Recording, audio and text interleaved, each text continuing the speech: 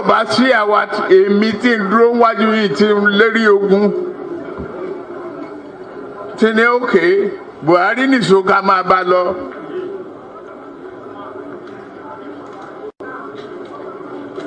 Kò lè di president. Ó ṣe kìíní olùlẹ̀, ó ṣe kejì olùlẹ̀, ó ṣe kẹta olùlẹ̀. Ó tiẹ̀ sunkún lórí tẹlifíṣàn pé láyé òun ò tún rán mọ́. Mo dẹ̀ lọ bá Kaduna wà rán ọ̀rọ̀ ẹkún kọ́ lélẹ̀. Àdúró tiẹ̀ wà á dẹ̀ wọlé. Nǹkan kan ní pé o ò ní fọ̀rọ̀ orílẹ̀-èdè Yorùbá ṣeré. Ó dẹ̀ gbà. Àtijọ́ tó yẹ ti débẹ̀, mi ò gba mínísítà, mi ò gba contract, mi ì tọrọ ọbẹ̀, mi ì tọrọ gàrí, mi ì tọrọ fúra lọ́wọ́ ẹ̀, mi ì dẹ̀ yàwó ń bẹ̀. Ó wá ní lọ́tẹ̀ yìí o, Yorùbá ló kàn.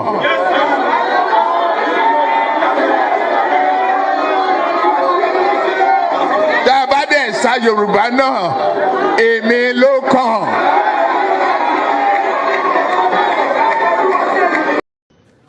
Tinubu Ahmed of the APC, 8,794,726. Umeh Peter Obi of Abga, 61,166. Thank you. Tinubu You have to be fast. Ahmed of the APC.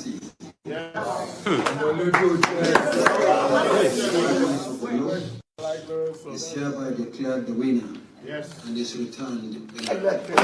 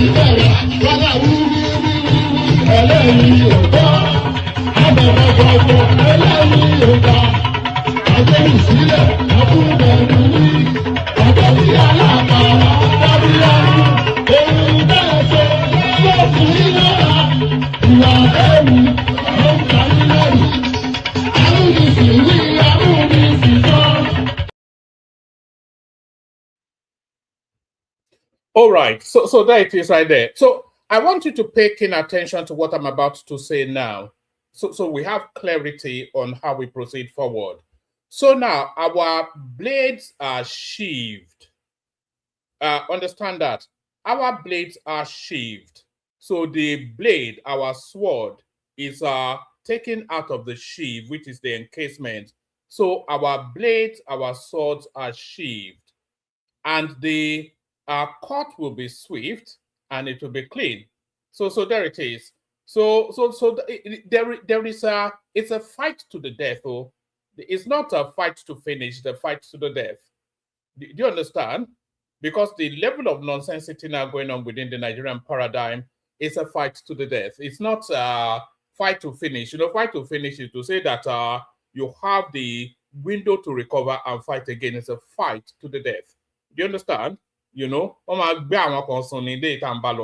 so good day to you, good to be in your company and all that. Good day. So sorry, we have to start on that footing because the level of nonsensity going on within the Nigerian political space now is now there's no parameters for gentlemanliness anymore. The scope for that, the window for that now long past. The opposition tells us with a pointed direction that they are fighting to the death. So our blades are unsheathed, the knife is sharp, and the cut will be swift. So there it is right there. We're not playing by Queensberry rules anymore. Do you know what Queensberry rules are? Queensberry rules are the rules of boxing. Don't hit below the belt, being the seminal rule, being the marquee rule of that particular sport. So we're not playing by Queensberry rules anymore. We're playing by gutter rules. We're playing by motion rules. You know? Lagomolori, Shalegbe, you know, Bengbaju, Nolonde, it's not, we're not here to do patter cake with anybody. Our blades are unsheathed and our cut will be swift. It's a fight to the death, not a fight to finish. Good day to you, good to be in your company. And we have to start on that note because now, you know, because the opposition space, we've been seeing it for the last 3 years. So they are playing by killer rules and we're trying to play by Omoluabi rules. So you cannot take a knife to a gunfight because you are at an instant disadvantage, very quickly taken down to the floor. So the blade is unsheathed and the cut will be swift. So those are just it. It's a fight to the death, not a fight to finish. Good day to you, good to be in your company and all that. Good day to you, good to be in your company. Hope you are having a glorious day so far. We've you know what's actually made me come out in that note? Let me actually show you this headline before we go any further. This was just sent in like just before I started streaming. Let me show you this headline. Do you remember just as early as yesterday, we had this court case that has now pushed the INEC timetable forward because some judgment was procured to say that the INEC timetable that stopped the registration of that compelled parties to be registered and uploaded into the INEC portal by the 10th of May. So there was a court judgment that nullified that and extended that barrier to the end of September. So that court judgment came out. But that court judgment actually came as a result of a lawsuit filed by purportedly the Youth Party. So the Youth Party has now come out now to say that they never filed any case against INEC. And the leader of that group now is traversing all the media so far to alarm at the blasphemy, at the ways that his party's name is being used. So there are Machiavellian maneuverings.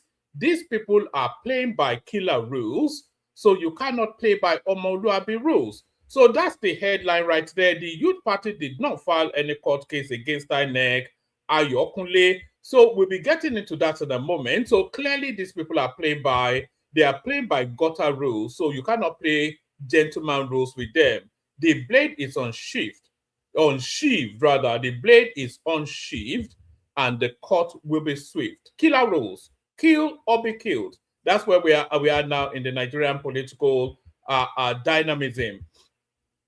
So good day to you, good to be in your company and all that. Good day to you, good to be in your company. Hope you're having a gloriously wonderful day so far. The day continues to be glorious for reasons of you spending it in the company of your favorite or your laughing man, that is me. This peculiar face on your screen.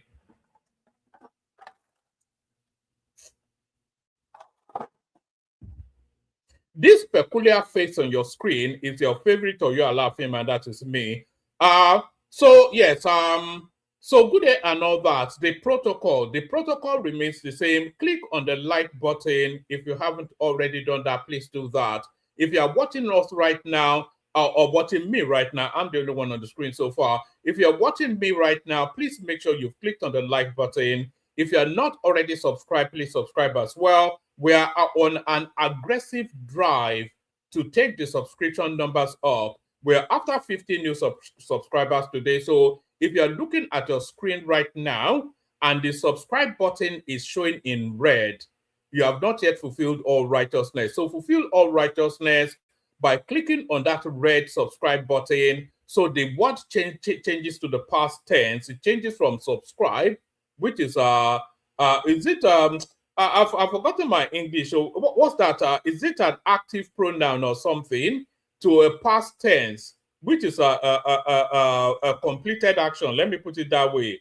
So click on the subscribe button. So it depresses from red to gray. And then that way you are in the inner caucus. You are part of the clique.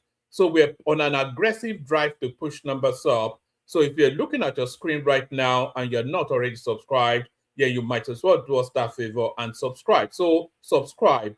So like and subscribe is the short version of that rather long-winded diatribe. So like and subscribe.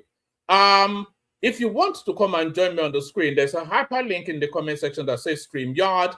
Click on that. That will bring you into the studio. I'll let you onto the screen just as soon as I've finished fleshing out the talking points and then engage you in conversation. So that's how that works. And then what else do we usually say? So like, share, subscribe. Copy the URL to the stream. Copy the URL as you're watching it now. In fact, there's a share button just at the bottom of the comment section. If you click on that, it will pop up all your social media spaces, and then you can just add it to your WhatsApp group. So share the links to your WhatsApp groups. It doesn't take more than a 30-second process. Just click on the share something. Let me see. Can I actually show it? Let me see if I can actually show you how that process works. Maybe some of you might not know how that process works. So let me show you how that process works. Yes. Let me put this on the screen. So when I'm asking you to share, this is how you do it. So that's the one-man stream right there. If you look at where my cursor is, you see that thumbs up that says like. There's the word share right there. If you click on that word share, you see what happens. It opens up a pop-up window, and then on that pop-up window, you have your WhatsApp, your Twitter, your Facebook, your Pinterest, and all that. So you can just then click on your WhatsApp, and then it will pop you up. So there it is right there. So you click on your WhatsApp, then it will pop your WhatsApp up, and then you can just send the links round. So it's not really that much of a task. Just click exactly as I've just said there on that share button, and then that's the way to share it. So that's the way to share it. So do that. It's not a task. So do that. Like, share, and subscribe. Like, share, and subscribe. Now, if you want to come and join me on the screen, like I said, there is a hyperlink in the comment section that says StreamYard. I'll send it in again. Let me send it in again so it's the most immediate to hand. Especially if you've not been on before, then it'd be real nice to hear your take on the political goings on. So that's the hyperlink right there. If you want to come and join me, I think in the last session we had like a glut of new voices, which is always refreshing. So you'll be the new voice for this particular session. So click on that hyperlink that says StreamYard. There it is right there in the comment section. Like, share, subscribe. Click on the hyperlink that says StreamYard to come and join me on the screen. Super chat towards the stream. Not many people do that often anymore, but Bosun has set the tone now. So there was a time that we averaged about 5 super chats per stream. We want to get back to those times. Bosun sets it off. So if you are super chatting though, you have to match or surpass what Bosun has super chatted there. If you cannot match or surpass what Bosun has super chatted there, then don't bother super chatting at all. We don't care for your $2 super chat. It means nothing. It's almost like an insult, really. So if you match or surpass what Bosun has super chatted there, or don't bother doing it at all. So there's that, and then of course say hello to me in the comment section so I can acknowledge your presence. Say hello back. The hellos coming in so far. We have Agbadorian right there, so that's Agbadorian right there. We have Olatunbosun or Shunleti right there. So that's Bosun, of course, saying it elegantly with a super chart. We have Hack Caspar telling us pest leaders. I'm not quite sure what quite that means. We have Adebola Abiola. So good day, woman. He says, good to see you, my guy. From Long Beach, California, Samuel Adeleke right there. Good to see you, Sam. So keep saying hello in the comment section. Anytime I pause for breath, I'll acknowledge your presence, say hello back. So a whole raft of so many things going on within the Nigerian dynamism, within the politics of Nigeria. So the main hub of public, Fayoshe, not Fayoshe, Fayemi is the real topic of discussion. Hello, woman, Kenny Mighty, of course. Kenny Mighty, as you may well all already know, one of the leading Fuji proponents in the United Kingdom, well sought after. His hit song, Mayo Mekun, is being played up and down all the Owambe parties in the UK. But the real central theme of the political discussion today will be Kayode Fayemi's outing. So he has come out to tell us that if he had not stepped down for Tinubu in that PDP primaries all those years ago, then he would have been president now. So that should give us some giggles. We have to laugh at that. Lagos State hits 2.6 trillion naira in revenue. So Lagos State is by far and away the biggest, and it's the only functioning state in Nigeria. And I'm of the thought that people should actually get a visa to come into Lagos State, and that visa should be a temporary restriction.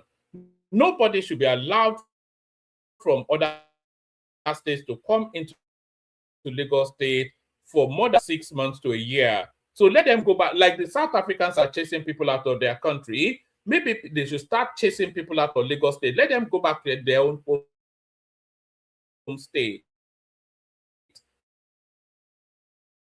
and develop it. Just like this are recommending to Nigerians. Peter Obi is a phenomenon. That's still Fayemi making the ground. Fayemi revealed how he pushed Peter Obi to greet Tinubu. This was at the Vatican. I would have become president of Nigeria if I did not step down for Tinubu. So that's Fayemi giving us jokes. And this one now, a more serious matter. Trump, Nigerians, others must return home for green card application. So they're really tightening the noose around immigration and migration in all. In fact, the rules are equally as stringent in the United Kingdom as well. It's near impossible now for anybody to migrate to the United Kingdom. And the leader of the opposition party, Kemi Badenoch, she's actually proposing that there should be a near 25-year process for somebody to attain British citizenship. So imagine then you finished your degree 25, 27, you migrate to the United Kingdom, and by the time you become a British citizen, you are well in your 50s. So your whole life is lost, is gone, just pursuing a citizenship. So that's the sort of going on now. And the Americans, of course, now, they are tightening the nose quite aggressively as well. So all that is going on. We'll be talking about Victor Umeh and a whole raft of other things. So why don't we actually kick it off with this one? So we'll start it off and kick it off with this one. So we'll start it off with the clips. Let's bring this one up.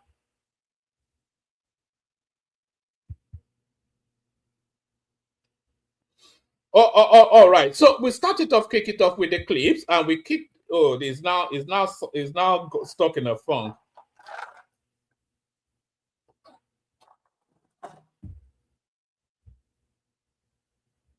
All right. I hope it's not going to be one of those funky something.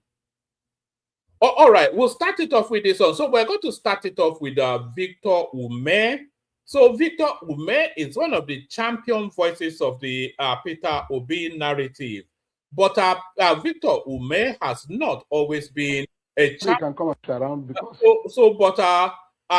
Victor Umeh has not always been a champion of the Obi narrative.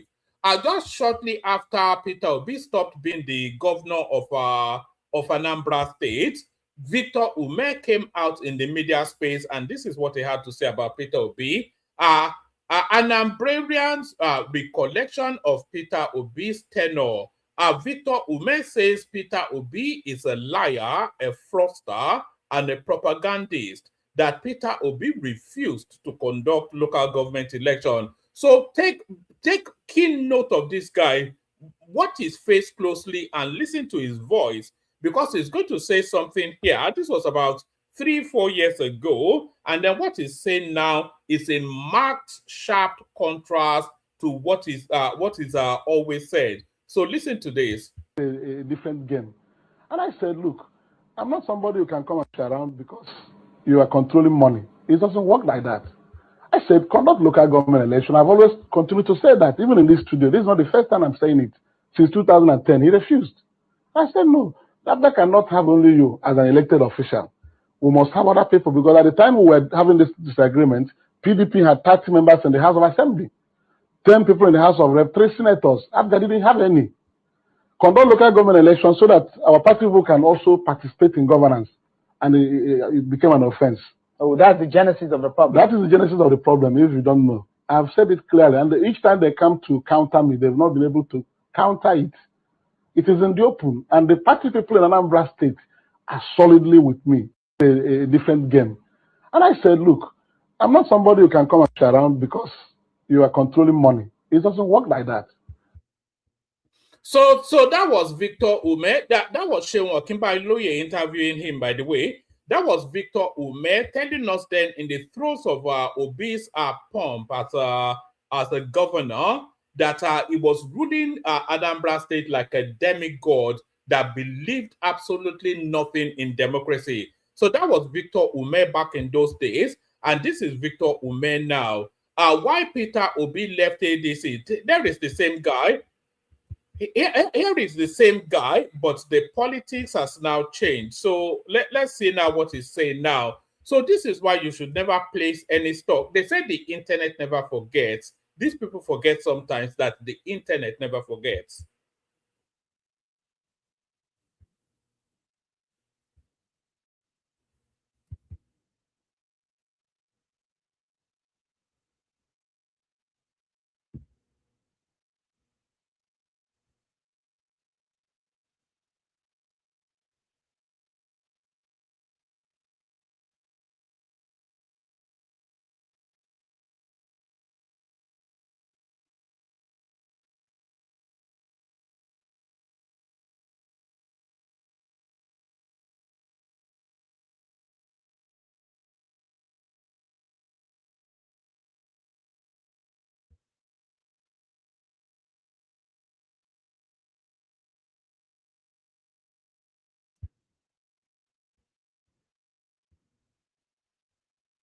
I'll scroll it back again. I want you to listen attentively to what Victor Umeh, no audio. Oh, right. So sorry about that. Let's try and fix that. Let me play you a little bit of music, and then we'll try and fix that. We need the audio because you need to hear a lot of these things. Let me play you a little bit of music, and then let me play you a bit of Nnamdi Kanu. And I want Lagos Airport to be on flames. Breach the perimeter fence. Go and burn down Lagos. Anybody, if you have double barrel, if you have pistol, anything you have, give it to them. Let them go and kill them. Penetrate the airport and set Murtala Mohammed Airport on fire. Set it ablaze right now. Then the world will listen. You are dealing with animals. Fulani Janja with they are animals. They do not reason. They do not reason. You don't know them. You don't know them. I mean, are they not killing people? The caller on the line, can you hear me? Yes, please. Good evening, sir. Yes, go ahead. Yeah, my name is Chideverugu, calling from Lagos. What is happening where you are? We was at Oshodapapa Expressway. They was shooting us there. It's 5 people that they killed this evening. How many policemen died? I don't want to hear they kill us, they kill us. How many did you kill? How many police or army did you kill? How many? They have burned the Lassa police station. They have burned it down. They burned the Select police station. They burned the Urile police station down. Everything is down now as I'm speaking. Thank you very much. That is, since if you go to my page, you will see a flag there. Nigerian flag stained with blood. So the flag that people should be.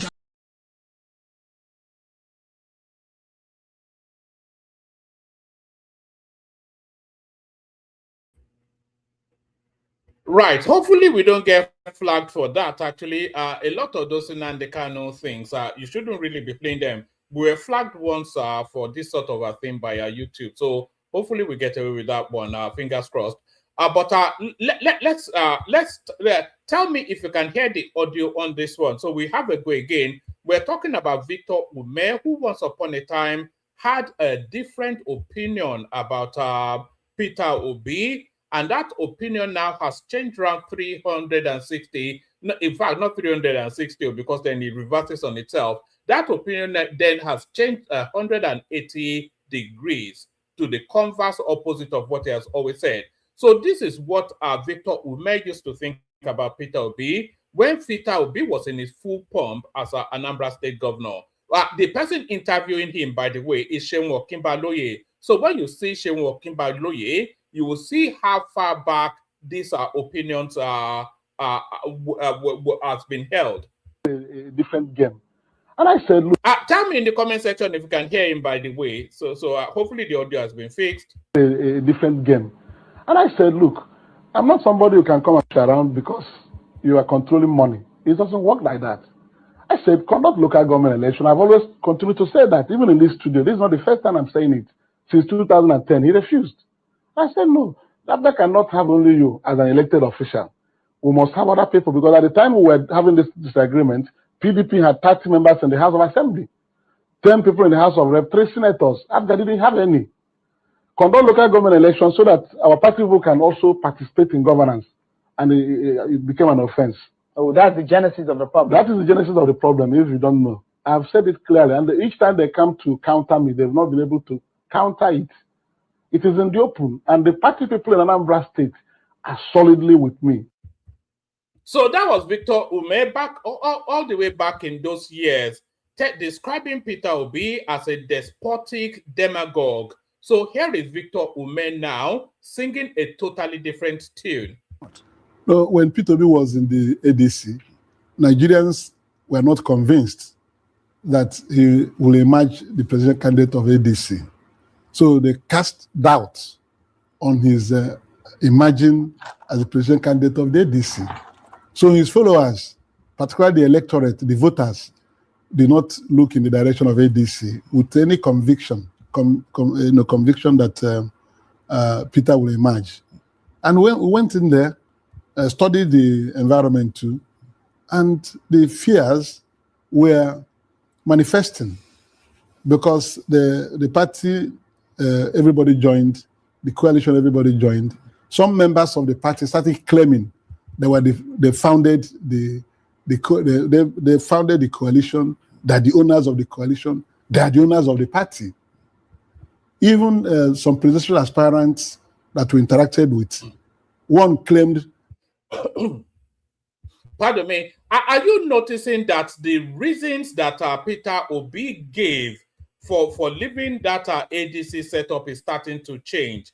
Because what this guy is saying, it runs contrary to what Peter Obi gave as the reasons for leaving the ADC. He said there were too much litigation within that party, and that was why he left. But now, this guy now, who is his, essentially his spokesperson, is telling us that the politics of the ADC seems insurmountable, and that is why Peter Obi left. So the stories continue to change, but then of course we know Peter Obi, even they are quoting his own words, Victor Umeh is an unreliable fraudster. It's not me saying it, it's Victor Umeh that said that. But let's listen on. That the ADC was promoted with his funds. He told us. And that he's entrenched in the party already. Another one claimed again in another interview that he put together the coalition. So if the coalition was put together for their selfish needs, what are you there doing with them? So when the party, didn't you do your due diligence about the people you're getting in bed with? Because in one breath, you see, the reasoning is untenable, just exactly as the presenter is saying there. So there was nothing new that changed in between Peter Obi joining that party and Peter Obi leaving.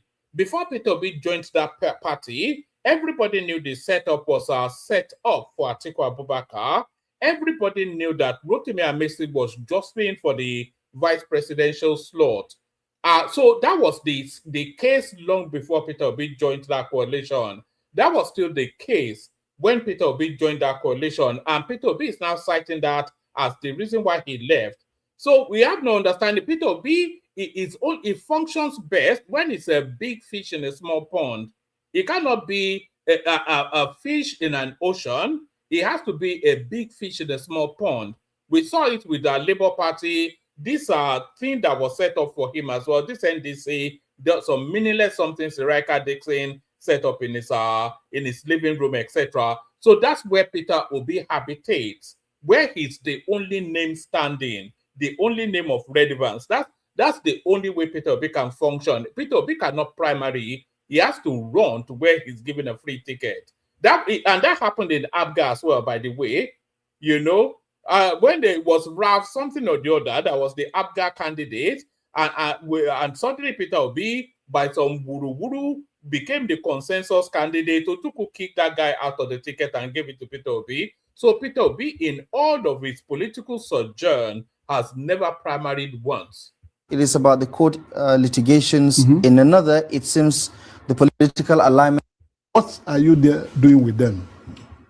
So when the party, didn't you do your due diligence about the people you're getting in bed with? Because in one breath, it is about the court litigations. In another, it seems the political alignments were not aligning with what you had hoped. Yes, so, in the beginning, it was a call for all people that are not in the ruling party to come together. Let us come together and find a way of building a movement that will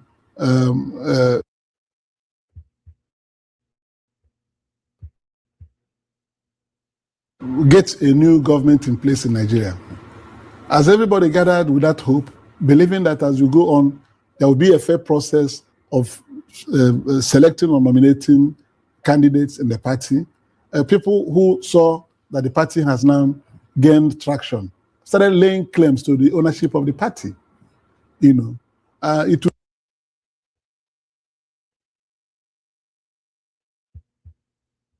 would be foolhardy of anyone to remain in such a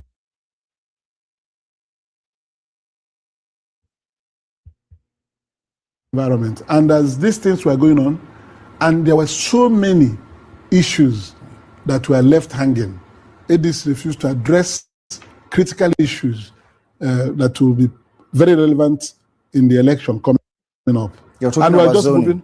Zoning is one of them. Right. I was one of the people that demanded that we need to take decision.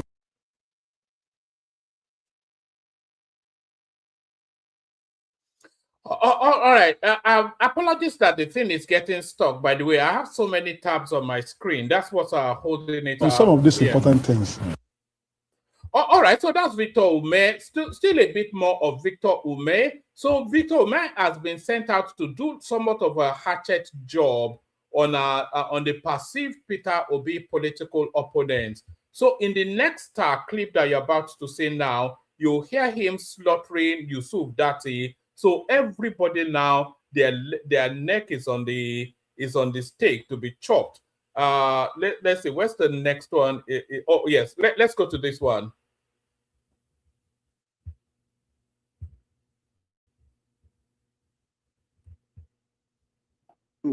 Canvassing support and speaking nice things.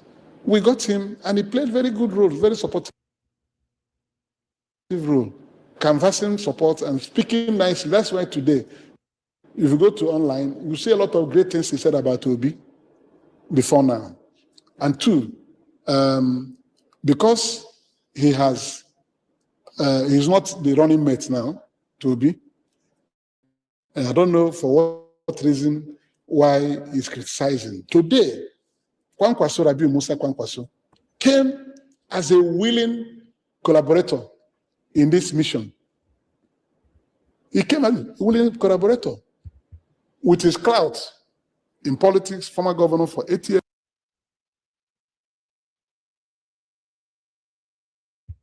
You know, because of the lousy nature of these people, they will end up messing Kwankwaso up, because their choice of language, their general demeanor, their uncouth mannerism, they will end up messing Kwankwaso up. And Kwankwaso will very, very quickly regret this alliance. Kwankwaso is a very conservative, dignified man from the north. He's a Fulani man.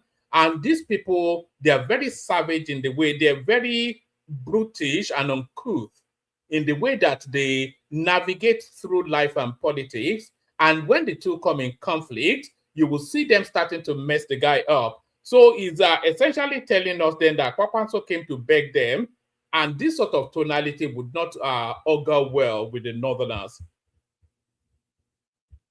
Former Minister of Defense, former senator, he was able to accept to run with Peter Obi. That is the difference. So he's still talking about what happened in 2023, where he lost his word in Zaria. That is what he's still thinking about. It is not like that. Kwankwaso can never lose his word. He cannot lose his constituency. I can bet anything on that. No matter how the ruling party tries it, they can't do it. So Kwankwaso. So the person that he's slaughtering there is Yusuf Dati. So the person that is slaughtering there is Yusuf Dati. We're still on Peter Obi. So now, in everything that we do in life, we have to be balanced and fair.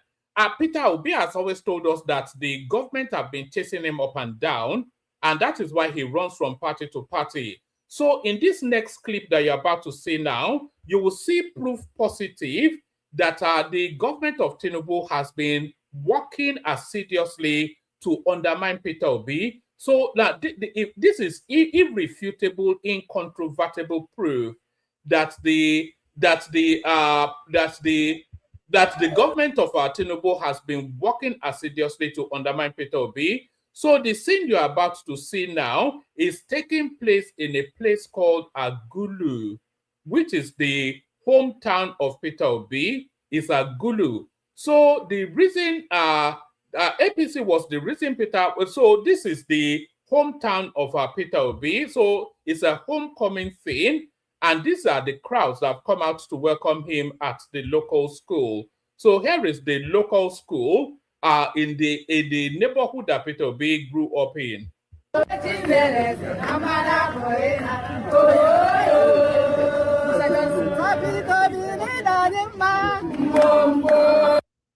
So this is the Peter Obi that tells you about education, human capital development, and all of that. This is the school that is about 5 minutes from his own his ancestral home, the home that he grew up in. So this is the person that talks about human capital development, that he took education from 100 to 1 and all of that. That is the local school of his homestead, his own neighborhood in Agulu. And it's Tinubu that did not let him develop those schools in his own neighborhood, all those in 2007, whenever he was governor. It's all Tinubu. So we can see now, proof positive, that Tinubu is working against this guy. Even long before Peter Obi decided to run as governor, as president, Tinubu has been undermining him. That's why he couldn't build a school in his own neighborhood. But he talks about human capital development and all of that. So that's Peter Obi right there, the eternal clown of the Nigerian political. I cannot. There are no more. Let me tell you, there's even further proof actually that Tinubu has been chasing this guy for 30 years. So that's proof. But here is Tinubu also admitting that he has been chasing Peter Obi for the last 30 years. So listen to Tinubu say it in his own words. We see some of their candidates making foolish, unsubstantiated claims because they are so empty of.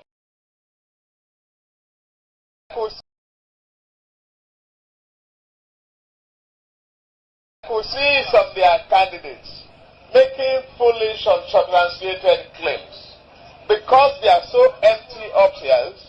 They lack the knowledge of economics and fund management. They call other people fraudulent and mismanagers because that is their stock in trade. They are failures from the beginning to the end. They have always been noted for failures, mismanagement. So there it is right there. So there it is right there. Let's go on from that to do I want to play you this one? Actually, let me skip this one and go on to let's leave Peter Obi alone and go on to Yemsin Wike. So now Fubara removed now as a candidate for the APCs, which then tells us that Fubara is going to be a one-term governor. A lot of people have been blaming Yemsin Wike for the removal of Fubara. So at last, Yemsin Wike comes out to address that particular matter. See, in what he has to say in response to Fubara being there's no ambiguity in what Yemsin Wike has to say in response to Fubara being removed from the from the APC ticket. So here is Yemsin Wike responding to Fubara withdrawing from the governorship race to guarantee that it's a one-term governor. So here is Wike's response to that.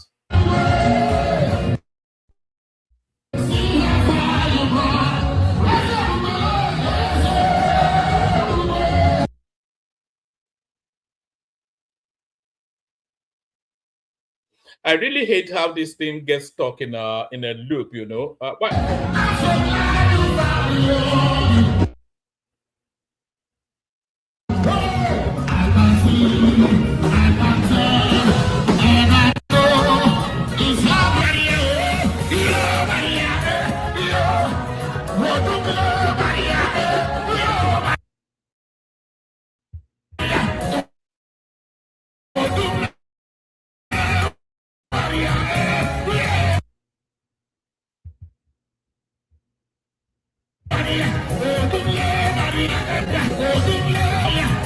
So that's Yemsin Wike responding to Fubara withdrawing from the APC ticket. And here is Yemsin Wike making clear to the people of Rivers State just who owns the state and what direction the state.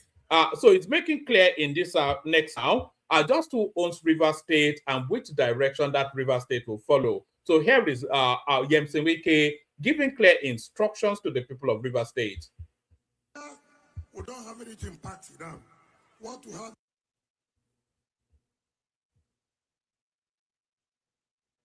is really whole family. It's a rainbow coalition. We don't have anything party now. What we have is really whole family. It's a rainbow coalition. If you don't belong to this family, forget it. Do you hear what I said? If you don't belong to this family sincerely, forget it. After Mr. President, this family will produce everything as far as the state is concerned.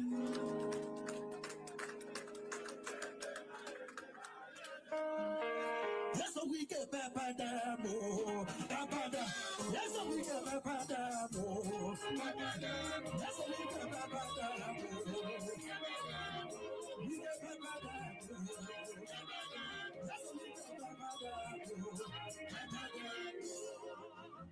So I thank all of you. As a one support, thank you and God bless you. So you can't be any clearer than that. That's Yemsin Wike asserting his authority over River State. So we go from that to Showore. Showore hosts Justice Crack tonight. So this is a story that's been in the underbellies of the Nigerian something.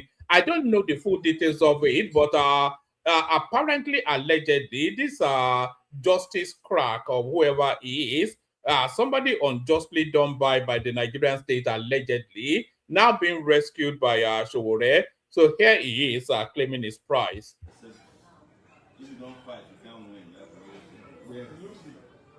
Somebody saw some years ago for the high court. Apparently, there's a guy who tweeted from Port that So that's Showore right there, claiming victory with the Justice Clerk something. Let me take you to this one. Breaking. Federal government has approved certification and compliance processes for 5 proposed deep sea port projects to reclaim the over 70% of Nigerian-bound cargo transported to other African nations. So here is Tinubu is not doing anything, except, of course, restructuring the whole country. So here is the new port being built. Lagos State to get the Badagry deep sea port, Ondo State to get the Olokola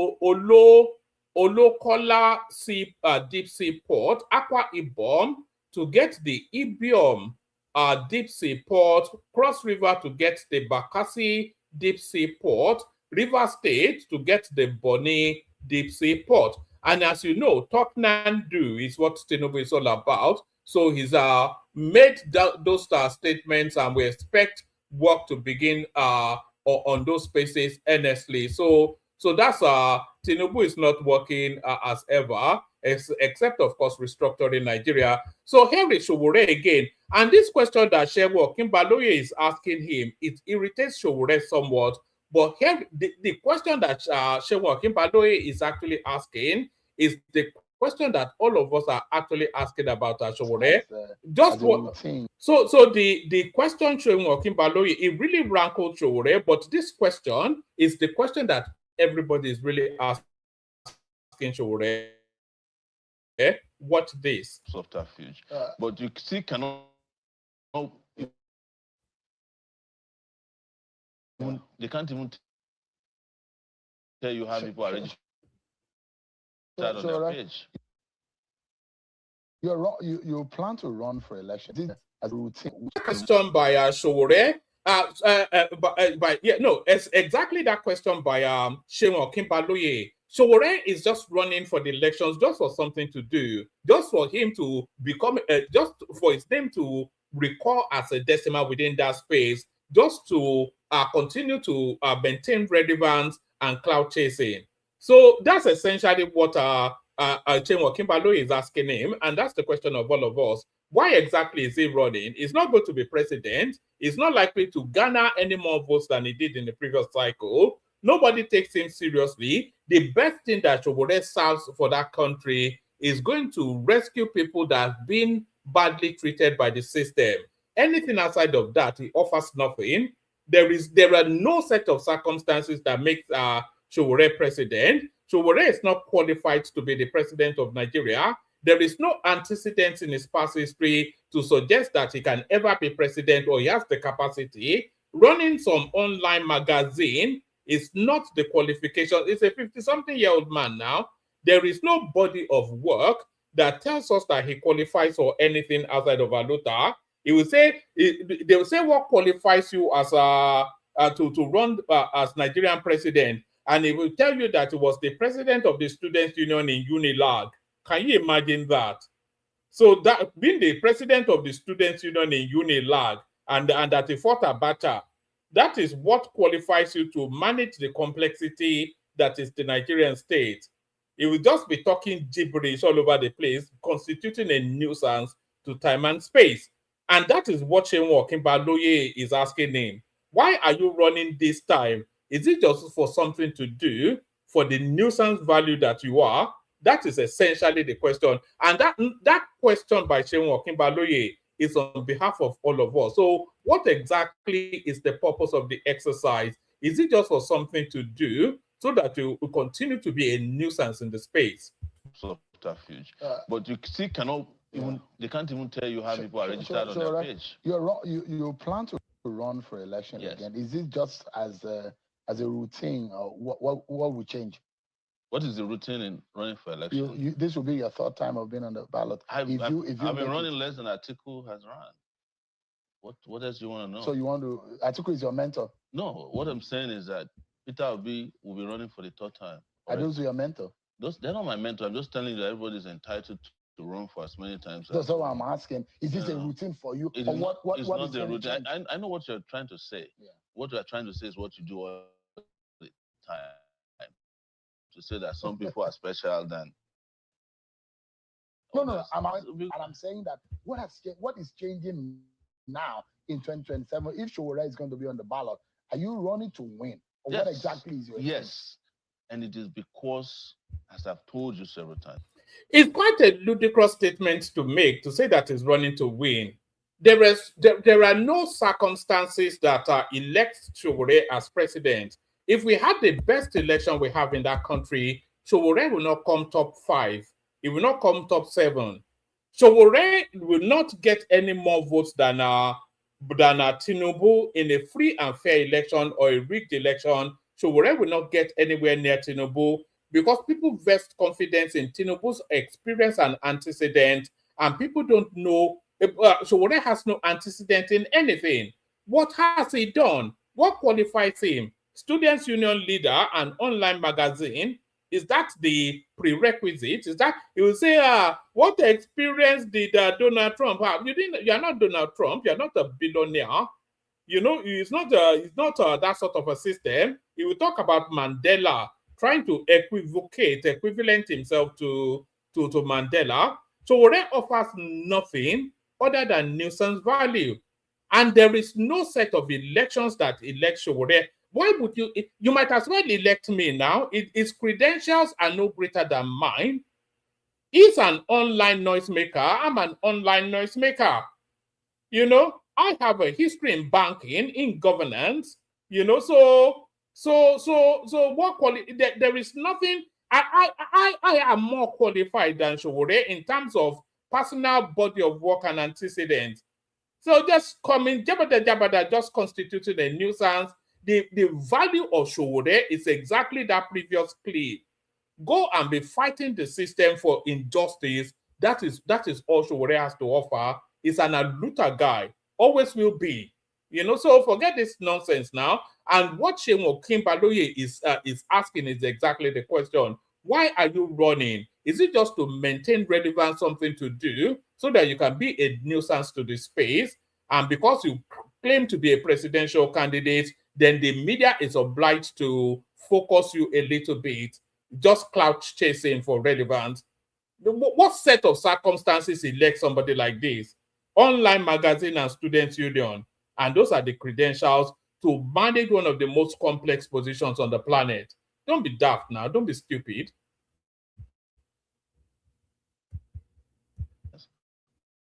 All the political parties are equal. And the better candidates should be able to win elections in this country. At times on your show, stop selling people to Nigerians who don't have ideas, people who don't even come on your show to be interviewed. In 2018.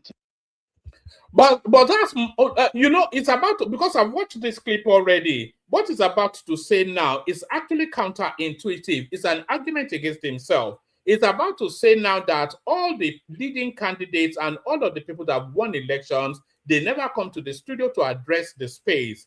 So he gets all of this airtime. It goes from one channel to the other, advocating, and he never gets more than 10,000 votes. So he has all of the opportunities to sell himself, to sell his idea, and he never garners more than 10,000 votes. He never will garner more than, because the votes in the next cycle of elections will be so keenly contested that there will be no room for wasted votes. And a vote for Sowore, of course, is a wasted vote. So even those votes wasted on Sowore, they will be hard fought for so that his votes will shrink. So it's just there for the nuisance value, nothing else. Nothing else. Just to in Chicago, I did an online magazine. We were the one that chased Abacha out of town. Just nonsense, ridiculous foolishness. Just jabba all over the place. You plan to run for election again? Is it just as a routine, or what will change? What is the routine in running for election? This will be your third time of being on the ballot. I've been running less than Atiku has run. What else do you want to know? So you want to? Atiku is your mentor? No, what I'm saying is that Peter Obi will be running for the third time. Are those your mentor? They're not my mentor. I'm just telling you that everybody is entitled to run for as many times. That's what I'm asking. Is this a routine for you? It's not the routine. I know what you're trying to say. Yeah. What you're trying to say is what you do all the time, to say that some people are special than No, I'm asking you especially. We are in Don't imagine what I did not say. No. I'm asking you pointedly, and I'm saying that what is changing now in 2027 if Sowore is going to be on the ballot? Are you running to win? Or what exactly is your Yes. And it is because, as I've told you several times, all the political parties are equal. And the better candidates should be able to win elections in this country, people with ideas. And I've said this several times on your show. Stop selling people to Nigerians who don't have ideas, people who don't even come on your show to be interviewed. In 2018, you never interviewed Buhari, but you are always interviewing his people. In 2022, you never... So in 2018, he interviewed you severally, and you had the opportunity to sell your ideas, and you never got any votes. 23, you never interviewed Tinubu. Tinubu never came near the... Oh, okay, but he interviewed you separately in 2023, and you did not make convincing enough. It's a counterintuitive sort of, he's arguing actually against himself. So he's saying the people that are winning, they don't do interviews, but you do interviews on several nationwide platforms, and those interviews have not garnered you, they've not progressed you in any way. So are you saying you are not getting the opportunities to sell yourself, or are you saying are you too dim to concede that people don't buy your ideas because there is nothing in your antecedent for people to invest confidence in? This studio, those of us who come and share ideas with you, vibrant ideas, brilliant people, you keep asking us, is there routine? Is insecurity not routine in this country? Look at the level of conceit. He's telling us that his ideas are brilliant. What brilliant ideas has he ever come forward? I will turn the whole of Nigeria into a construction site. Is the whole of Nigeria not a construction site now? With all of these epic projects, it's as daft as a brush. It's one of the most irritating voices in the Nigerian space. Just random nonsense, incoherent gibberish, a sense of it. What invests that inside? Is it because it's an Ijaw man? Is it some Ogogoro something? Because I know they are partial to Ogogoro over there. Maybe it's those people from the creeks, they are always half drunk anyway. Hunger, poverty, lack of healthcare, bad roads not routine in this country. People want to fix it. Don't talk down. Are the bad roads not being fixed now? Is this guy living on a different planet? The whole of the country is being remapped infrastructurally as we speak. So what nonsense is this? Just arrant, incoherent, just brain, they say somebody is suffering from a brain fade. I don't even think this is a brain fade, or this is a brain absentia. Damn. I'm not talking down on you. Because I'm asking you. Routine. How's it routine? How's my running for office different from? Why are you being defensive? I'm asking you. That's what you think you want to achieve. You can't achieve that with me. I'm not being defensive. No, I'm answering your question. You have not answered my question. No, I said. Why is this time different from the other times that you have run? It's different because these are different times. Also, times are harder. Nigerians are in bigger trouble. This time around? Yes. I just answered you. See, I'm answering you. You're not paying attention to me. Why are you being defensive tonight? What set of circumstances will actually make him win? That's the question. What set of circumstances? What are the parameters of victory? You are saying the country is difficult, the people are undergoing hardship, and then they are looking for an alternative to Tinubu. So I don't consider, but let's consider for the purposes of an argument. If that obtains as he's stating it, so what presents him as the solution? That's the problem. That's the question, rather. What presents Sowore as the solution? It says we will turn the whole of the country into a construction site. The whole of the country is already a construction site. What is it going to do to tackle insecurity? He said they will go and put solar power in the whole of the north. And all of this sort of just nonsensical, inconsequential, incoherent, just word salad, just jumbled up words together just for the purposes of making an utterance. No rhyme, no rhythm, no rationale, just jibba jabba jabba jabba, just nonsense, stupid talk. Jabba jabba jabba all over the place, just to be a nuisance. Dude, and he thinks it's no better than anyway. These people, man. Because I answered you, but you ignored me. Why do you think this time around that your chances are better than the Atikus of this world, the Peter Obis of this world, and Tinubus of this world, and Amechi or Seyi Makinde? Because all of the ideas of the people you mentioned brought Nigeria into this cycle of poverty, insecurity, pain, sorrow, and tears.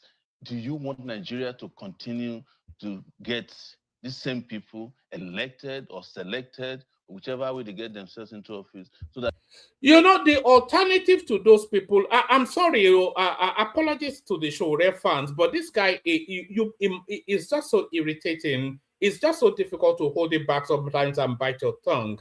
Even if all of these things that he's saying about these people obtain, and in some instances you may consider those things obtain, the alternative is not Sowore, because like I said, there is nothing. It's early 50s thereabout. So he's lived enough of a life to have a body of work now. He's lived enough of a life to have a body of work. There is nothing in Sowore's antecedents in his history through life that suggests that he has anything near the veneer even of a capacity to handle the post. So what has he ever done in life that is inviting us to invest confidence in? Not a single thing. An online magazine and a student alota. Are those the credentials? We're talking about the projection of the international space is that Nigeria will be a top 5 economy within the next 20-year cycle, maybe in the tail end of all of our lives. So that's the projection. Is it? Have you ever heard anything from this guy that invites you to invest confidence? With just nonsensical nuisance value. Jabba jabba all over the place. They can suffer more, so that those of us who have ideas that can liberate this country will not be listened to by asking us, "Oh, what are you doing in the presidential election?" So that's Sowore right there with his incoherent jibba jabba. So incoherent jibba jabba. So let me bring you now this last clip. You see the story that this German lady, is about to tell you is the story of Nigeria to come. You see this German lady, this story is about to tell you. I've had people within my own family that have from the UK gone through the same experience as well. Listen to this. I'm here in Nigeria and I went to the dentist for the first time in Nigeria today, and this is how it went. I'm an AI business coach who moved from Germany to Nigeria, and the thing that surprised me the most whilst visiting the dentist is that I didn't need an appointment. I went there because of my gum. They just did the I looked at my mouth first, and then I could get the treatment the same day immediately. I didn't need an appointment. I really hate the way these things get stuck in a loop. Let me start it again. It's only about a minute. And I went to the dentist for the first time in Nigeria today, and this is how it went. I'm an AI business coach who moved from Germany to Nigeria, and the thing that surprised me the most whilst visiting the dentist is that I didn't need an appointment. I went there because of my gum. They just looked at my mouth first, and then I could get the treatment the same day immediately. I didn't need an appointment. It was just like fast, and even the service, I was so surprised. I mean, look at that smile, so white and shiny. And it's crazy because I think they did a better job than with the procedures I've gotten done in Germany. Yeah, and I just love that pragmatism and that speed. And I think the biggest leverage that Nigerian businesses have is speed and pragmatism. You can learn speed and pragmatism better in Nigeria than in any other country. And I'm very inspired to also implement those two things more into my business. So this woman has decoded the Nigerian magic right there, speed and pragmatism, and whisper it quietly. Don't tell anyone, no. But Nigeria is going to become a medical tourism hub within the next 5 years. It's already happening. There's a lot of Nigerian in diaspora that go to meet their medical needs in Nigeria. When they see the waiting list and the cost in whichever country, they simply go to Nigeria and get that treatment better and significantly cheaper. And the international community are cottoning on to that. So this lady gives this example, which will be picked up by people like her, and then they would look at within the next 5 years, whisper it quietly, and when it starts to happen, go back in your memory and say, one man went to Mo told you so. Nigeria, especially Lagos and Ibadan, they are going to be, and Abuja as well, they are going to be medical tourism hubs globally within the next 5 years. Mark my words. So let's go on to this one now. This will be the last clip, and then I'll probably give you a few headlines, send the link again. So this was what irritated me when we started the stream. Do you remember as early as yesterday, we were talking about the courts moving the INEC timetable up to September in terms of party registrations and all that, which then opens up the window for people to move parties, even as they fail in one primary from one party to another. So that was what INEC did.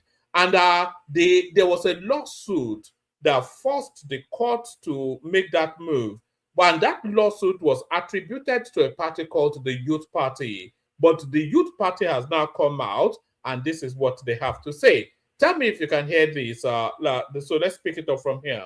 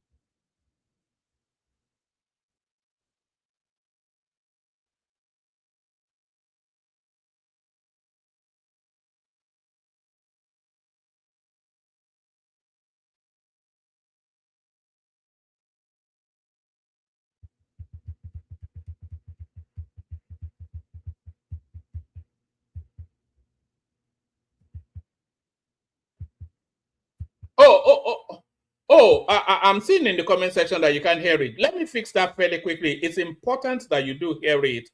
Let me play you a little bit of Ote music. I want sort of like an Olote music, sort of Etano music. All right, let me play you this one. This one will pain them a little bit. Let me play you this one. Oh yeah,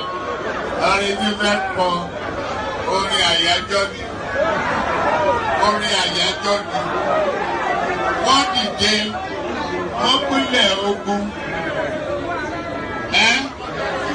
oyin tí mo rí ká bá mi wá yẹn dà ká ní kó bá mi wá.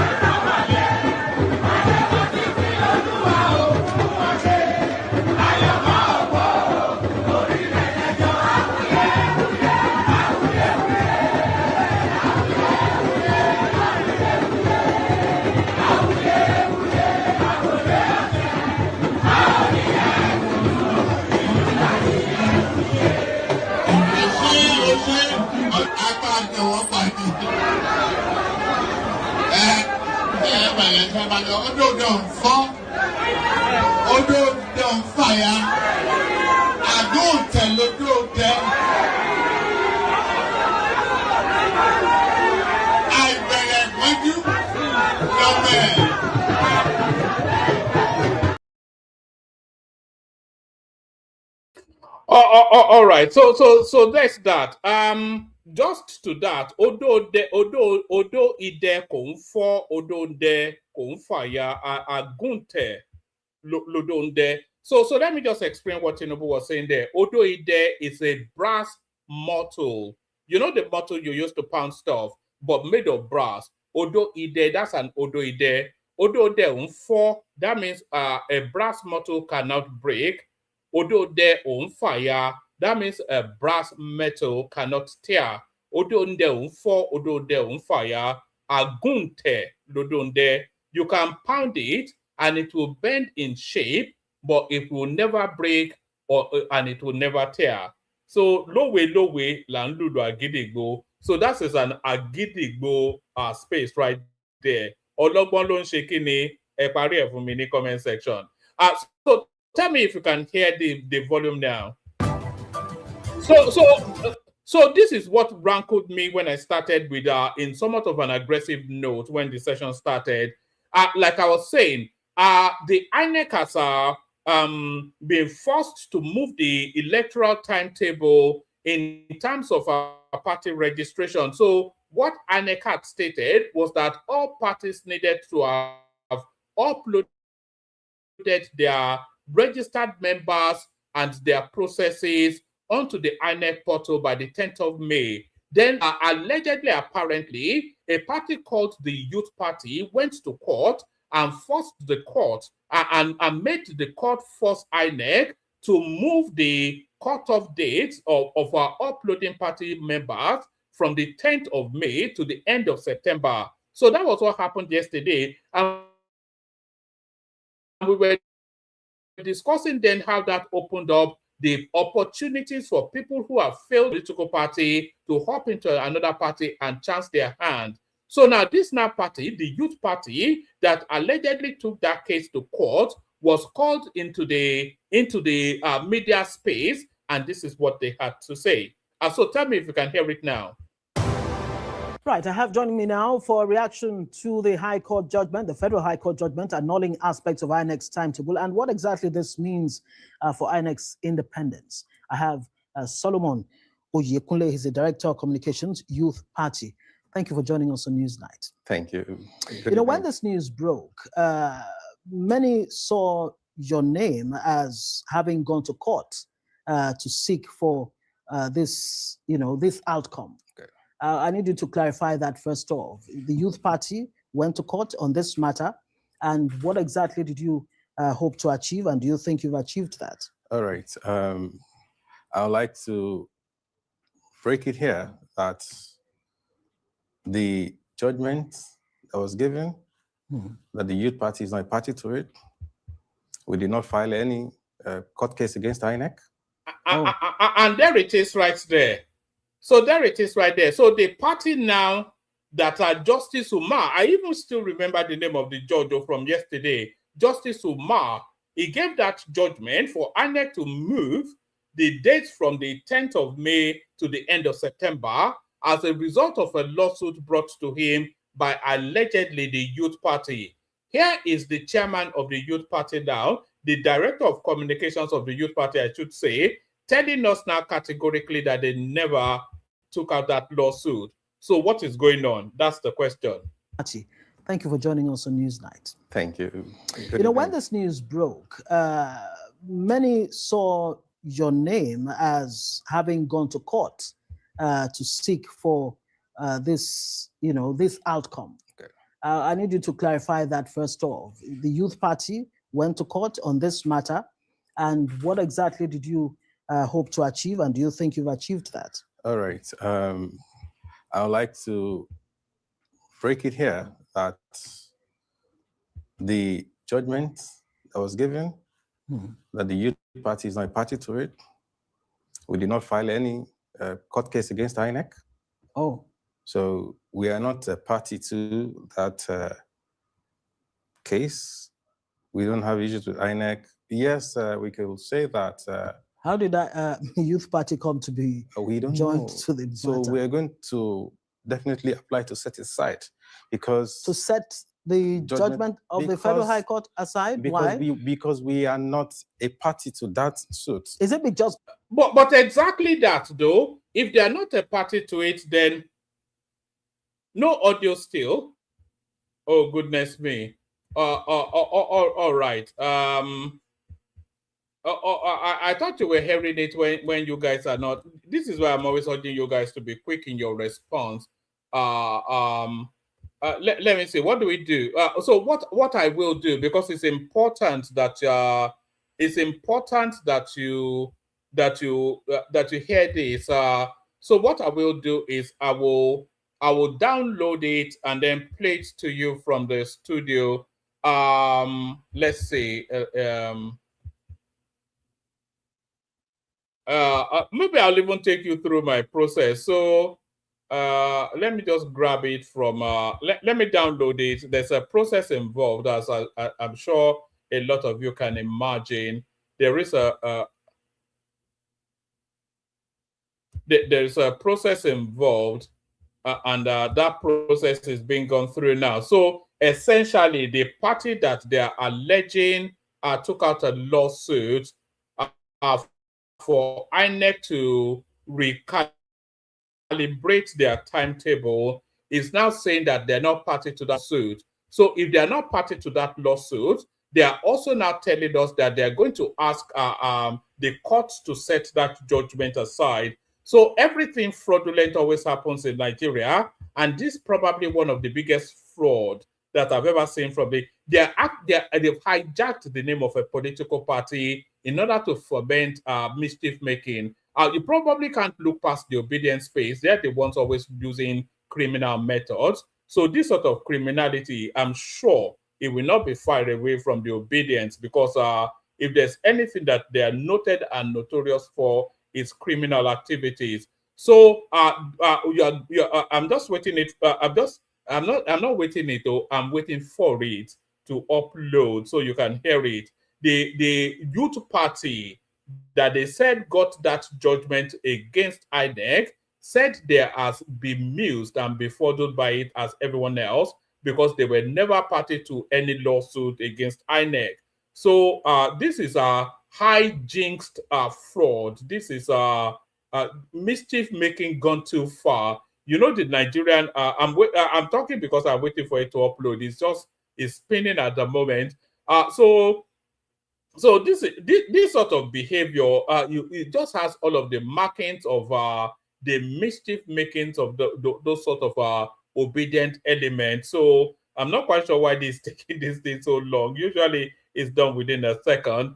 So we just wait for it to upload, because I want you to hear what this guy is saying. It's very, very important, because this is one of the most fraudulent things now that I've yet seen within the Nigerian political dynamism. So what's taking this thing so long, man? Abi assassin, don't spin now.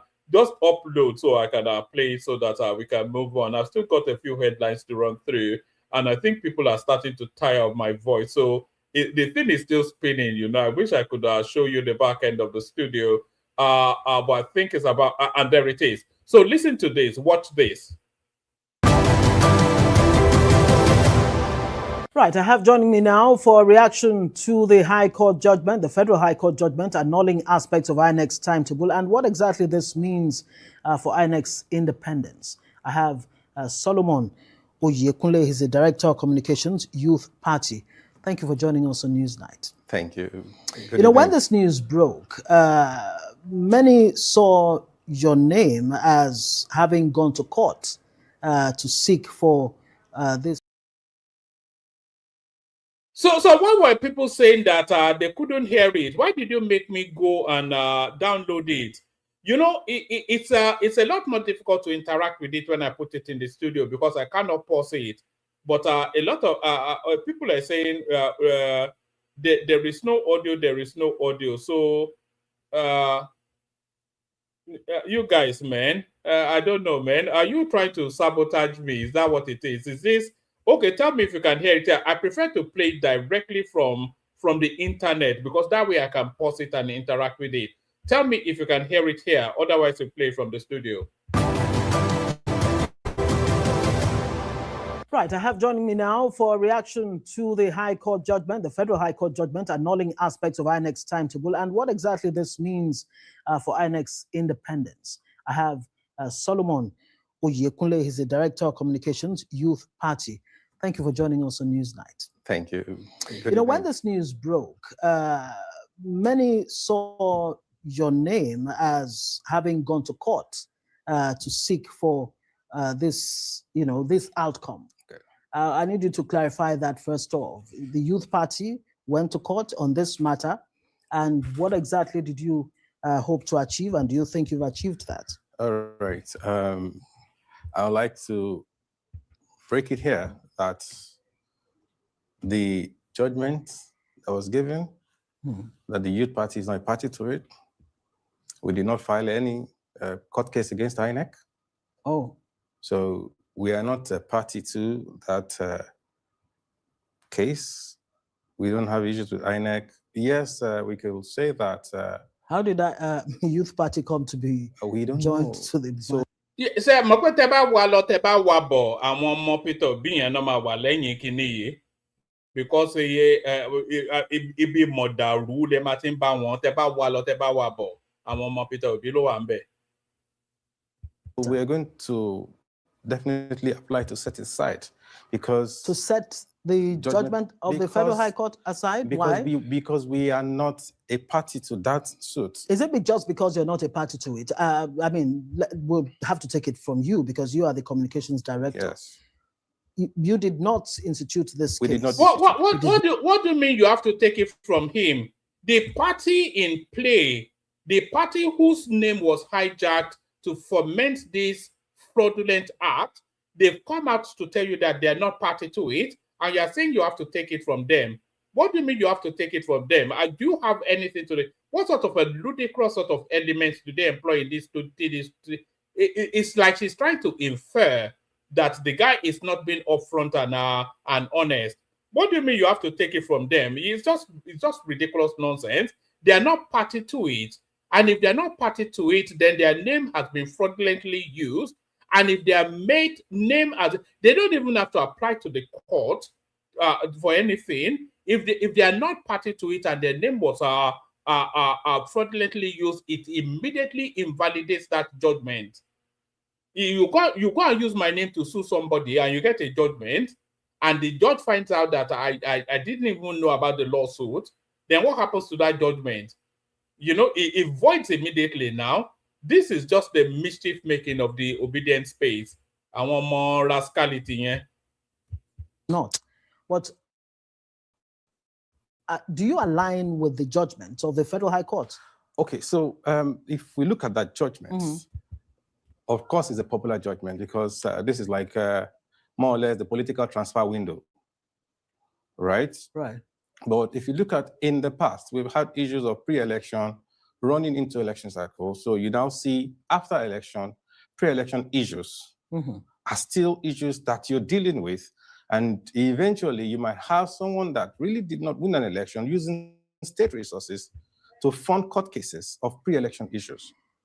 So technically, you see that it's for nation building, it's fine. You can see now that we have irregular election cycles. There's some states because of pre-election issues are taking the elections in nation building, fine. Overreach of INEC, yes.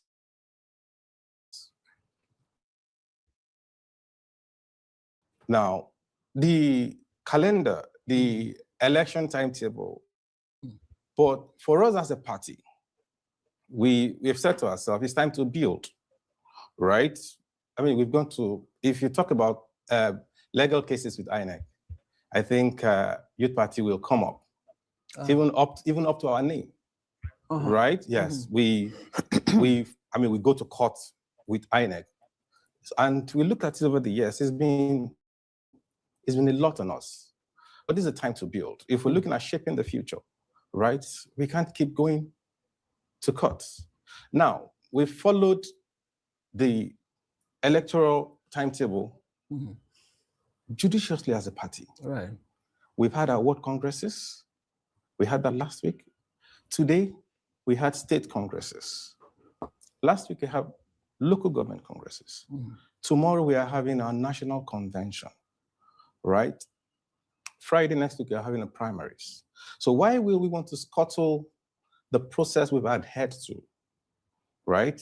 So, I mean, for us— Other parties too, 17 other parties too, have actually met or tried to stay within INEC's, timetable, which the Federal High Court has set aside and said INEC is overreaching itself, that it's not empowered by the Constitution to set a timetable. Now, you want to set aside judgment. So what is it because you believe that this judgment is being somewhat unfair to you? I mean, since you're— No, it's because they use their name fraudulently. That's really the— I'm not even sure. Is this woman— do we want to check the credentials of this woman? And by the way, the DSS should be involved, and they should round up the obedience behind this this particular mischief, because this is that mischief making gone too far by these Peter Obi people. They should round them all up and lock them all up. Those are those online obedience, or even if they are offline obedience, even if it's Peter Obi himself, pick him up and lock him up. Have stayed within INEC's timetable. No. It's not about it being unfair to us. Right. For us as a party, we never initiated it. All right, the point has been made. I don't want us to, because I'm now conscious that we're getting heavily into it now. Let me just run you through a few headlines, maybe a few paragraphs. Lagos hits 2.6 trillion naira revenue, 1.87 trillion IGR, internally generated. So Lagos is by far and away, Lagos is a different country from Nigeria. You know, Lagos is a top African country, and I've always insisted, and I continue to maintain, that for people to come to Lagos, they should get a visa. It doesn't matter if you are coming from Jalingo or Abakaliki, or if you are coming from Yoruba land, then of course you don't. But any you should get a visa to come into Lagos, and that visa should be temporary, no more than 6 to 12 months. Lagos hits 2.6 trillion naira revenue, 1.87, nearly 1.9, nearly 2 trillion naira in internally generated revenue. And they will say Tinubu Alpha Beta. Well, there it is. That's what's paying for those rail services and everything else. The Lagos state government on Friday said it generated 2.6 trillion naira in total revenue in 2025, with internally generated net revenue IGR rising to 1.87 trillion naira. Commissioner for Finance, Mr. Abayomi Oluyomi, disclosed this during the ministerial press. He's not a minister, he's a commissioner, so I'm not quite sure what ministerial means. Commissioner for Finance, Mr. Abayomi Oluyomi, disclosed this during a ministerial press briefing to commemorate the 7th year in office of Governor Babajide Sanwo-Olu and Deputy Dr. Obafemi Hamzat, held yesterday at Alausa, Ikeja. Oluyomi said the state's total revenue increased from 2.3 trillion naira in 2024 to 2.6 trillion naira in 2025, representing a 16% growth, whilst IGR rose by 18.5% from 1.58 trillion naira in 2024 to 1.87 trillion naira in 2025. According to him, Lagos also recorded a major leap in tax revenue collection, which climbed from 678 billion naira in 2023 to 1.045 trillion naira in 2024, making the first time Lagos internally generated revenue surpassed the 1 trillion naira mark. Yeah, Zita, give me 1 second. I'll do that in a moment. He added that tax revenue further surge. So anyway, that's Lagos State. Let me not overlabor that. So I think you get the gist of that. Let's go on to the next one. Yeah, so this is the headline. I helped Tinubu become president, but Peter Obi is a phenomenon. This is Kayode Fayemi sticking the knife firmly in Tinubu's back. Former Ekiti State Governor Kayode, hold on. Let me just attend to Zita and then I'll carry on. Just give me 1 microsecond. I think I'm getting a message from the elegant Zita. Let's just attend to Zita. Hold on, just give me 1 microsecond. You know, I keep saying that microsecond. I keep saying that microsecond. I don't know quite what that even means. Somebody challenged me on that particular wording just the other day. Yes, let me just do this quickly, and then we'll go to this. This Fayemi that seems to be high on Kool-Aid. Is that what the Americans say? That is high, that he is high on Kool-Aid. What is when they say Kool-Aid is the question. I helped Tinubu become president, but Peter Obi is a phenomenon. This is Kayode Fayemi. Former Ekiti State Governor Kayode Fayemi has said he helped President Bola Tinubu become president in 2023 in the 2023 general elections. Fayemi made this known during an interview on State Affairs, a podcast hosted by Edmond Obilo. He reflected on the dramatic outcome of the 2023 presidential election, describing the rise of former Labour Party presidential candidate Peter Obi as a political phenomenon that disrupted Nigeria's traditional power calculation. So it can only disrupt if he had any meaningful impact. He ran and he lost. So yes, he flashed up in a moment. It's a zeitgeist, the spirit of that moment, but you can't describe it as a phenomenon if it has not had any meaningful impact. He opened up on the deepening crisis inside the All Progressive Congress APC. And by the way, I don't know, he's an ADC member now. You know, so many people stabbing that Tinubu in the back. Tinubu picked this guy from obscurity. It was just some jobbing lecturer that was using course, you know, what's that, course handouts to make money and sleeping with students. That was his journey, that was his lot in life before Tinubu picked him up and made him a human being. And as ever, just like Aregbesola and the rest of them, Oshibanjo, Tinubu made these people human beings, and to say thank you, they seek to stab him in the back. He opened up on the deepening crisis inside the All Progressive Congress APC, admitting the party he helped build has drifted away from its founding ideals. According to him, Nigeria cannot survive on a winner-take-all political culture that excludes millions from governance.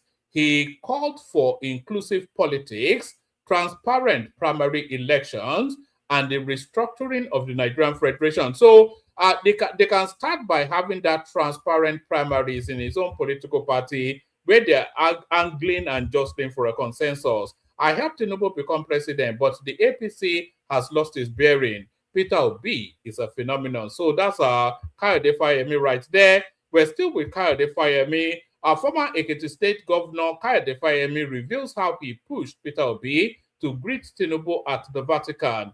Our former Ekiti State Governor Kayode Fayemi has revealed that he persuaded Labour Party's 2023 presidential candidate Peter Obi to approach President Bola Tinubu for a handshake at the inauguration of Pope Leo the 14th in the Vatican City last May. Fayemi made the disclosure in an interview on Edmond Obilo's YouTube channel. I wonder when we will start being quoted in newspapers that this happened on One Man Went to Mo platform. Fayemi made the disclosure in an interview on Edmond Obilo's YouTube channel, saying Obi had initially hesitated out of fear that the encounter would be misinterpreted in the media. The meeting had first come to public attention when presidential aide Bayo Ononuga shared photographs of the three men on X during the ceremony. Ononuga said Fayemi spotted spotted Tinubu seated amongst other world leaders and urged Obi to join him in greeting the president. Fayemi cited President Tinubu where he sat with other leaders and asked Obi to follow him to pay homage to the Nigerian leader. Obi agreed. He posted Fayemi's account in the interview largely corroborated Ononuga's version, but adds that Obi initially hesitated and had to be persuaded, a detail the presidential aide did not mention. So how would Bayo Ononuga know if Obi was persuaded or not? He wasn't party to that conversation. He was with the president. He saw Obi approach and he captured that moment in time. Fayemi said both he and Obi attended the papal inauguration as Catholics and had shared breakfast with Cardinal Lazarus that morning before making their way to the ceremony where they were seated 4 rows behind the president. Peter Obi and I are Catholics. We were at the Vatican for the inauguration of the new Pope. We happened to have had breakfast the morning of the inauguration with Cardinal Lazarus, and we came from his apartment to the venue of the inauguration, and we sat 4 rows behind the president. We were there before the president came with his team, Fayemi said. He said it was Minister of Foreign Affairs, Bianca Ojukwu, who first walked across from the presidential delegation to greet them, and that the moment gave him the opening to suggest they return the courtesy. The current Minister of Foreign Affairs, Bianca Ojukwu, was on the president's delegation, and she came to say hello to us. And I felt, well, our president is there regardless of our politics. Peter, please, let's go, he said. Fayemi said Obi was not immediately convinced. Worried the moment would be weaponized against him in the press. He had concerns that this might be misused in the media. I said, Peter, it really didn't matter. You are a Catholic, you're a Nigerian, you are here. Our president has honored us. He's even a Muslim. He's not a Catholic like you and I. So we could extend courtesies to him for doing this on behalf of all Nigerians to celebrate the Pope, Fayemi recalls. He said Obi yielded and the 2 men walked up to the president together.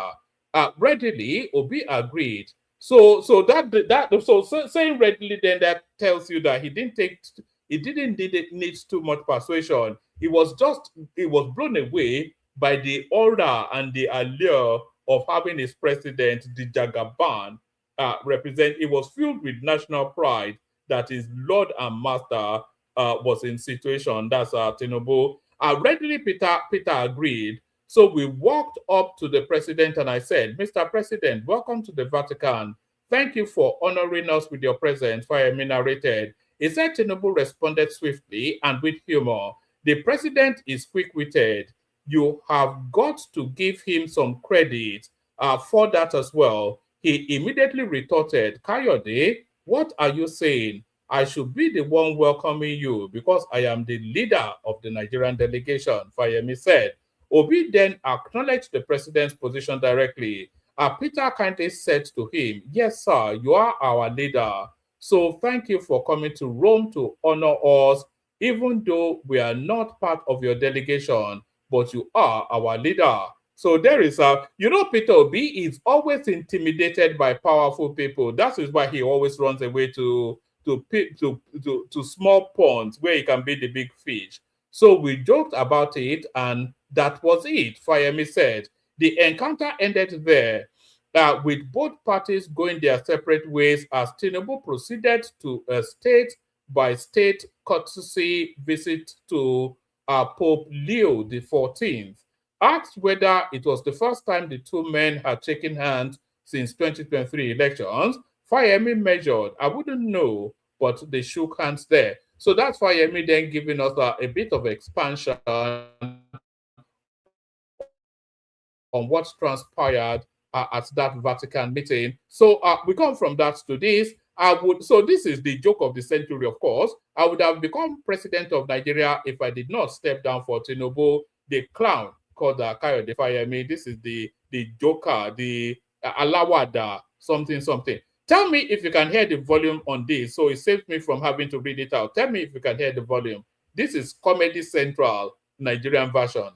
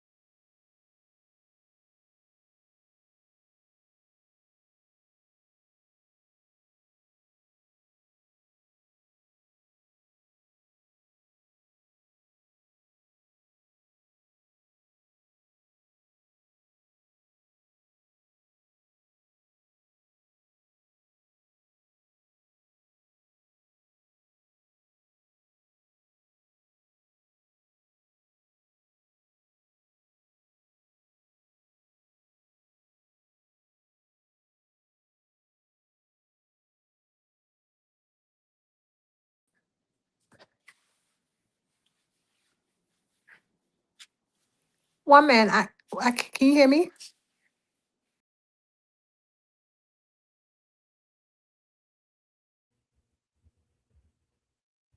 Sorry. Did I mute myself? Sorry about that. So I was saying that, sorry, I was muted. Sorry, I think that's what Choma came to alert me on.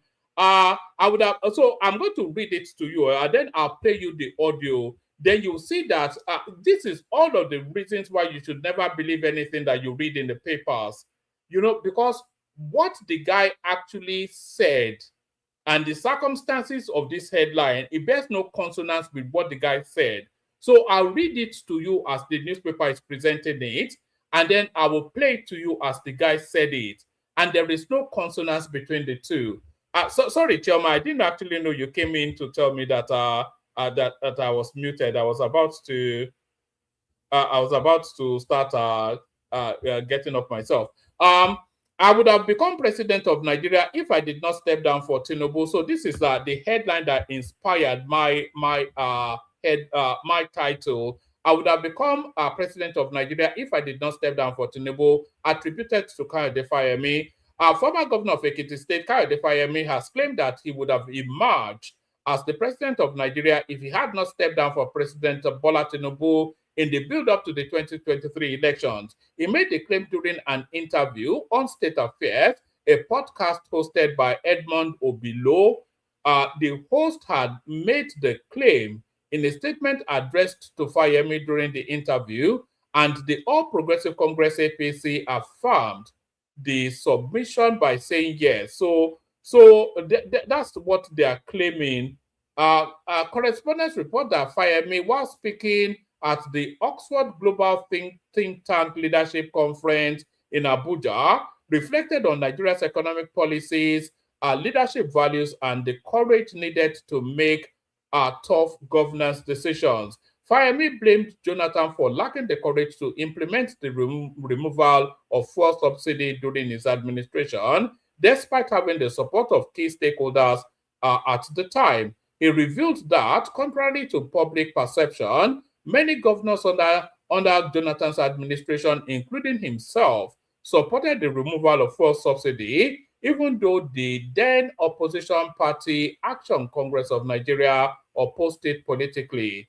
Fayemi criticized Jonathan for bowing to political pressure instead of standing firm on what he believed was an economically sound policy. So this is the contrast between leadership now. Goodluck Jonathan caved to the pressure, Tinubu stood firm. In contrast, Fayemi commended Tinubu for showing decisive leadership by ending the fuel subsidy from the first day of his administration, despite the economic and political backlash that followed. So this is exactly what Fayemi said. So let me play you what Fayemi did actually say. It runs contrary to that headline as it's being presented. And if you have, I hate to bandy the millions that people talk about around, but the fact of the matter is that we have so many. And if you have, I hate to bandy the millions that people talk about around, but the fact of the matter is that we have so many young people who have no business being on the streets out there, and they become fodder for the cannon of the jihadists and the insurgents. You know, you would have been president if you did not step down. Oh, yeah. You had an ambition to be president. Clearly. To fix the country. Yes. You were governor for 8 years in Ekiti. Mm-hmm.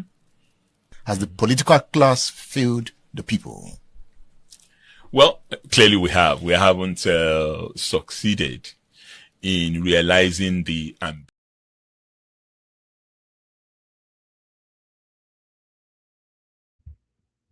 So you can see right there that what Fayemi said actually runs contrary to how the newspaper is headlining it. So this is why you should never really believe our newspapers.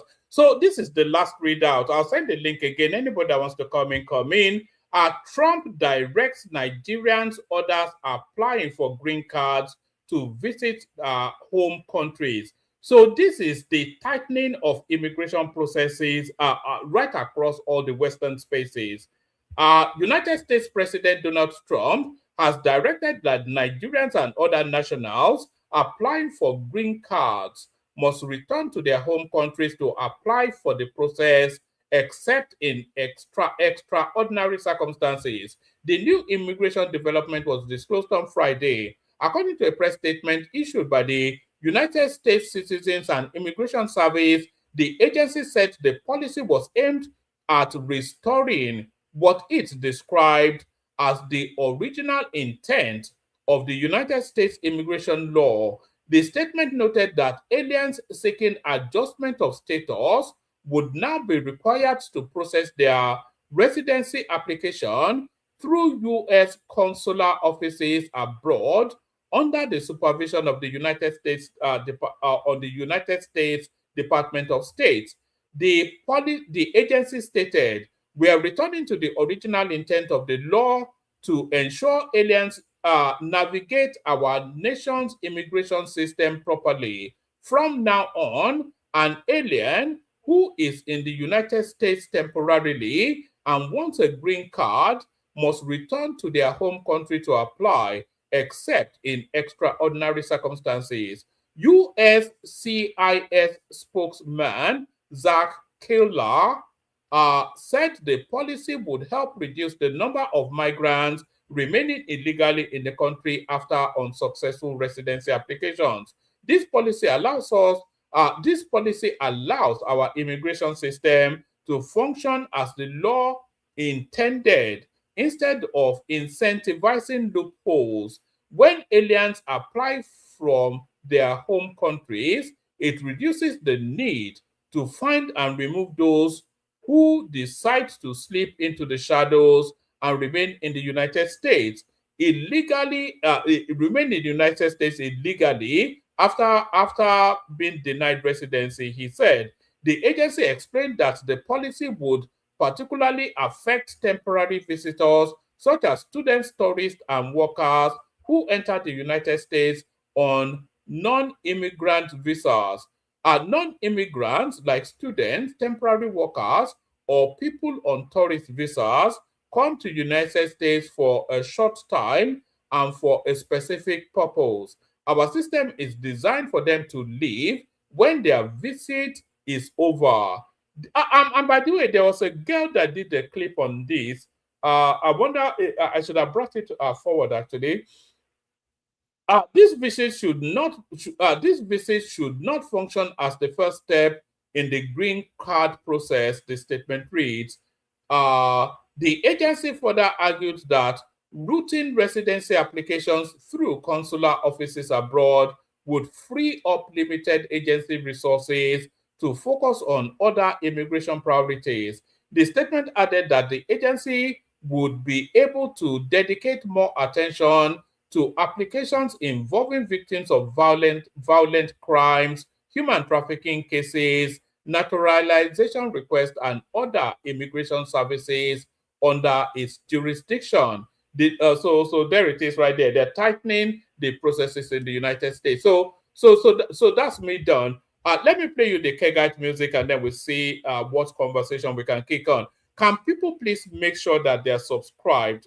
Just check your devices. Make sure you are subscribed. We're trying to push up numbers. We're not even asking you to super chat. All we're asking is your subscription, free of charge. Please, in the course of this musical intermission, check your devices, like and subscribe.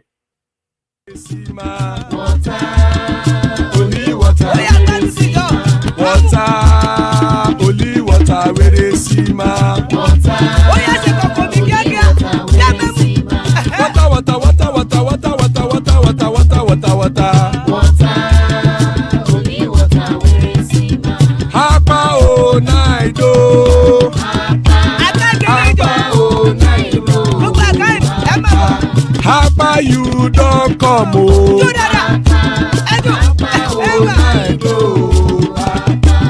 Hapa oh night oh.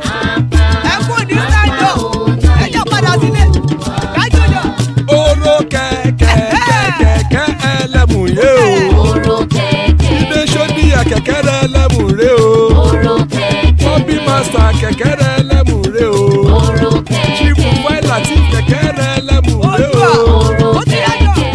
Erukulele elemude.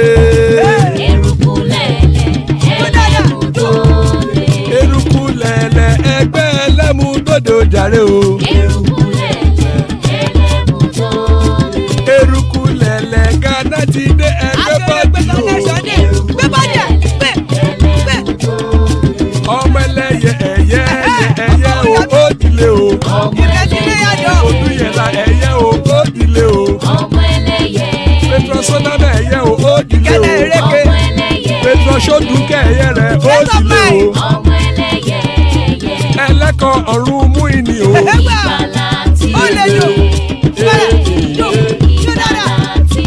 Àkùkọ ọ̀run mẹ́kọ̀.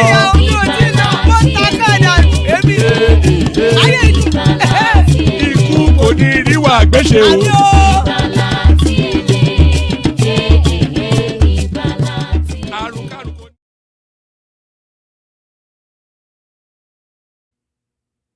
And there it is right there. Ikuku Niru Agbesheme deaths have nothing to do with us. Joining us, Baba, always an epic session when Baba is here. Joining us, Bishop, always an epic session when Bishop is here. Joining us, Zita, always a super epic session when Zita is here. And joining us, Larry, always an ultra epic session whenever Larry joins us. So that's a stellar crew already assembled. Anyone else that wants to hop on, make like a bunny rabbit, hop on. So hop on. Good to have you, ladies and gentlemen. So we kick it off with Baba, who has been here all the way through. So Baba, floor is yours. We do 5-7 minutes whisk through, and not that there are that many of us, and then we open it up. Baba. Yes, one man, happy weekend. And I salute you, my co-panelists, men and women in the commentariat. I see our favorites there, or guys around, Chichi too, and Uriaku Tokbe, long time no see, madam. And of course, your mites, our Kenny Almighty, Ufoma Michael, my man, and Shunleti also, those I can readily remember. I salute you all. Happy weekend. And to our esteemed viewers, how are you doing today? I hope you're not here to eavesdrop again. Please do the needful and subscribe if you haven't done so. And whilst at it, don't forget to click the like button and possibly share the program too. Yes, one man, let me start first with Wike's wife. And won't you ask me who is Wike's wife? Not the madam in the house, of course. I'm talking about Rotimi Amechi, Chibike Amechi. He's been going around of late, making, granting lots of interview and things like that. TV stations hopping. And he has made 2 false claims. And you know how I am with false claims. I just don't like it. This guy is full of that. And I think he's not correct in the head, upstairs somewhere, because the looks of his eyes tells me that. First, he said, the way he put it cleverly, though, he said, I signed the contract for the Lekki deep sea port. And today they are not even, I can't even go into that place. So ordinarily, anyone that's here that will think, oh, Lekki deep sea port is a federal government program or anything. Nothing like that. He is lying. Yes, he appended his signature as a federal government representative because federal government guaranteed the loan for Lekki deep sea port. And of course, he was the Minister for Transport.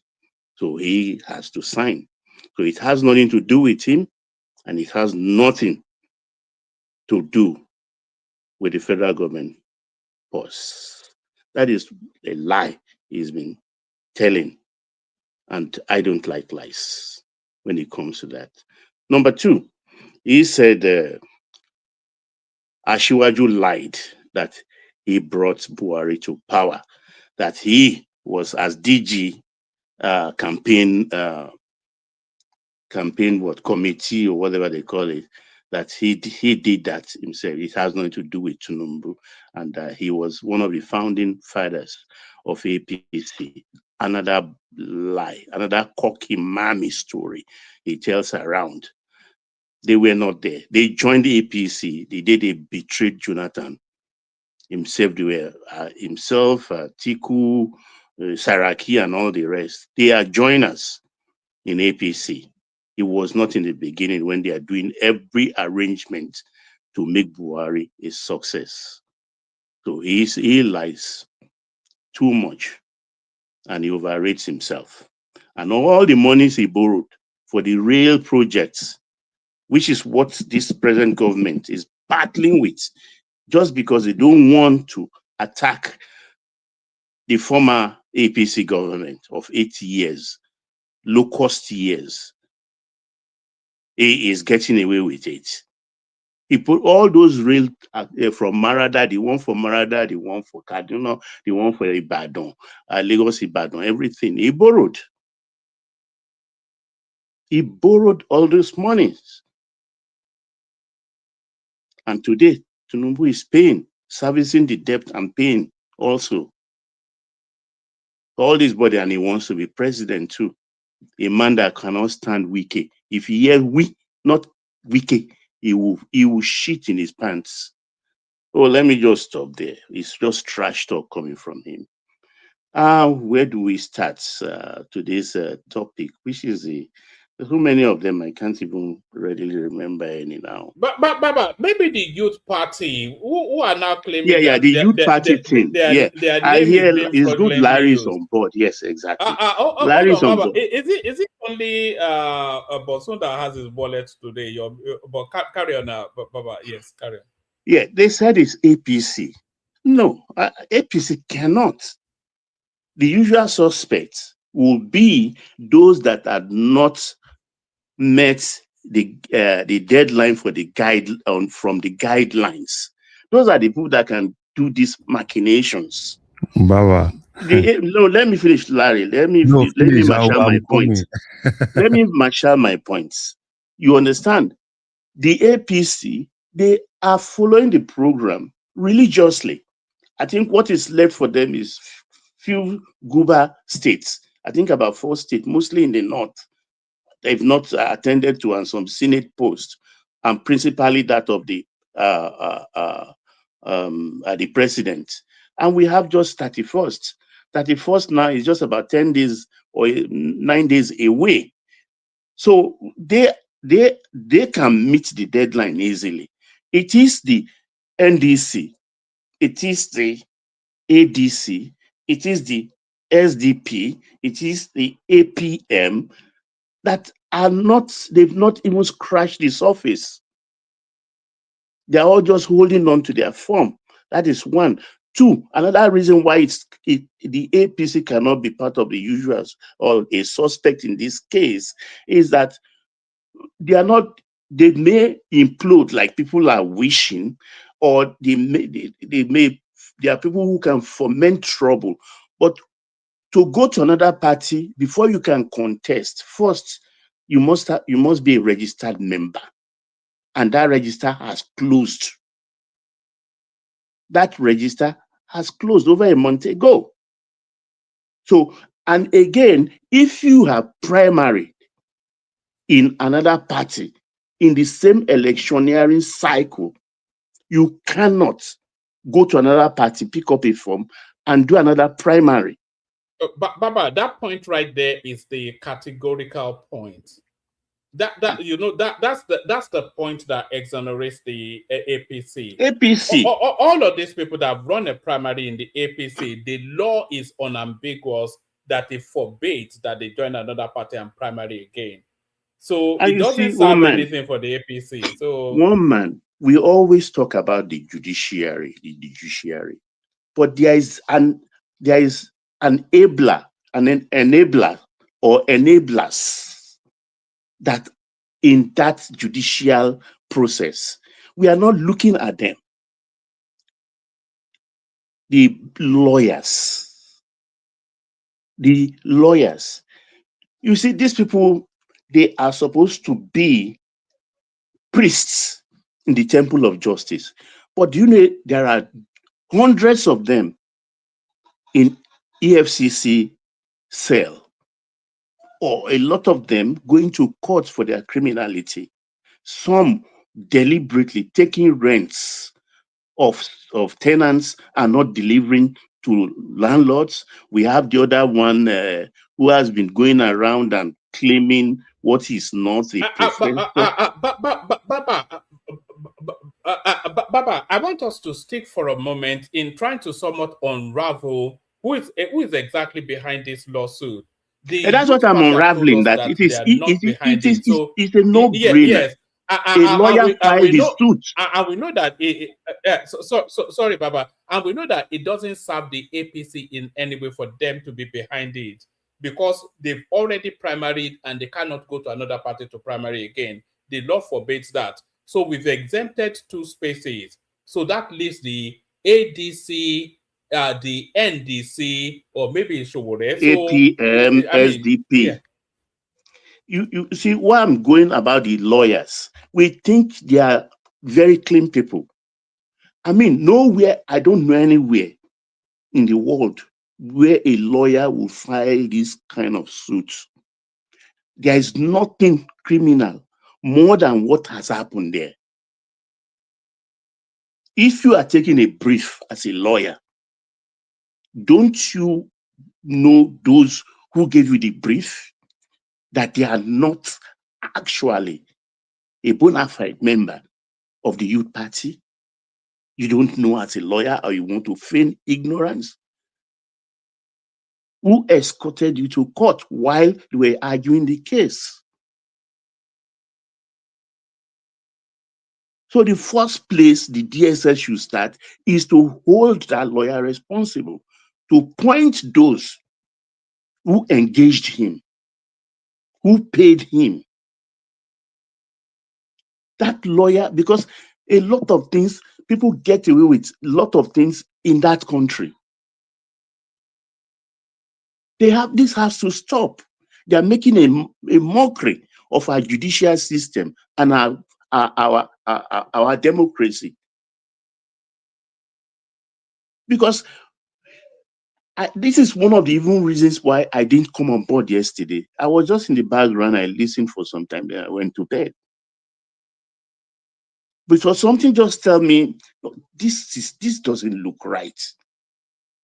Something, I just had a hunch, but I couldn't put my finger to it until the one of the executives of the youth party came on board. And this party had been proscribed before. I think those who used it didn't know that fact. It was proscribed, I think, 2017 or 2018. But they took INEC to court. I mean, deregistered, not proscribed. It was deregistered. And they took INEC to court, and INEC court judgment restored them back in 2022. So these young men don't know anything about this suit. So the easiest place to start, they don't need to look very far, just to get the lawyer. And he must tell us those who engaged him, his services, on whose behalf he went to court. Because even to me, it is treasonable. Treasonable in the sense that that is an attack, an affront on our democracy. This should not be allowed to lie low at all. Should not be the judge. The judge is not at fault. The lawyer filed the motion, and they went through all the gamut, and a ruling was delivered. And since then, the only people I can see, I think, did I see Abdullahi, the ADC secretary? I mean, there was this one that came on one of the channels that said the transfer market has not closed. That is the title. I think it's Channels Television. The transfer market has not closed. So they are telling us that, oh, the transfer market is still open, so we can go ahead. Is business still as usual, and that they have another 4 months to go. So it cannot be APC, in my own considered opinion. Shall I give you my thoughts? Yeah, go ahead, please. You know, and others can come in too. You know that the ADC are engrossed in litigation, which is unlikely to go their way with this that Gombe guy that's battling for ownership of that party, not likely to go their way. So if this ruling holds, it leaves the window for them to migrate into another party and move very quickly. Otherwise, they may. If we see mass movement from the ADC to another party, then it tells you then that it's the ADC behind what's going on.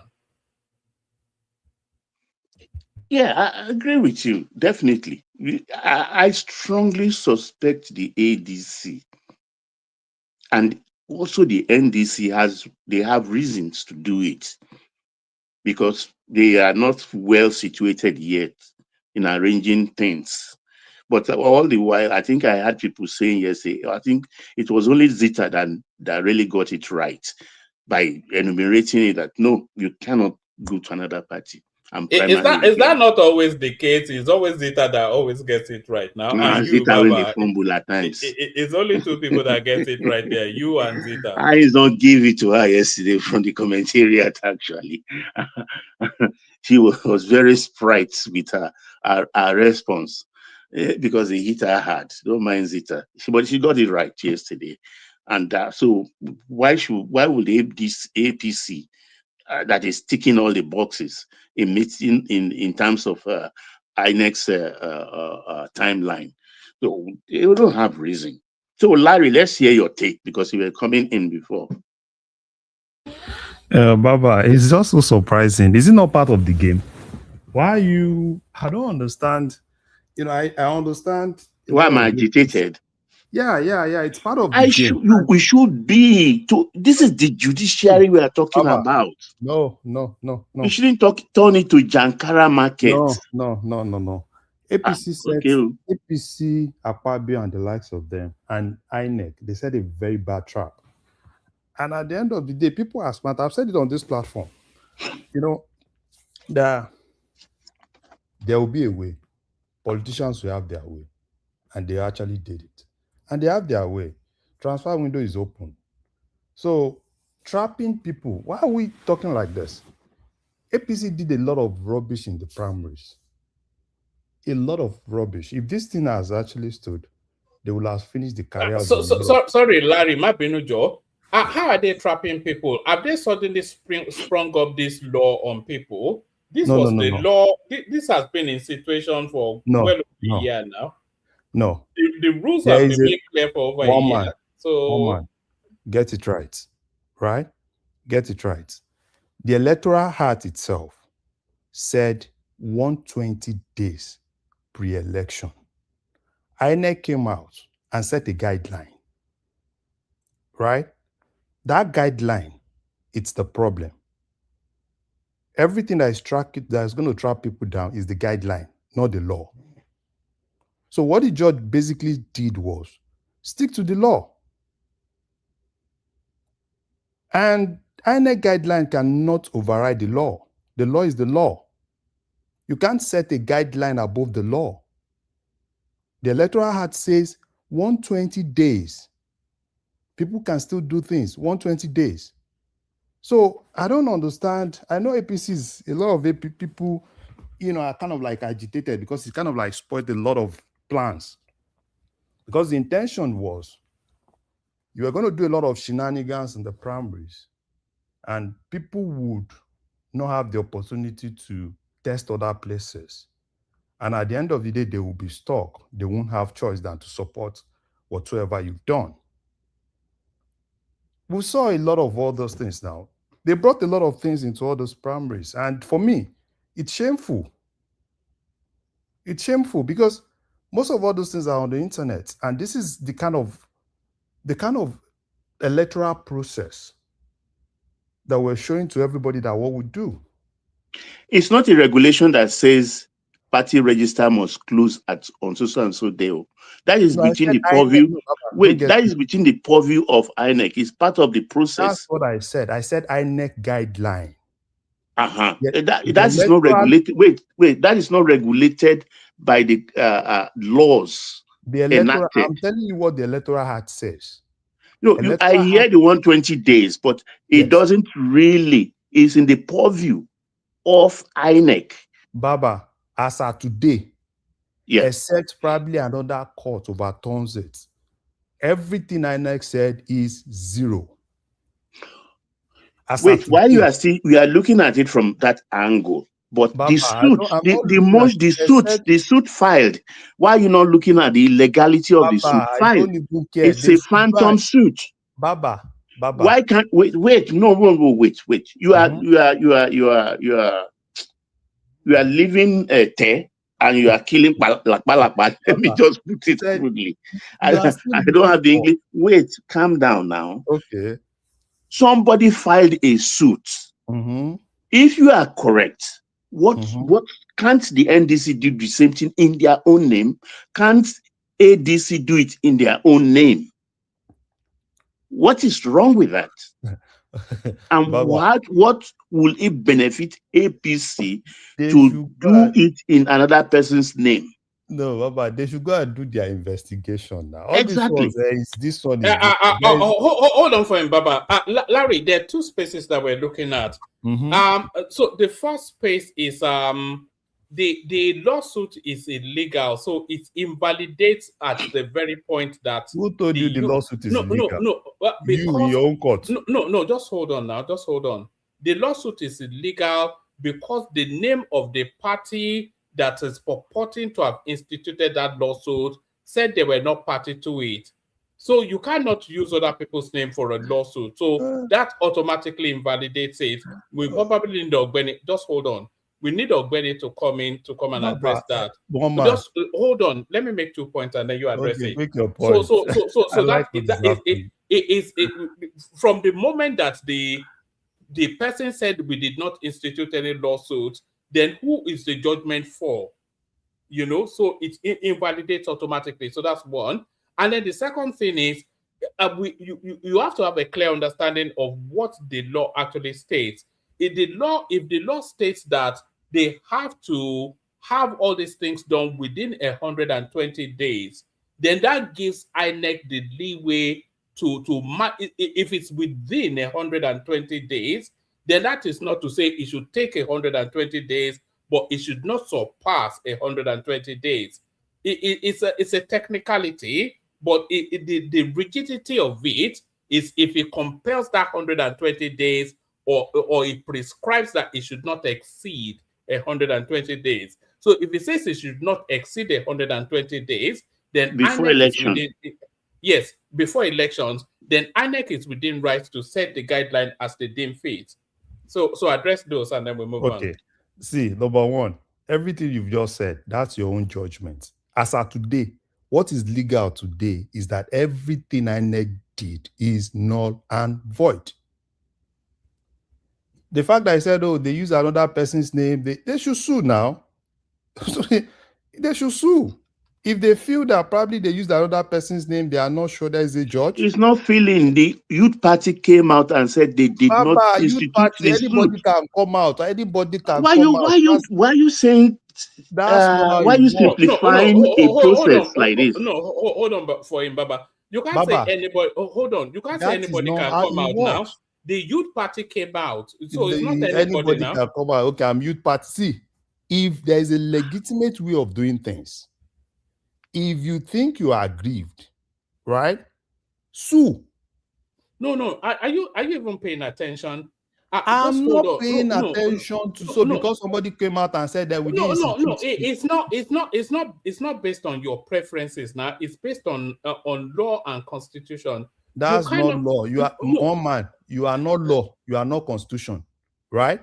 The only legitimate people that can make judgment is the court, and they've made a judgment. If you are not pleased with that judgment, on whose behalf? On whose behalf? Yes. Baba, man, there is the citizen of the judgment is out. If you are aggrieved, if anybody is whose aggrieved, behalf? Hold on now. Person should sue. Forget, guy. Nisuru, now you are an educated man now. You're saying that there's a judgment in place. On whose behalf is that judgment in place? On whose behalf? Is in the citizen now. No, I'm asking you now. On whose behalf is that judgment in place? They said youth something. I don't know, youth something against INEC. INEC, why are you No, don't go into your just hold on. No, you are talking, but let's be correct in what we're saying. Let me talk. You can't superimpose.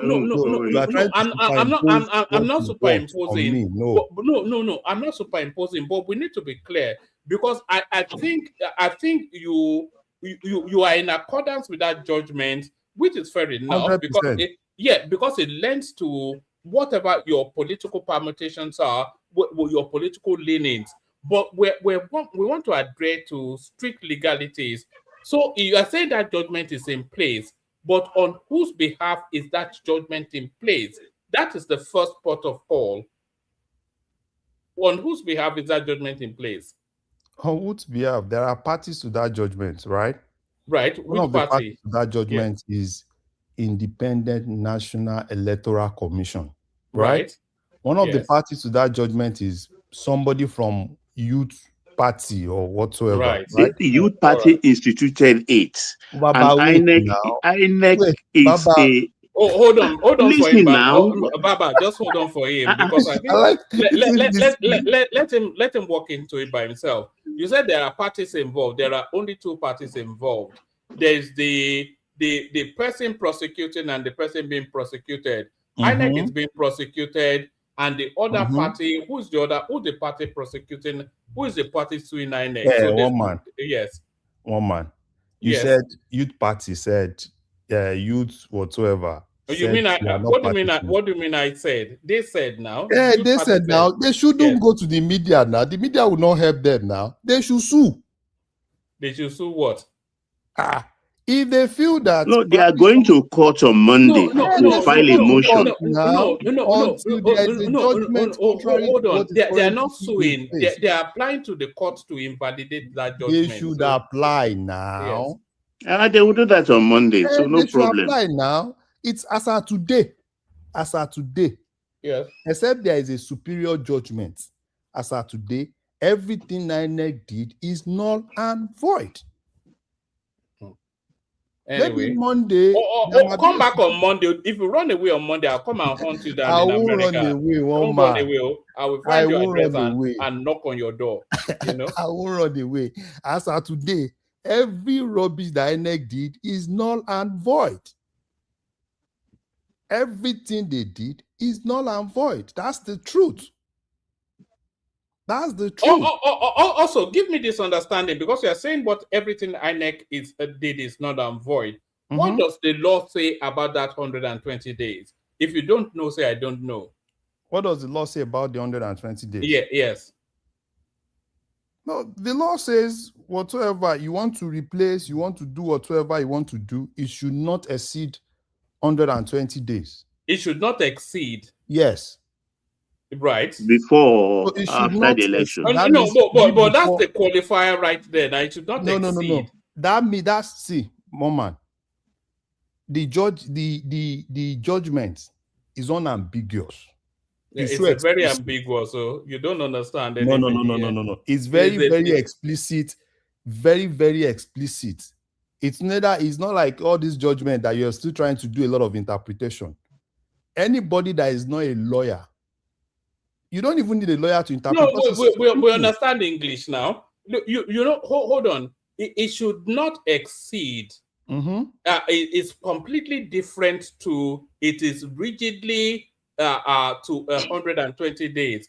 So if you are saying, just hold on, it's a matter of English language now, which we all understand explicitly as everybody in this conversation understands English as much as King Charles. Yeah. So it's a matter of language. So it should not exceed, means it should not surpass. Yes. Not that it is constrained to. So if they're saying it should not exceed, if they're saying 10 days 20 days, etc., etc., that is still within that parameter. So there's no rigidity to that 120 days, which gives INEC the leeway. That is your What interpretation. do you mean? It's a matter of Your language. interpretation is against the judgment of the court. The judgment of the court says, as at today, I don't know what will happen on Monday, but as at today, INEC cannot gag anybody to follow any anyway, it was a Justice Umeh, so it's on Aboki judgment. Yes, Aboki or no Aboki. Probably from Ahmedu Bello University today, or something. There is a judgment that says every shenanigan.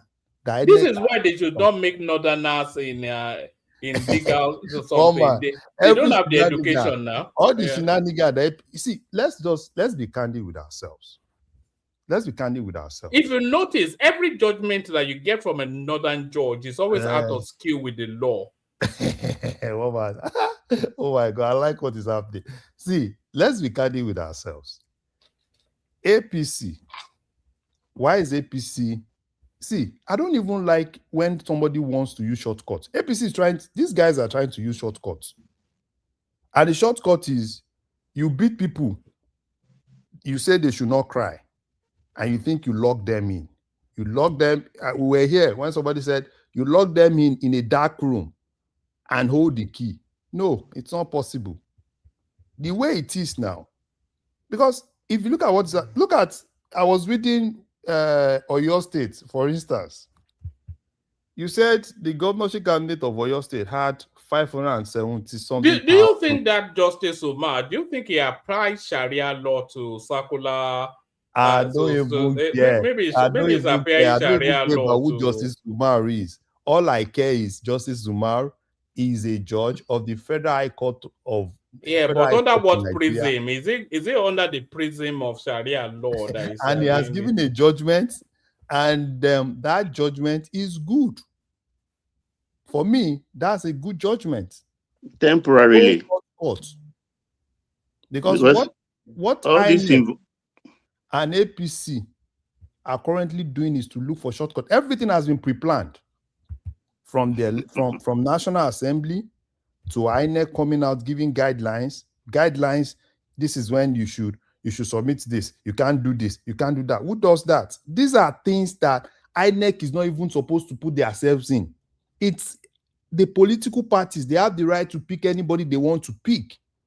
INEC should focus on election, not focusing on, this is when you can replace. This is no, that is not it. And the judge basically followed the law. So INEC should not set a timetable for election. When you see my turn? No, we are few now. Interject when you want or contribute when you want. Basically followed the law. Whatsoever, if anybody is aggrieved, if anybody does not like it, as of today, that's the law. As of today, the transfer window is open. As of today, anybody can move from one place to another. Political parties can substitute. Political party can change. Political parties can put anybody they want to put. As of today, I don't know what can happen on Monday. Probably on Monday. Then that's it. And on Monday, what will you come here to say? No. Let's wait. He will run away now. No. Me, I won't run away. Right. Let's wait till then, right? Because as of today, I'm still talking on what we still have as something that is legal today. Whatsoever interpretation you have, if it's contrary to what the judge has said, then it is not right. Probably on Monday, if a superior court set it aside, yes, we accept. But as of today, that is the law. So INEC should just focus on how to do proper election. They should leave political parties. Let them do their thing.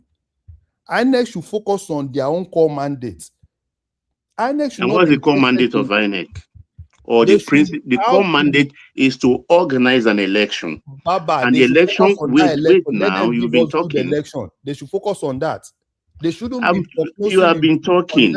I am telling you what the core mandate is. Baba, we have INEC should stop. You won't allow me talk into what they shouldn't be. Sorry, what are they prognosing into? What are they? They are trying to do everything to gag people. That's just it. No, hold on. That's ambiguous. That's ambiguous. So, INEC sets a timetable for parties to be registered in order for the process to run seamlessly. So what is out of their remit in that. They should not set a timetable. Or what the are only they done timetable outside of? INEC should focus on, Baba, one man. And the only timetable INEC should focus on, give us timetable of when the whole election itself is going to take place. So they should not set a time for the candidates to be so. They should not set all those laws. Hold on. They So they should not. everything. Guy, just settle down. They should not set a timetable for when the party should submit their list and their candidates. They should not set that timetable. One man, INEC still has 120 days. Within that 120 days, political 120 days before the election. 120 days is not 1 day, right? 120 days is basically 4 months, 4 good months. Yes, 4 good months before election. Yes. So within that 4 good months, they can do whatsoever they want to do. 4 good months, not 1 month, not 2 months, not 3 months. 4 good months.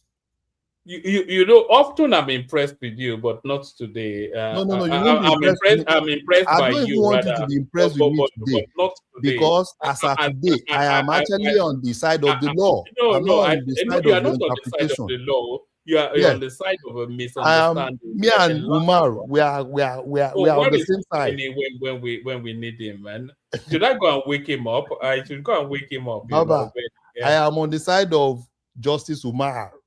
You will be singing a different song by this time next week anyway. Baba, that I'm sure of. So you can relish. I'm only being concerned about the impunity. The affront against our democracy, and I wonder why you are not irritated by what is happening. Somebody will just go fight a lawsuit. Sorry, hold on. An impostor. Let me just leave a note. Ogweni, if you are listening to this on Watchback, please leave a comment in the comment section so that tomorrow, because I know you listen sometimes and Watchback. If you are listening, leave a note in the comment section so we can put it up. I think Larry has been drinking some of that Donald Trump special brew. No, woman, I have said it on this platform. I knew something was going to happen. I knew the politicians were going to find a way to get themselves out of that trap. And I said it here. People were like, no, everything is closed. Everything is closed. Because that's what you see everywhere. Oh, you can't do anything. You can't move. You can't do anything. Even if you are being cheated, right? You don't have a choice. Somebody will just come and say, okay, everybody will disqualify all of you. You can't do anything. Oh, because because the time is gone. So you are basically, gagging people. They can't do anything. It's uncalled for. It's uncalled for. That is not how they win election. That's a shortcut to winning election. Over almost 70 legislators. Look at what happened across all the states in the primaries. The IPC did. A lot of people are aggrieved. You are not even giving them that opportunity. You disqualify somebody in the morning. Or later you say, no, we are not disqualifying you. Election is already gone. You did election, or your state, for instance, the governorship candidate, Adelabu, said the whole registration they did in Oyo is not even up to 500,000. You came, you said Sharafa Ali got 570-something thousand. See the way they were doing all the geometric counting. 100, 200, 300. Not in one place, not in two places, not in three places, in several places. Is it not the case that in a process the losers are aggrieved? When have the losers never been aggrieved? No. This is not the losers. This is what you are saying. Can you, if you, woman, if probably one person from another African country tells you to bring something to model, can you model that kind of counting, that kind of election? Well, these are the anecdotes from the losers now. The This fact is that not anecdote. What are we talking like? So anecdote is when you yourself, you have categorical. Somebody is counting people, going from 1 to 30 to 40, 40 to 100. And you want me to applaud that? No, it depends on how they are counting. Now, if they are counting in tens, then they go from 10 to 20 now. Counting in tens. Can you see? Yes. If they are counting in tens, even me, if you put me as what I expect APC to do is to cancel all those anywhere you have evidence that, because all those things, obviously, people will take it to court and it will be nullified. That's an obvious thing. You can't say you defeat me in a situation where you are counting 1, 10, 50, 200, and you think I will now sit down. No, people will definitely take it if they have the evidence and everything, take it to court and it will be cancelled. That's rubbish. And that is actually done across all the states. The governors are on rampage. Everybody is just doing whatsoever they want to do, all in the name of they felt that, oh, there's a trap. People they don't have a choice. They just have to accept whatever they give to them. Do you know how many people, how many politicians? Hold on,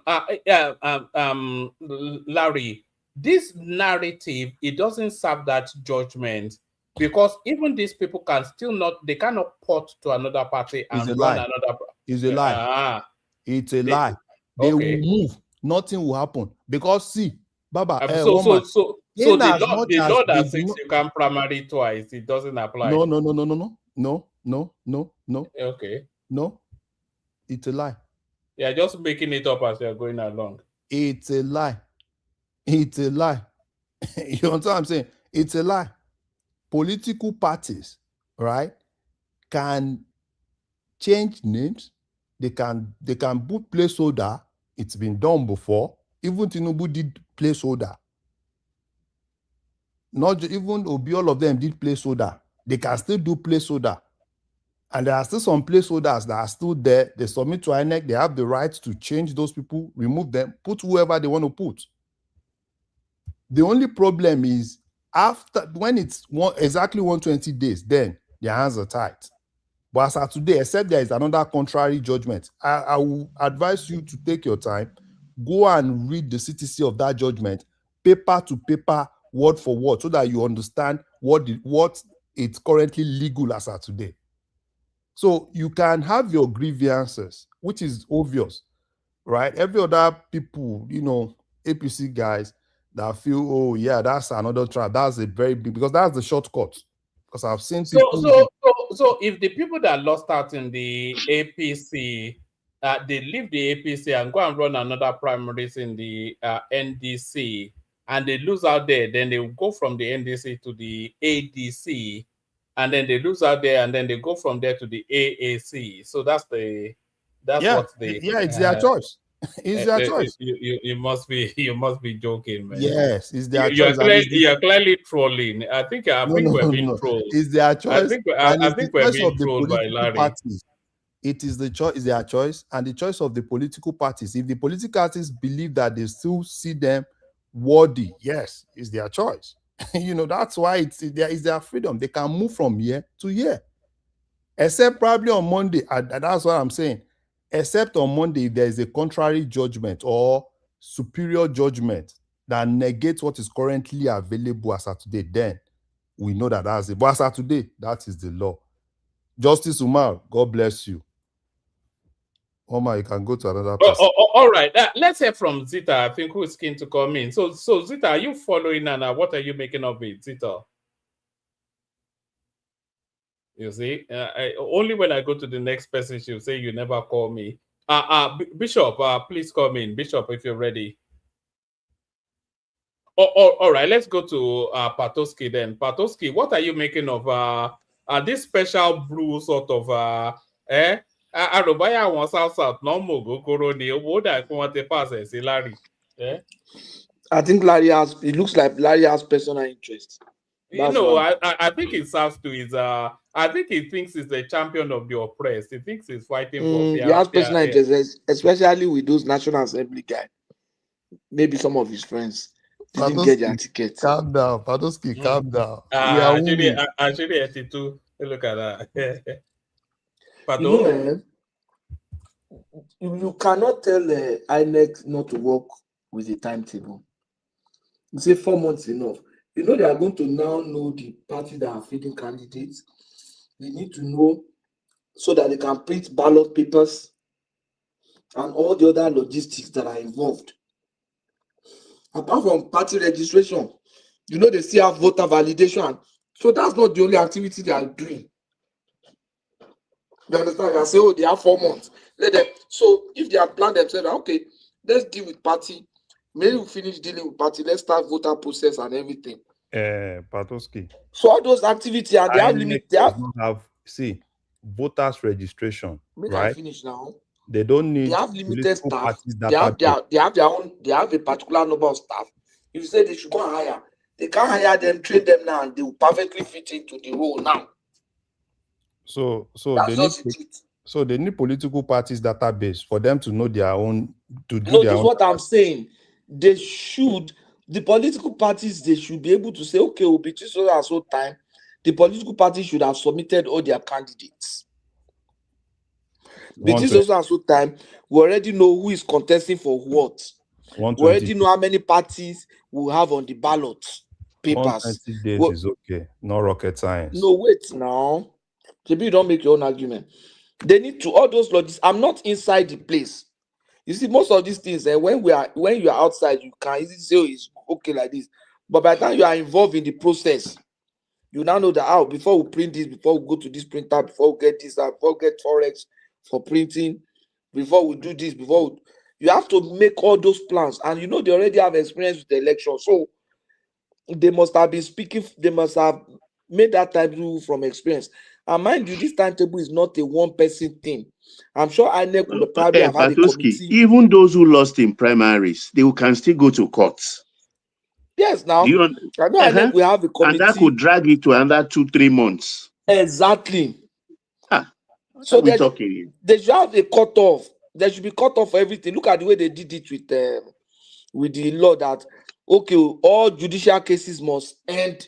If you don't file your complaint by so and so time, you cannot file again. If you don't do this, you can't do this again. If not, people look at there was a time now in this country where there was a judicial process that was going on an election that almost ran into the second election. I've forgotten that time. Was it not 2003 or so? That the election, this thing was dragging to the next It election. Did. So who does that? There must be time. There must be, say, all litigation must stop. All this more must stop. All complaint must be filed and so time. There's nobody who doesn't. What kind of society runs without having cut off deadlines and all those stuff? No, now. Badoski, we've given INEC 100 billion. INEC should go to court. 100 billion will increase the time. No, we've given them 100 billion, right? For them to be able to do their legal thing, they should go to court. If INEC is aggrieved with the judgment, INEC should sue. When the parties to the government say they didn't file. Yeah, they should go to court now. No, they have to go to court. The parties to the government will just go and say, which and party? present themselves. One guy just came. They just go and sponsor one guy, came on here and say we are not party. He know the right thing to do. I think this guy is on a special one today. Leave that one. You will know he's speaking from personal interest. That's just the point. There's no objectivity in those arguments you have made. I've been listening in the background. But maybe Solly has been passing him some of his something. One man, the CTC came out today. And the young man said they waited for the CTC. They have the CTC now, and they are going to court on Monday. It was Arise that invited them. Maybe got a hint that there is a revolt in the youth party camp or something. And they want to be the first to declare. Exactly. So they are going to court on Monday. So that's why I'm not worried about all of this. What I'm worried about is an impostor, like your house in Abuja, Larry. Wait, like your house in Abuja, and I went to court to claim it. I want to sell it. You will sit down and fold your hand and laugh like this. I'll go to court too now, Baba. You will be laughing like this. Around. If you have a system that allows for that, it's not good. Now that I'm not in Nigeria, somebody goes there. You see, this is why I'm mad, Patoski. The brazenness with which a lawyer will go to court. It's like a fake lawyer going to court, wearing the beeps and everything, and standing. I mean, what we call law, if not in Nigerian context, we've turned it to an Agbe routine. You think court of law is a joke, or a lawyer is being a lawyer makes you just a kind of radical? And the judge the court did not No, have a it's not process the of concern of the validation. judge or the court. The court will not know. It's a proper lawyer But that they don't have filed a the process case. to validate Why now. is INEC? See, Baba, let's tell ourselves one truth. Because all these things you're saying, INEC, who knows everybody, right? INEC that knows everybody is a defendant in Was this case. INEC joined in the suit? Yes. INEC was joined. So when you say INEC knows everybody, Baba, who does INEC know? They only have names. So you, a regulatory authority, a regulatory authority that knows everybody, that is the one marking everybody, was joined in a case. They have their lawyers in court, and they are not able to say that these people suing us are not original person. Is it me? How did they know? How will they know? How would they know? So why are you talking like this? How This is does INEC know you? Does INEC know you? Wait Larry, now. This is Larry, just like you're hold telling me on. that How, a bank Larry, in hold Nigeria, on. Let somebody me push. impersonated Let me a give you bank, this pushback. a commercial How bank do they in know Nigeria. when? How do Wait, they know when? let me just finish this point. Hold on first. Hold on. Let me push back. Let me How finish do they this know point. when Because what you guys what are is in saying, for contention me, is even the register? see, What is in contention is the register that's supposed to help them validate identity and know who is who. it's a Patoski. This is just a simple thing. You are telling me that let's look at a situation where there's a bank in Nigeria. Somebody impersonated the bank and sued CBN. And you are telling me that CBN will now say, oh, we don't know that this person is an imposter. How does it make sense? Hold on. Just hold on. And by the way, before I say that, Choma, if you're listening, can you come in? Oh, sorry, if they register that this party is suing, so how will INEC know that it's not the party?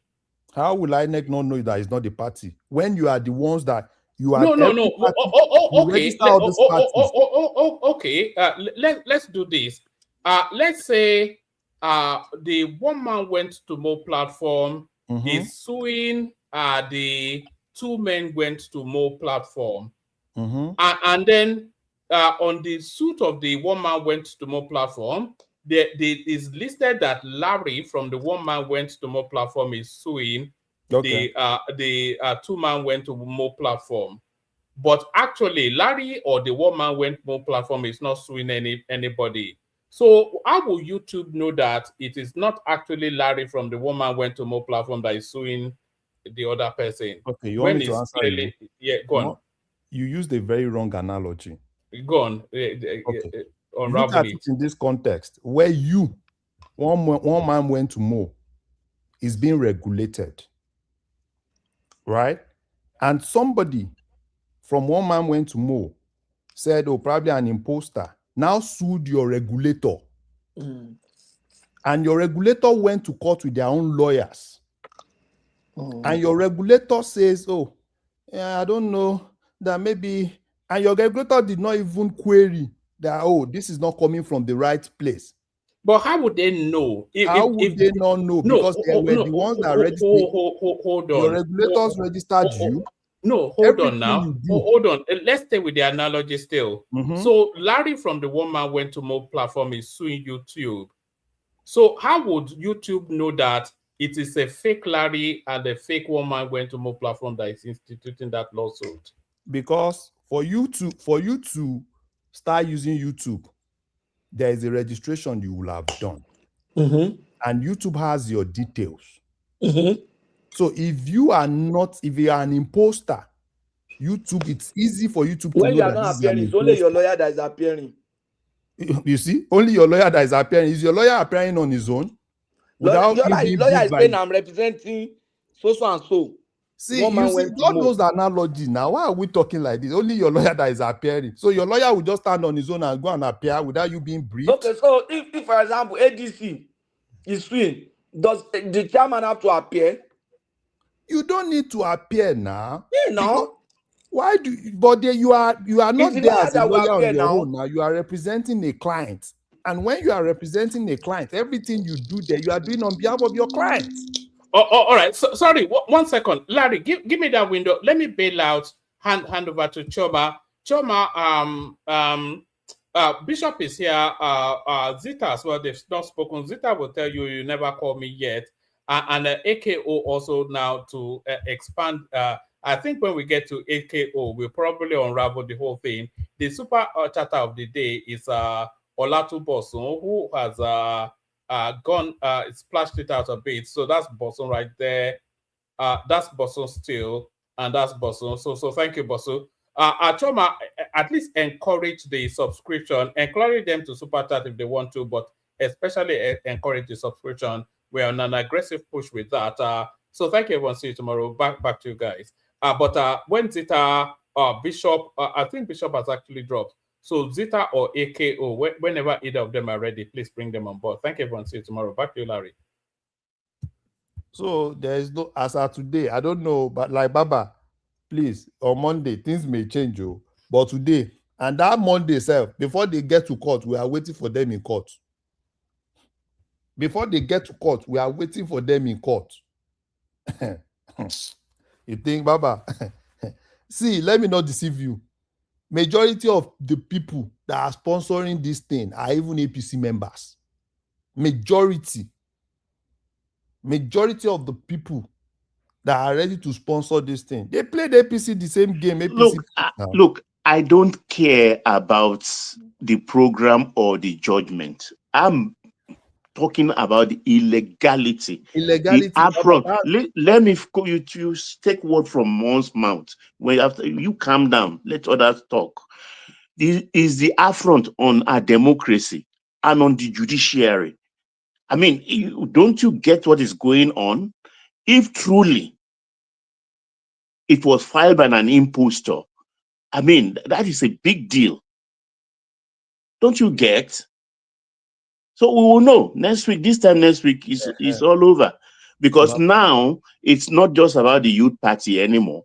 Anybody, any of the political parties can go to court and ask the court to unravel it. Okay. But more so if the youth party are the ones that are really going to court, then it makes it easier. That is my own take. There is just the illegality involved. If Baba, truly it's an illegality, Baba, you can't even say with a lot of certainty, right, that there's any illegality, because they brought one TV station brought one guy and said, "No, we didn't do that, we don't do that," and you think it's they should police. Maybe there is police. There is the court, so they should do their job now. If they feel there is anything, yeah, because this is weekend, so Monday by Monday they should start their work. So that's now. why I'm not worried about this. But I'm just making my contribution that they should, even the lawyer that filed that motion, if they find out that it was something done by a gang of criminal politicians, that lawyer has to be his head will go on the shopping block. Baba, don't worry. It's the right people that filed that case. Don't worry. They are just looking for excuse. It's the right people. That case is the right people. The only thing that happened is the case was going. They didn't let the APC guys know that something was going. So the thing came as a shocker and it destabilized all the agents of darkness. You are writing a book now. You are writing, or a storybook. That's what you are writing. And that thing destabilized all the agent of darkness that is busy killing people's ambition. Even let's look at it from your perspective. That's APC. What has APC got to lose? No. What has it got to gain? APC members. If those people listen, wait, let me finish now. Let me finish. If all those who lost, they went into other parties, what does that change? It changes nothing. It changes nothing. Okay. Nothing, in my considered opinion. See, Baba, if it changes nothing, they all go into the elections. That's all. Yes, it changes nothing. And when they get to the election and when they go into when they go into other parties, you think they will easily just open their arms and welcome them. Baba, they are ready to welcome them. They don't have anybody there already. You think, let me give you an example. You think in Edo State, for instance, Edo South, if Eze Yamu that they've robbed decide to go into any party, do you think they will not go into immediately? People will not take him. Because no, you obviously, can say I don't know but I know that in ADC, for instance, they've already shared the post. forget In that thing. NDC, yes, they will have some Baba, vacancy. It all depends. But even in I'm not particular about that. That is for political activities. even I'm in just talking ADC, about the court case and its judgment. no, the court Whatever case, let's happened, pull they it have down. to get to the Let's bottom of it. That's Shebi they all said that they will interests sue. me. Baba, the court case, they said they will sue. They should sue now. They should sue. No, Me, the I young think man didn't say they will sue. I think it's their organizing party or whatever. Arise just want to break the news. That's why they invited them. no, Arise. He said he doesn't want to. Not like maybe he came to Arise himself or anything. They don't know anything about the suit Leave because Arise. they were the people that actually sue Baba, when they deregistered the party, I think 2017 or 2018, and they got their judgment in 2022. Baba. Which I know, though the guy reaffirmed it during the interview, that they got re-registered again in 2022. And they went into the election. So they've been handling their thing. And he also enumerated their program.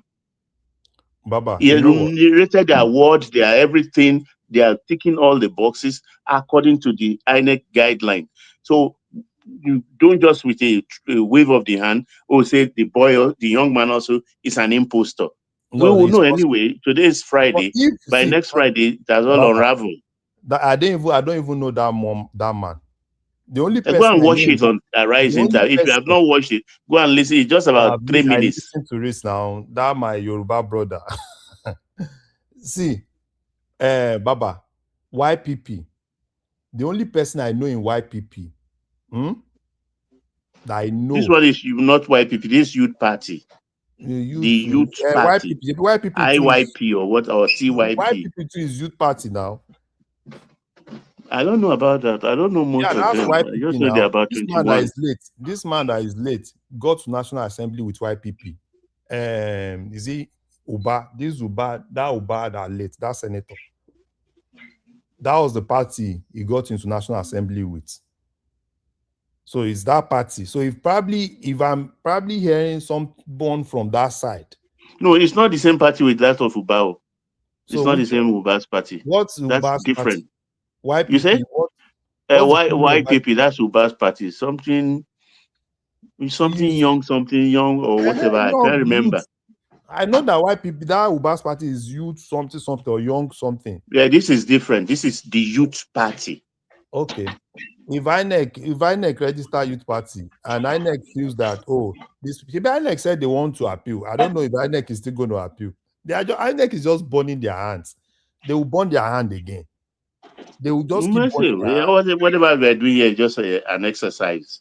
And next week, they will deal with themselves. All I'm concerned about is if truly it's an impostor I like the fact that you put that filed it, let the law take its course. They should not handle it with levity. So, Baba, what if it's the right people that filed it? What will be your judgment? I don't believe the right people filed it, so I don't want to engage in academic exercise that could be in futility at the end of the day. The right people the young man that has been processing the papers of that party talked about them even going to court and getting those judgments. Somebody said it's an organizing secretary or something. Is he a secretary? There are two people that will know, that INEC knows in the party. Is either you are a chairman or you are a secretary. So it's none of the above now. Why are they not bringing the chairman of the party or probably the secretary of the party? All this organizing. You can't even say yourself if probably they are into factions. The same thing they did in Labour Party, Arab and you can't even say if they are in factions.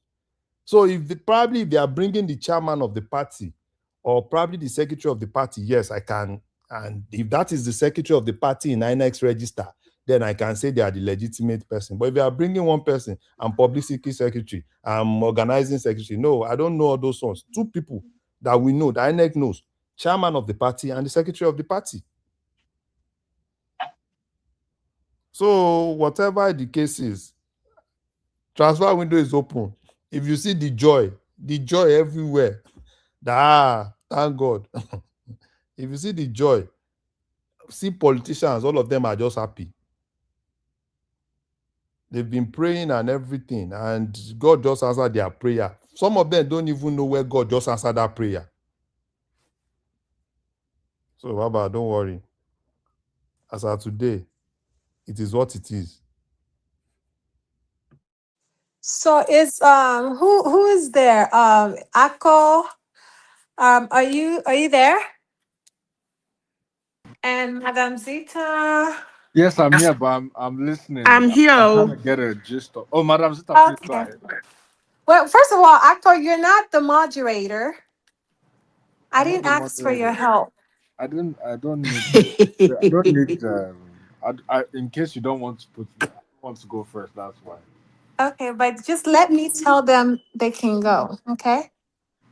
Okay, no worries. Unless it's in the midnight when I'm tired, then you can take over. But yeah, Madam Zita, you can go. So Thank you what's for the your topic? patience. We're talking about the INEC judgment and how they're really messing up the elections. Nobody is messing up the election. Nobody is messing up the election. That judgment will be dealt with.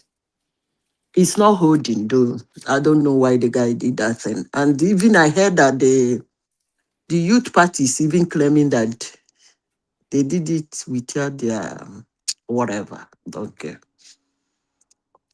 But actually, that judgment is not what I will come here to discuss. Is there any other topic you have? But let me tell you, Self, Shioma. Yes, ma'am, I'm here. I said that Tinubu will show them Dambru Bashege. What's the latest development? They were telling me yesterday that Tinubu made a speech. Mm-hmm. They say he has a clip. I don't know whether one man showed them because I came in late, just as I came in now. And the clip suggests the Dambru Bache guy said, where is this guy? They say he said in 2023, the primary was tough. He skated through. The election was tough.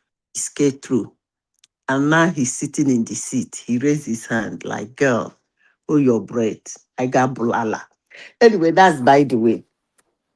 What next topic do you have, Abeg?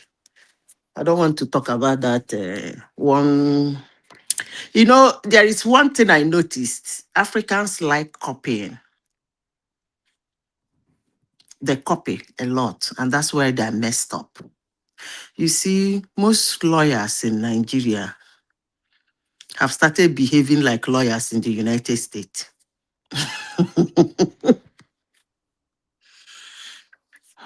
Where something will be happening one place, one lawyer will just spring up from one place and give a judgment. Anyway, do you have another topic? Yes. So Okay, the Hamzat is, US. I was gonna say Hamzat is the next Let me talk Lagos about the US. governor. Okay. The US citizenship and immigration. That thing is their law.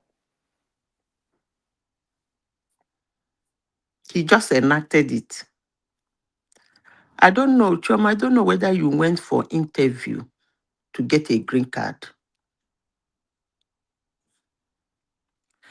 Maybe because of the way I came. The person that interviewed me told me this thing. And that was years back. The immigration officer that interviewed me. He told me that it's against the United States law. I'm saying this in the global platform. Why am I saying it? So that people will not think it's a Trump thing. Because when I did my interview was a long, long time ago. He said that, hello, can you hear me?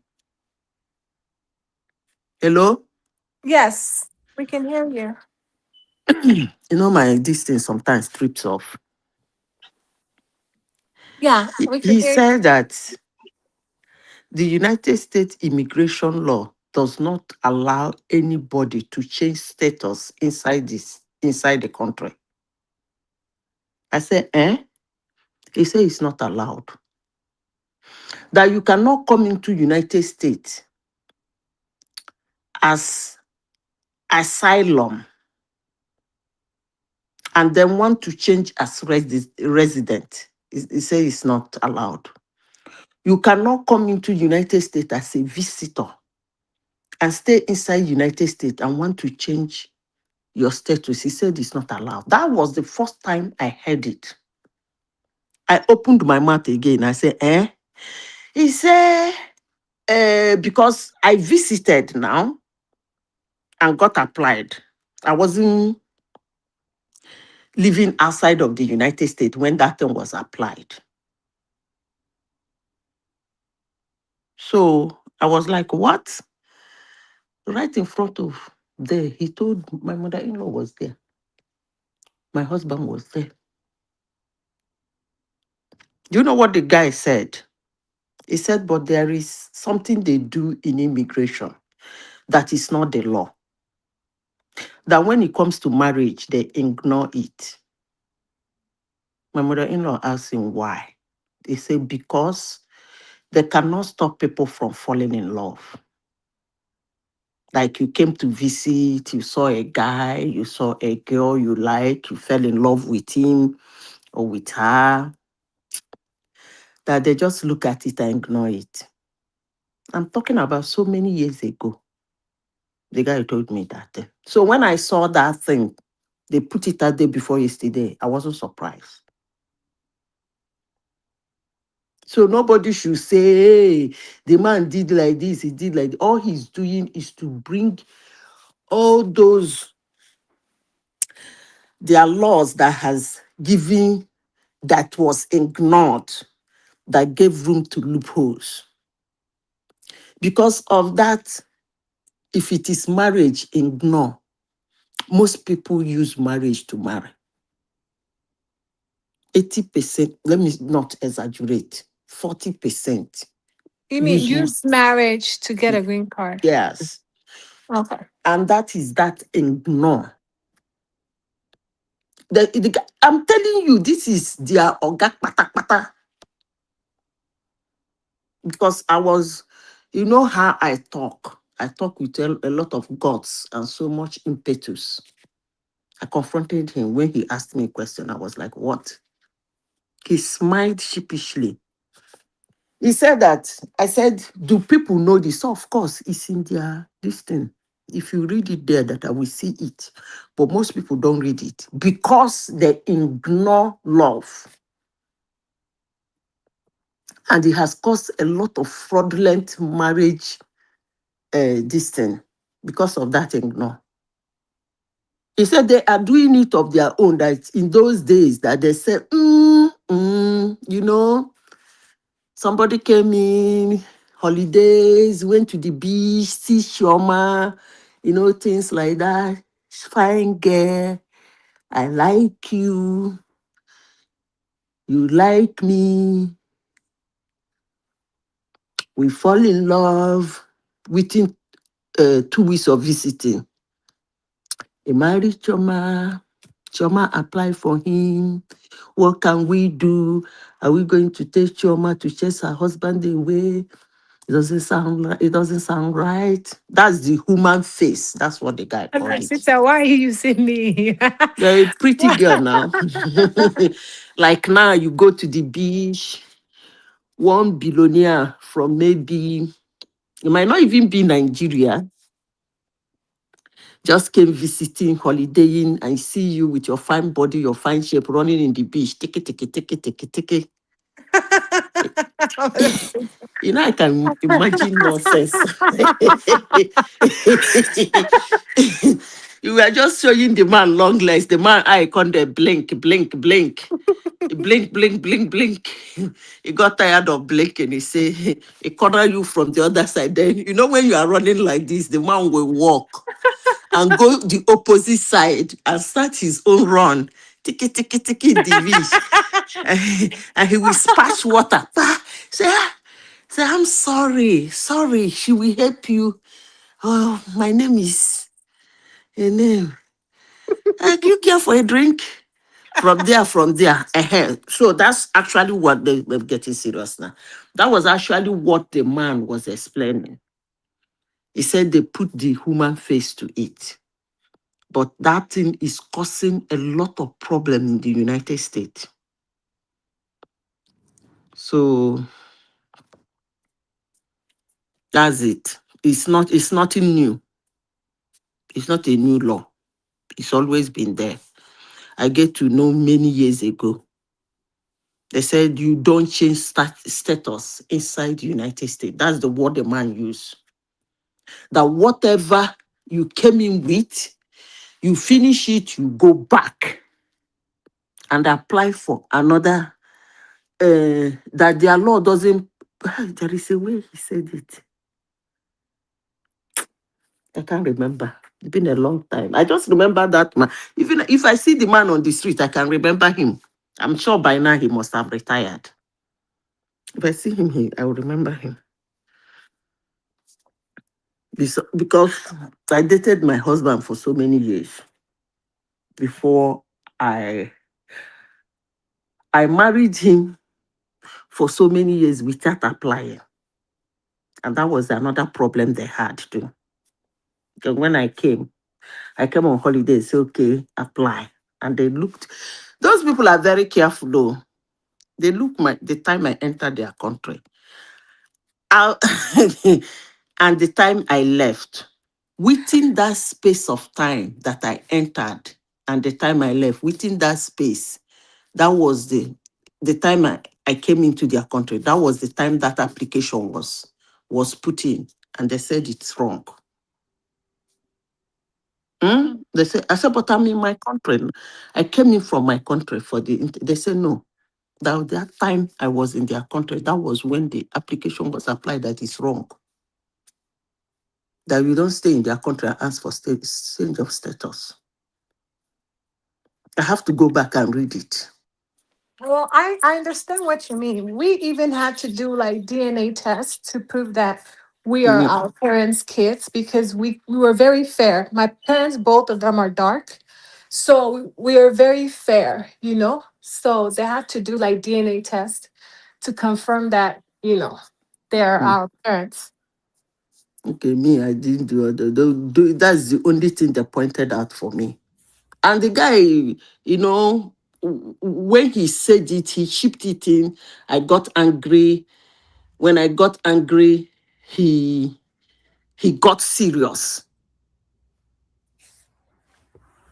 So, Madam Zita, do you know they said Obi Kumana deleted everything that has to do with City Boy movement? You know, It they have doesn't matter. posted the whole show. You I know, just wanted you to know. Chioma, Yes. when I say something, I don't miss it. When I say that thing, I never knew he was he has denied that thing. Oh. I never knew he was going to contest when I said that those boys need presence. Chioma, the election is not far. Madam Zita, that's the wrong. It's not chief priest Choma is talking about, though. Obi Kubana. And I went to his page. There's Kubana. nothing like City Boy movements, anything. Not even when but they take the page. he has posted again now that Let me he's check right now. 100% part of them. Larry, let me can you check. hear me? No, I don't see it. Larry, can you hear me? The latest post he posted about his city in Asaba, some Cubana city. He put something in his reel.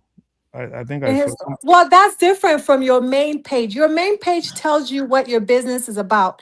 He has deleted everything that has to do with Shade. I'm talking about this evening, though. Chioma, I'm looking at his. I'm on his Instagram right now. Can I say All something? I'm seeing is his building development. Can I say something, Chioma? Yes, ma'am. Can you leave the man to mourn his loss? Which no, not Fat Boy. I'm not talking about Fat Boy. I'm talking about Obi Kubana. Which one is Kubana? The one that contested? No. No, that one is chief priest. The water, I mean money now water guy, aka I Mr. don't know them. Puff. I don't know Huh? them. Okay, Shoma, can you hear me? We Yes, can I hear can hear you. you. Every Okay. time, can you hear me with authority? Remy, who do you think we are here? Eh? Are we your household? No, take it easy. I just want to react to what Larry have been saying for a long time with Baba and the rest about the court case. I think we should not, this is just the beginning. They are still going to take the case up to Supreme Court. And INEC have already said that they are going to review the judgment and they are going to take their own action. And if a member of the party is coming out to say they are not the one that filed the case, if I were a politician, and maybe you might be right about giving people freedom to move from one party to another party, but I feel forgotten so soon that even left like that, there are so many court cases, even towards the tail end of the final day of the party presenting their candidates. So this particular one they have done this time around bring a sort of how to say civility into it, because what you are canvassing for, although you have you are partly right, but when we look at what have happened in the past, there were always a lot of court cases even before, even some days to the actual the final day, and that has made a lot of political party, even after winning election, to lose all their position. A good example is Zamfara. A good example is also Bayelsa State. So many examples like that. Even if you are trying to say that, okay, that you said they are trying to give if you are a good politician, are you going to plan your move months ahead, or are you just going to be changing party from now to another one? So let me finish. I think at the end of the day, I like it that somebody took it to court, but now that they are disputing over it, the beauty of democracy is that the Federal High Court is not the final judgment. So if you're a politician and you are hanging on that one, I think the risk is so high because it's still going to go all the way to Court of Appeal, even to the Supreme Court. And so sometimes the risk is too high. So it's better for you to any politician that is counting on that thing, I pity the person. Remy. But let me say this. And when you also mentioned, you mentioned Remy, I was talking, you just came in and screamed, "Can you hear me? Can you hear me?" And we say we can hear you. You just jump in and start talking. You are just having fun. That I don't know. Okay, let me quickly. No, it doesn't matter. You can continue. Okay. So, and Larry, you also said about okay, my God. I nearly forgot what I want to say now. I think you are talking about the political party. Oh God. Okay, Larry, you can talk. Maybe if you come to me again, I will say. Chioma, for the city boy that you are laughing, before I forget what is in my mind. Yes, ma'am. Do you know where you will know whether they deliver or not? Madam Sister, don't waste your time on those boys. No, wait now. Wait now. You know, so I come from Uguta. And two of them come from Uli. But we share. In fact, sometimes we go to the same market. The biggest market of all of us they enter. So forget. Mba. Is the result that we tell you. Mba, madam. Don't worry. It's not something we argue now. Madam Sister, I'm telling you, wait now, listen to me. Mark them and mark. You people are calling their names now. That means you know them. And you people are going to know their polling units. But we have been knowing them before this. Hold on now. When the result will start coming in, you'll be hearing stories like Governorship lost his polling unit. Oh. You know, people like you will follow it to the letter, right? So it doesn't mean I will join the polling unit. I'm not going. Why would I go there? No. The results, you see, you are following him on his Instagram. and his wherever you in his social media, and then because of all these city boys they did, people have already marked them. One of them is you, Shioma. And those people who cannot come into the platform, but they can insult people who are inside who cannot come into the studio, but they can insult people who are in the studio, struggling really hard to make people listen to us. That's okay. That we mark them down. So you'll be hearing things like, hey, what is his name? Where is those one from Uri? What do you call them? E-money has lost his pulling unit. Oh, they will say, hey, this one lost his local government. Oh, so you will hear things like that. That's what I'm trying to tell you. Then if they lose all those things, that's when you will know that they didn't deliver. But I they hope will I'm never making deliver. myself clear. So the end result will be that they will never deliver any votes. No problem. No. You can't talk that way. No. Let me quickly chip this in. But they know, they themselves know. No, you are wrong. That chief priest or whatever you call himself, you are, even if you're a big boy, you have a lot of money, you are also playing with a lot of big boy in Imo that have to have a lot of money like you to play around. You don't even know what he's discussing with because they don't shout, governor. You don't know them in the public domain. It does not mean they are not super rich like him as well. He thought he has the money. And let me say this quickly. You have to queue up. There's so many people on the line, and there's so many people that are loyal. So sometimes it's not that, okay, I joined the political party today and then they just give you a position like that. I think he's learned his lesson. And if we still have intention of holding public position in future, he should know how to go about it. Not just because I'm popular, everybody know me on Instagram, Facebook, or wherever I have a lot of money. No, those politicians you are seeing, they are very, very wealthy. Sure, ma. Because they don't make noise, it does not mean they don't have his money, or maybe they are even not richer than him, or they are Godfather. So that is the mistake he did. Sure, ma. Sure, ma, let me say this. You see, people can abuse me on your platform, but I don't like it when people mention my husband and my family. I don't tolerate that. I will scatter this platform now. In this platform, Shoma, I have been called all manner of names. I don't care. I'm the one that is in this platform. I'm the one that is speaking. I own my I have words. deleted it. If anybody wants to insult me, insult me. Well, I can bicker with you. That's okay.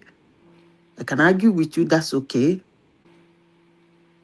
But the red line is leaving me that is in this platform and mention my husband in any way. I will go braska. Who is doing that?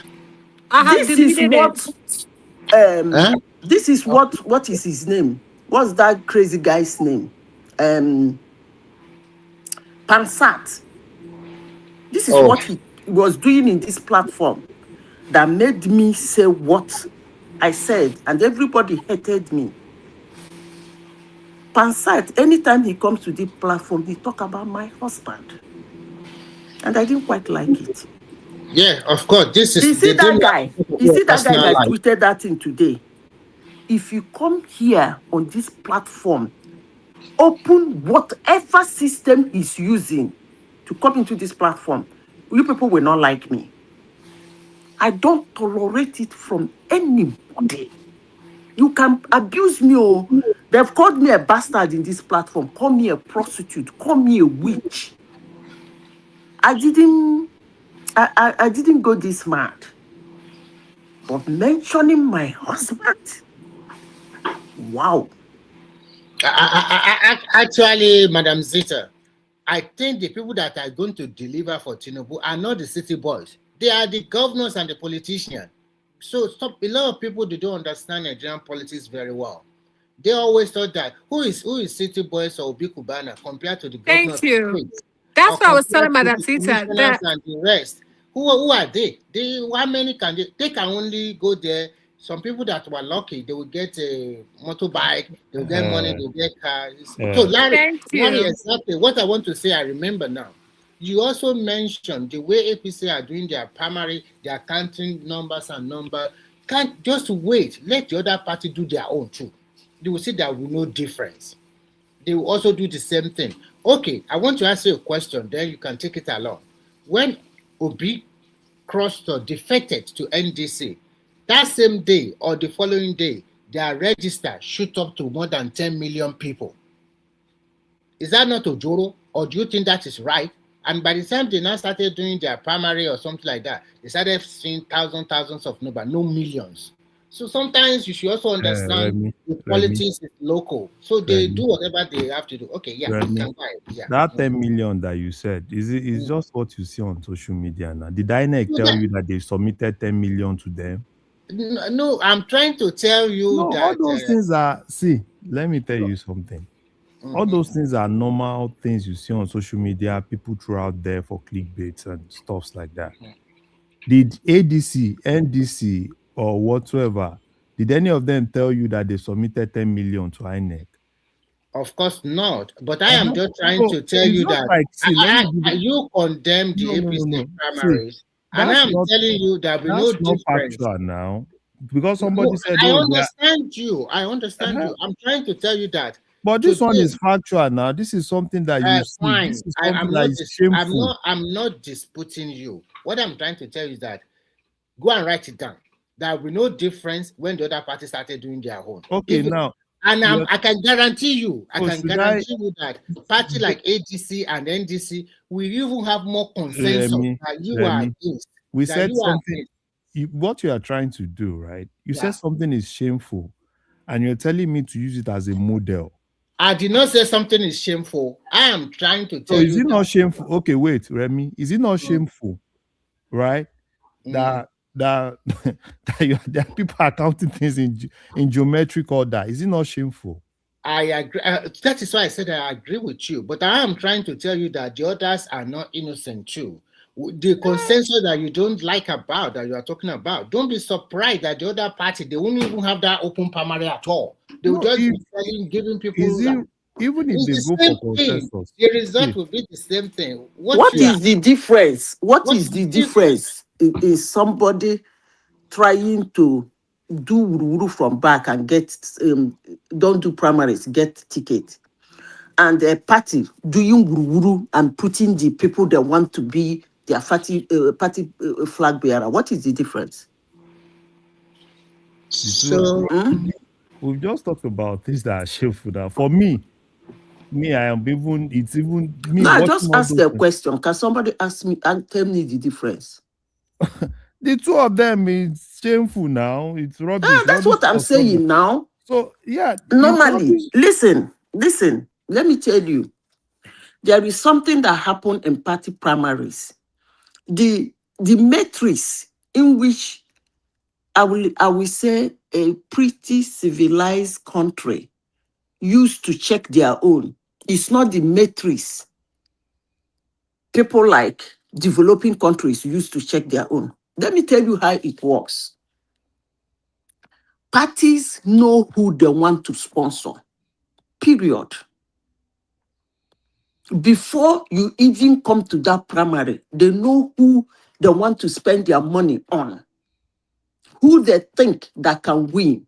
But in the Western culture, how they do is that all of them will go into their, more especially in presidential, all of them will start campaigning, doing their underground work. Then they will use the matrix to begin to see who is gaining grounds, who is gaining momentum. And all of a sudden, the moment it started becoming obvious, the sponsors of other people will start withdrawing their money.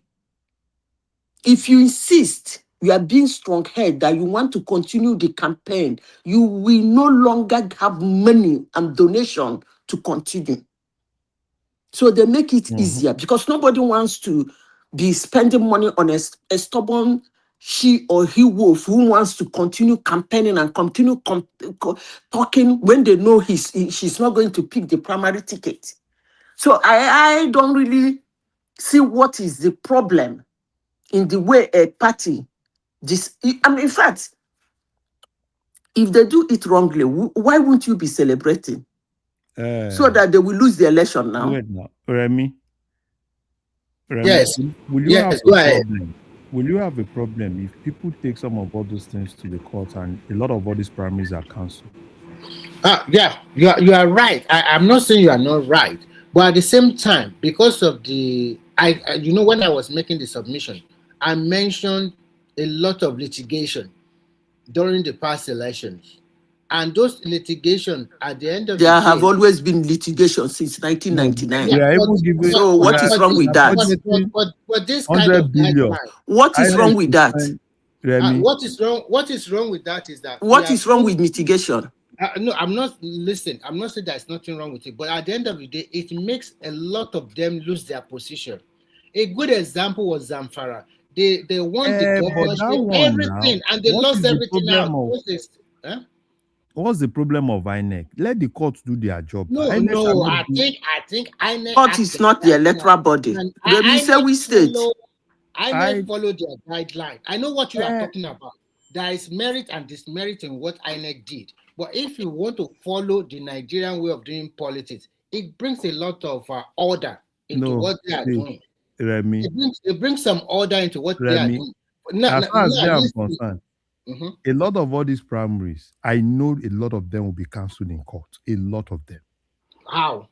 Particularly, okay, take for instance now, you're telling me that, because I try to understand why they are doing all those things. Obviously, you have people, right? Is it because you want to inflate numbers? Is it because I don't understand? So the question I will ask you... Let me give you an example. Okay. In Oyo, yeah, people are just saying, "Oh, Adelabu he's just angry, he's saying a lot of things," but there is merit in what he said. Okay, let me respond to you this way. Whether there is merit let me finish. Did you hear what Adelabu said? I did not. I've not heard. I've not. Okay, now let me tell you what he said. They said the person that won in Oyo had 571 or 72,000 votes. Yes. And Adelabu said the whole registration that APC did in Oyo is less than 500,000. You see that statement he made? That's actually why he lost. Yes. So that is, that one said it's a flaw on its own. Okay, he has an option. He can test his veracity of his claim in the court of law. Yeah, sure. So he can go. So what I want to tell you is this: whether it's called, I think he came third. Is it third or second? Second. APC abracadabra. No. I know you like Adelabu, but I will tell you. Me, Adelabu for what now? So the point about this is that the guy is not popular enough.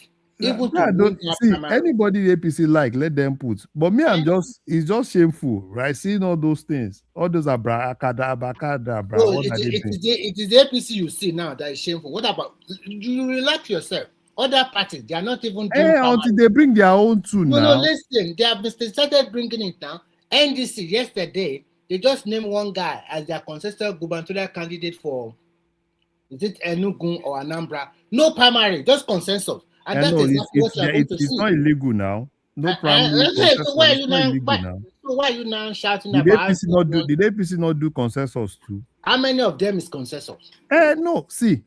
In as much as they are still within the law, it's not illegal, so they are doing the right thing. So what you are trying to say is that because they count number 10, 20 or something like that, the point you are going to prove at the court of law. So that one is not wrong. No, listen.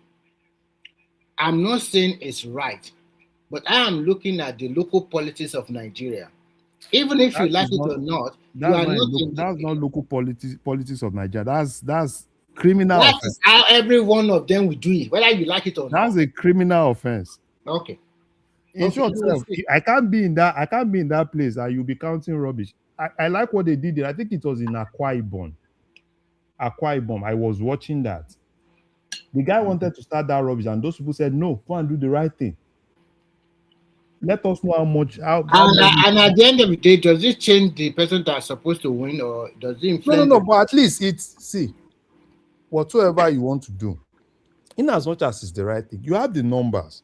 And that's why in most cases, I don't even understand why they are doing that. Probably they want to inflate the number or something. You know, it doesn't cost you anything. Maybe you are right, because sometimes you see some word, they just line up for only one candidate. Yes. Yes, so what stops you from line up for a candidate? What stops you from counting them? And so, okay, if they are just 200, okay, let me give you an instance. I've seen spaces where there was what they did in Lagos. Somewhere I was watching it somewhere around Oshodi, Solo.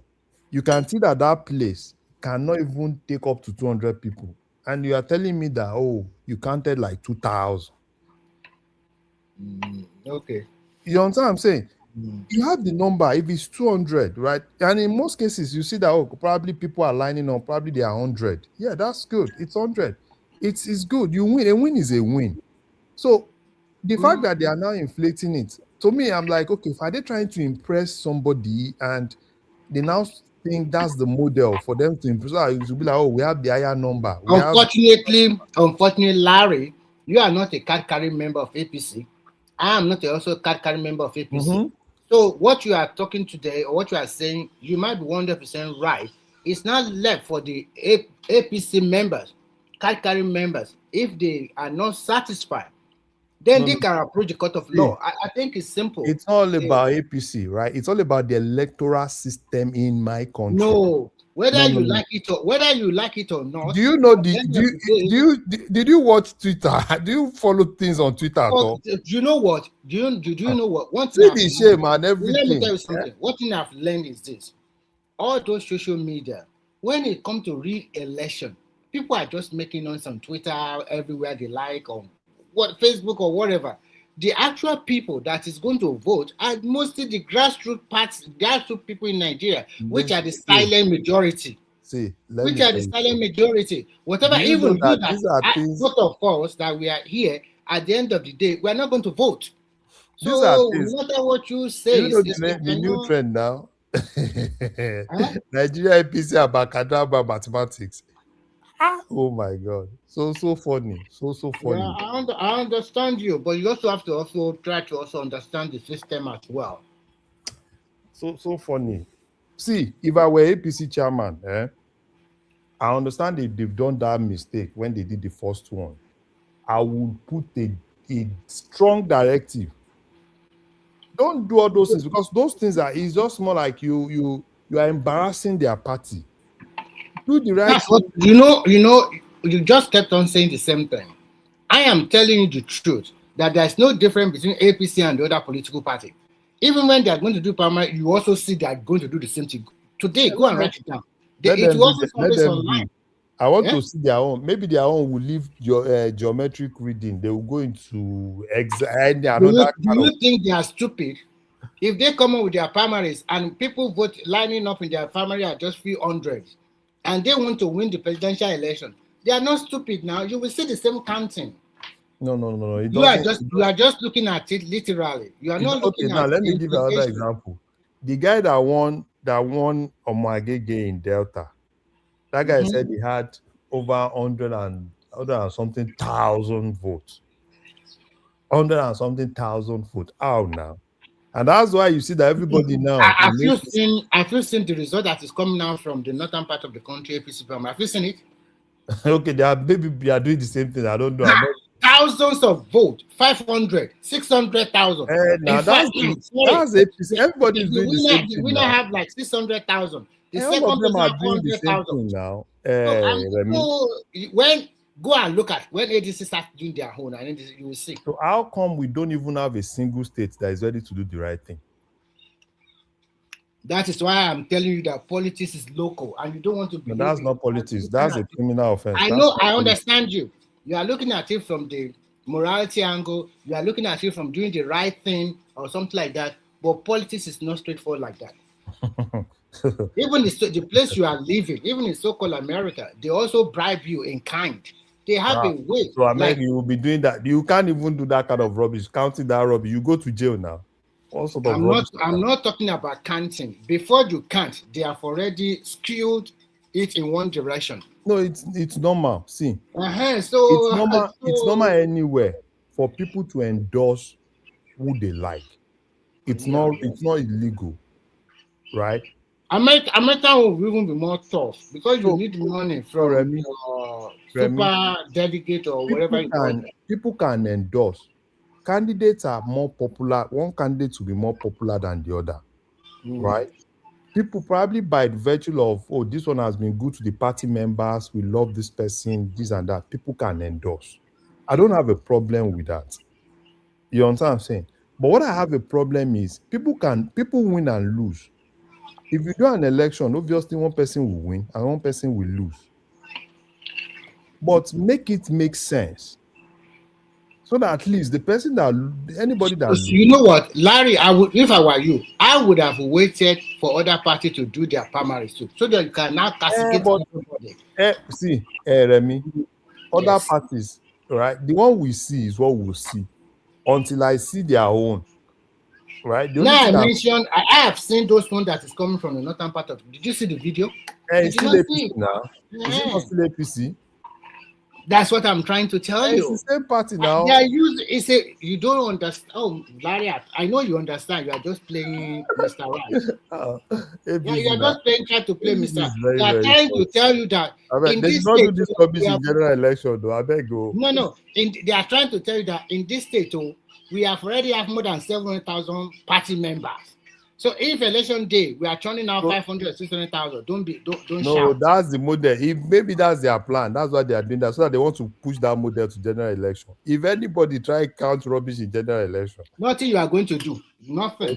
I repeat, nothing you are going to do. Because in general election, it's not going to be only APC that will be there now. Every other person will be there too now.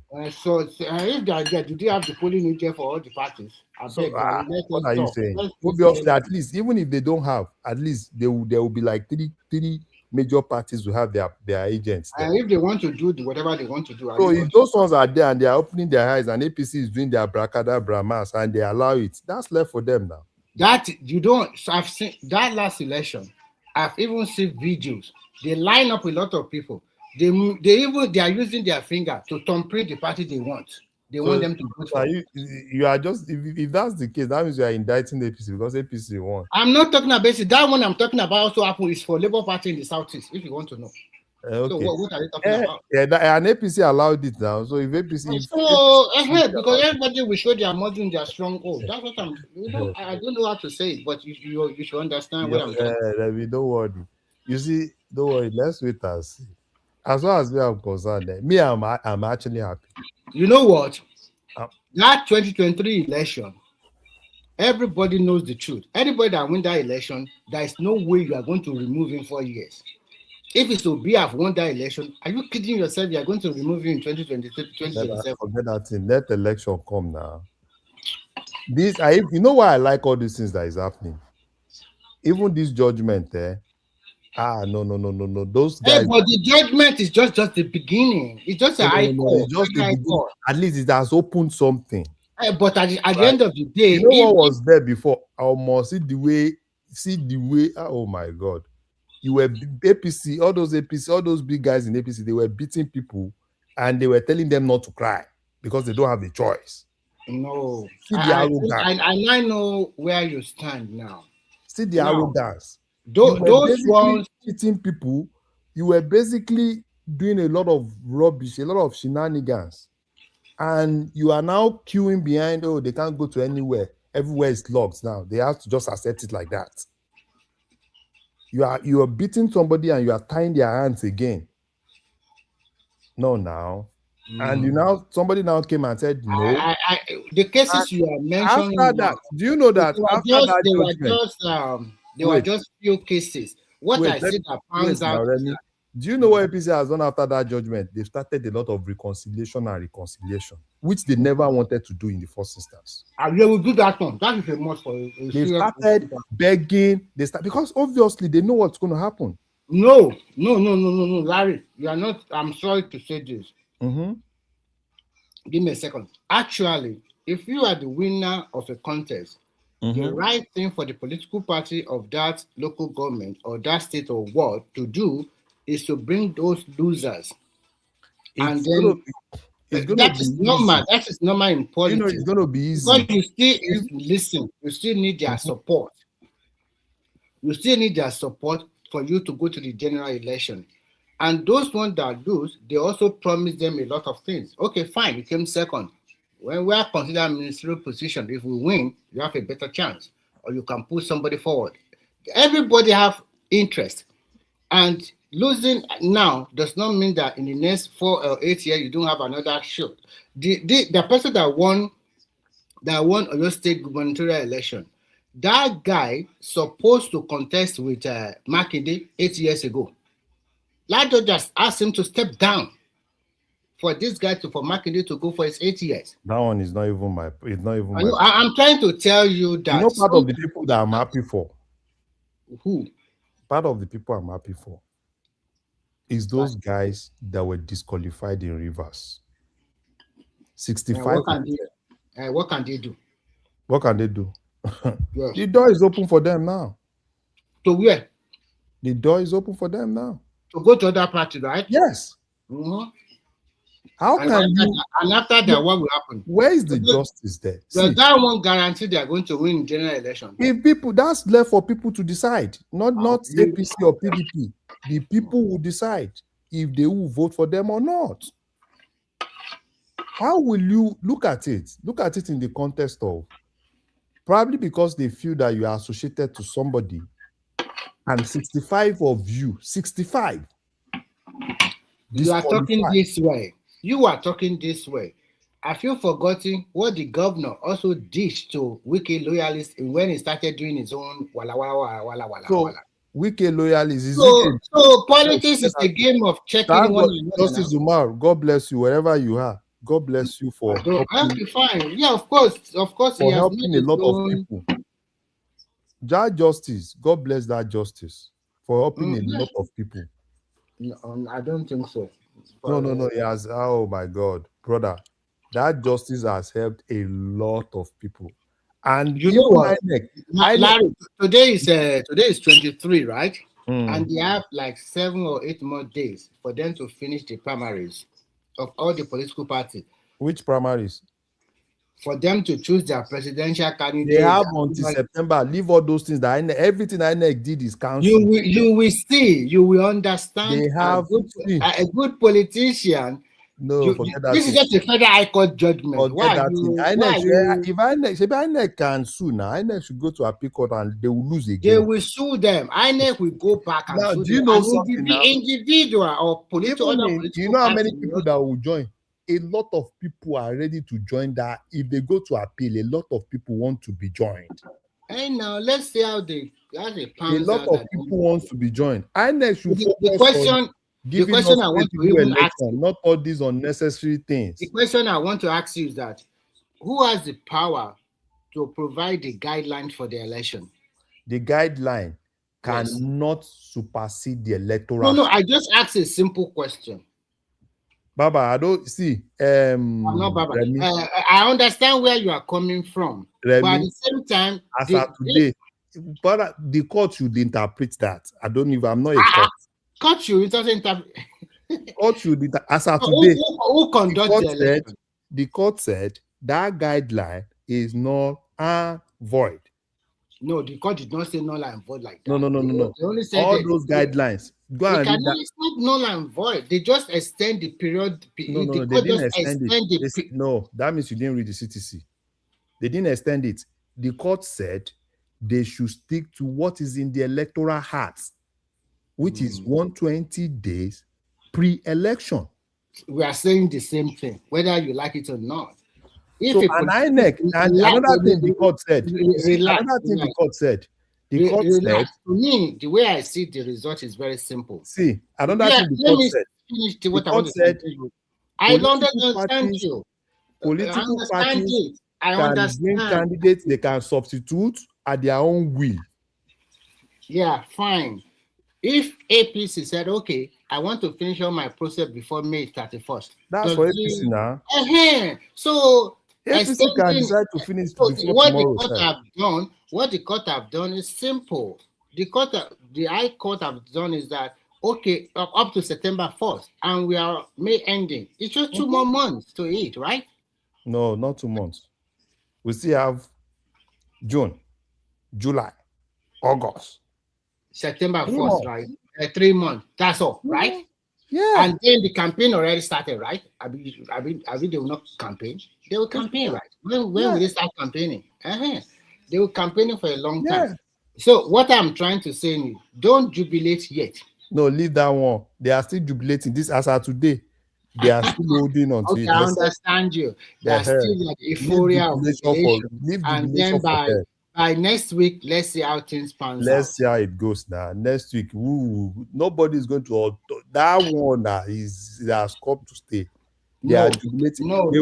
If INEC, I think that INEC will collect another whip. They will whip INEC again in a pick-up. It's not even INEC. If truly the person that Woman and Baba is talking about came out that the party never all those songs. Not true now. If they never initiate any court case, now.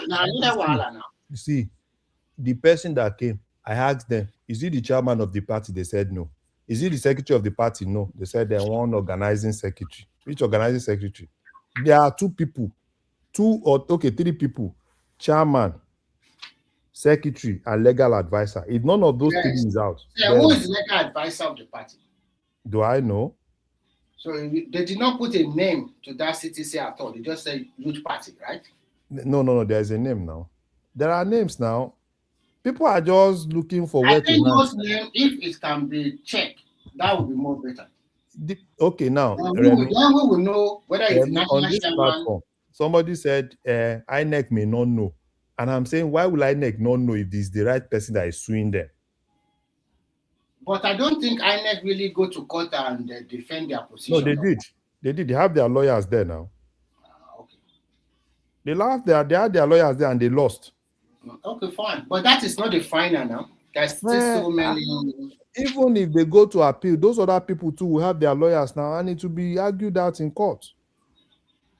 Well, one thing I just know is that in party politics, even if you are not popular enough, no matter what you do, the people will not support you.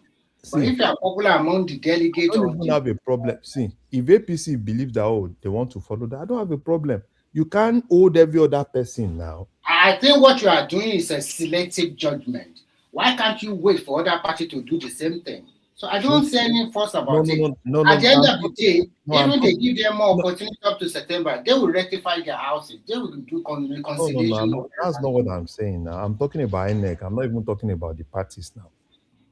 INEC that is Amupiton. That should focus. I think you are looking at it from one angle.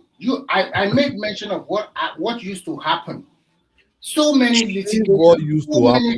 That is why we have other years, but you don't want it. You don't want the whole that is why Nigeria budget another extra 100 billion for INEC, for their legal fees and everything. Is that good? That 100 million cannot go to leave it. INEC, why is INEC rejecting it? INEC should reject it if it's not good. Because we know that is the peculiarity of our electoral process. But it's not good. It's not good. That's why we are budgeting for it. We know that people will be aggrieved. People will sue INEC. And INEC took a budget of 100 billion, which we have given them. So Dorothy, you want to come in? Mr. Dorothy? Yes. Yes, I want to talk. Ahead. Yeah, I think the right thing should be done. Even though you see, most of the problems that we have is this. I understand that we might think, okay, probably we have a particular candidate or whatever or something like. But one of the things that give credibility to the process is by following the rule of law. You see, Because all these things, at the end of the day, they could spell doom for the what, for the democracy that we are just managing to build. Yeah, fine. The INEC chairman should at least. I know they have powers. There are some sections of the constitution that give them some probably some powers to actually tamper with the. I mean, to decide on their own on some cases, like creating a new timetable for themselves, for themselves to make their work much more smoother. But if the constitution says 120 before the elections, so I think so be it. That's just it. It's just to give everybody a fair hearing, so that when somebody now lost it tomorrow, you know, gonna be saying that, oh, it was because they didn't allow them to want to move. I mean, let the victory be sweet. They're going to win. If Tinubu is going to win, let him deliver also. Because whether we like it or not, we may be thinking, oh, we want him to come, but this is an opportunity for us to also get something from them. The politicians are politicians, whether we like it or not. Let him do the right thing. Let him allow the INEC guy to do the right thing according to the law. The law says 120. Nobody is disputing that it should not work according to the electoral or whatever. But what we are, let me talk now. You will talk. Nobody is disputing that. But you also have to look at the INEC guideline or the mode of selecting their candidate this time around. Whether you are disputing their counting number in geometric number or whatever they are counting, but at least we do not see a lot of wala. Some are using consensus, some are using both, and even some other political party. The other time they just announced Adebayo as their consensus candidate for SDP. Before you can turn around, another factional SDP came out and said blah blah blah blah. And you can see NDCs they have already started announcing their gubernatorial candidate for state, and they were talking about consensus. So what I'm trying to say is that before Larry can castigate APC, why not wait for other parties to also maybe 2 or 3 days to this time? Everything will come to forth, and then you can see what other political parties are also doing. Well, and I am also telling you that because one federal high court said, okay, this is the final. That is not the final judgment. No, that's not the final judgment. I know. You can see, the Supreme Court. He helps the credibility of the election. That's just it. He helps the credibility of the election. Also, so people will be giving when they lost tomorrow now, they would not be saying, oh, it's because they didn't allow us to go and test our popularity somewhere else. They gag us, they did this, they did that. See, the country is trying to gather itself. Actually, if somebody loses, they will have an excuse of losing. And I know that in politics, some will be treated unfairly. I agree, I accept that some might be treated unfairly. You are right. But I'm telling you, in Nigerian politics, more than 70 to 75% of the people that win, they are popular among the party delegates or people that vote for them. So that's what I'm trying to say. So if you are not popular enough, or you just want to take, you have the money, and then you just want to go to the primary one day or two. Yeah, I agree partially with you that okay, so probably few is probably just few, except for rivers. I think I'm seeing rivers and probably some few spaces where people were kind of trapped somehow. So, but at least this gives some kind of an opportunity for the process to be credible, to be adjudged credible, at least on the normal day by Nigerians themselves to see, okay, the constitution was not. Is that? Okay, can you move to that? Okay, you know that. Okay, yeah. You know that. You can mute first because I'm hearing. You know that one of rivers. You know that one of rivers.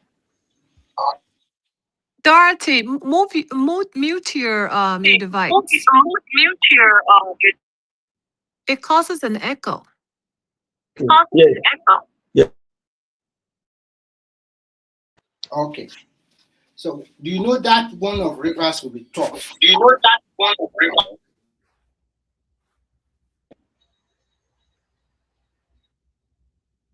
Hello, Rami. Hello? Yeah, I'm trying to talk to Dorothy that the one of Rivers will be tough, whether you like it or not, because there's a power play there. And those people they disqualify, I think they just brought them in. They are not party members of APC for a long time. So and apart from that, whether they're a party member or no party member, I think because the power plays. How are they not party members of APC? Okay. Whether we like it, we are not even sure. Whether we like it or not. Chinda that was, as at when we know, was a PDP member, minority leader. Fine, you are right. In House of Assembly, there is more APC than them. Yeah, you are right. I'm not saying you are not right. But everybody knows that Rivers politics is always hot and tough.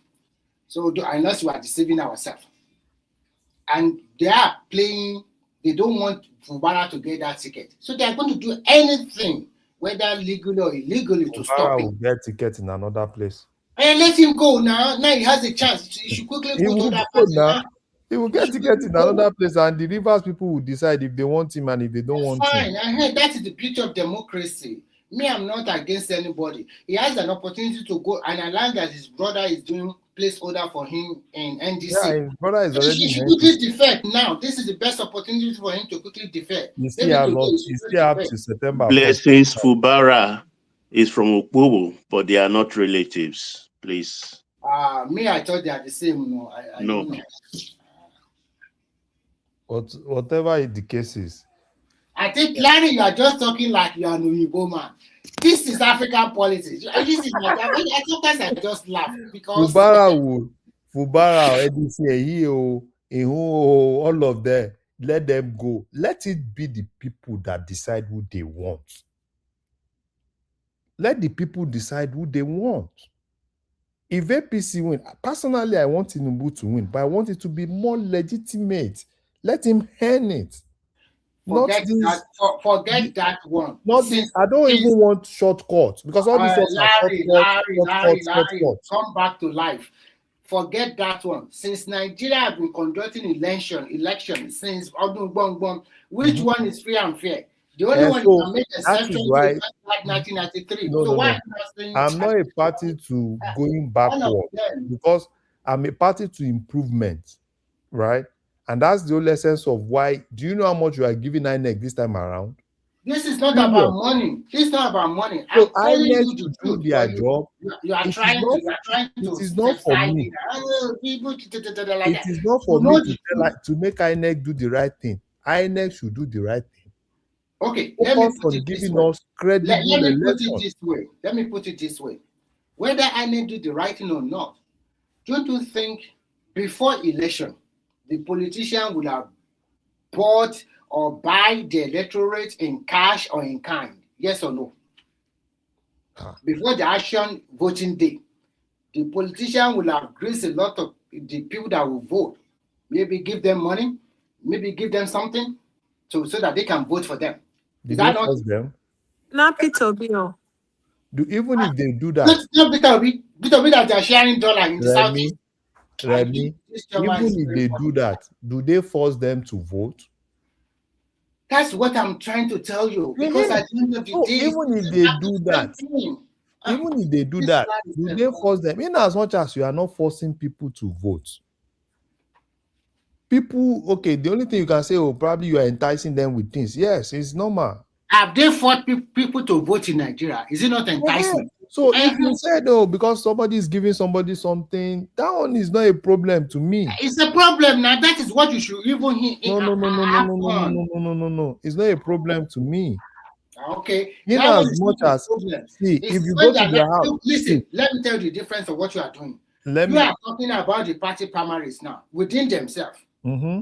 That is within themselves. But you don't care whether they give the electorate, the people that is going to vote them in the general election. You don't care about that one. Which one is more important? If they give people money, right?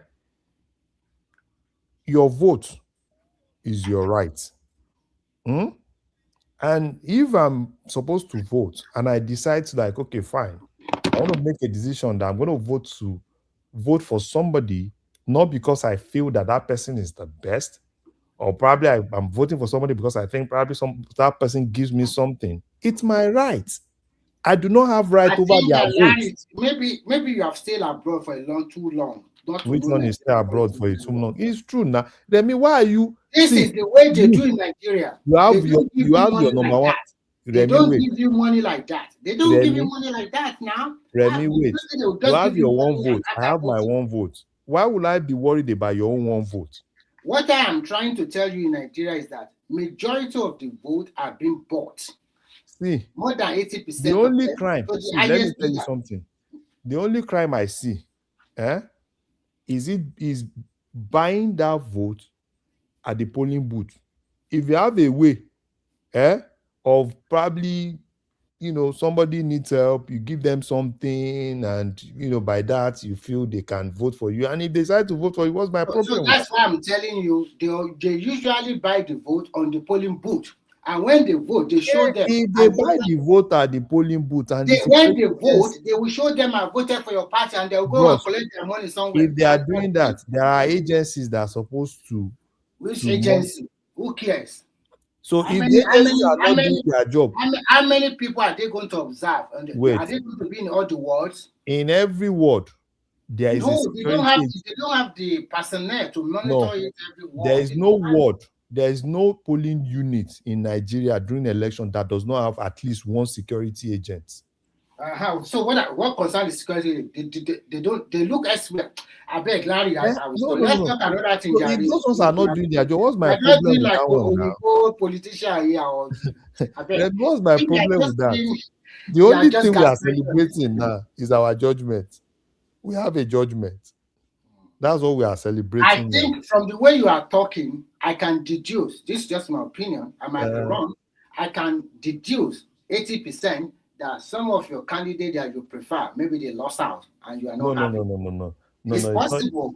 No. I don't even have candidates that lost out. That's the thing. So the candidate that you have that won, do they do the right thing? They did not count yalla for them. I don't even have candidates now. So which one is my candidate? Am I an APC you love? Those am I an candidates APC member? I'm not an APC member now. Those candidates you like, they do not count super count or super number for them, but they won. You are happy, but you don't talk about them because those candidate I love. See, Remy, let me be candid with you. I do not have any candidates. I doubt it. You, Larry, even in Abuja, you know. You see, because what's my own? Like, okay, even if I love a candidate, in as much as I'm not part of the people that I know you like Yayi, right? Yayi, why wouldn't? Yayi is contesting now. He's contesting. So see that one. And don't tell me that I don't even know if I like him. All right, the people. So if I'm going to vote, then I can decide then if I'm going to vote for him. If I will be in Nigeria. So all this while we have been talking, we are not voting. So I'm going to vote now. You are going to go home and vote. Yes. That's good. I'm going to vote now. Why won't I vote? My card there now. Baba, I'm going to vote though. So look at the Ogun State now. It's a consensus arrangement at the end of the day. Are you telling me that all those other... No, they still did. They ratified it with the vote. I know, but what about other people? Other people? He has other consensus like this banker, I forgot his name. But they didn't force those ones now. They are Are you sure they did not force them? When they say they are writing on the wall, that is politics. No. That's the essence. You mentioned that one for your state. I want to go back even at that, there is not only Yayi that there are still other persons that compete with him today now. That's why they all. Yeah, but sure. I want to go back to your state. He's going to do well now. He's loved by people actually. His own case is a bit different. The way Yayi is going, I don't even know what's happening in Ogun State. Let me not deceive you. I'm not even the way. But I believe the guy will do well. He's going to choose his candidate for a deputy governor, and I think Ogun Central. The problem of Ogun State, except if Tinubu is able to settle it, APC has a problem in Ogun State. Except Tinubu is able to settle it. What's the problem? The problem in Ogun State is the governor. And that's a big problem.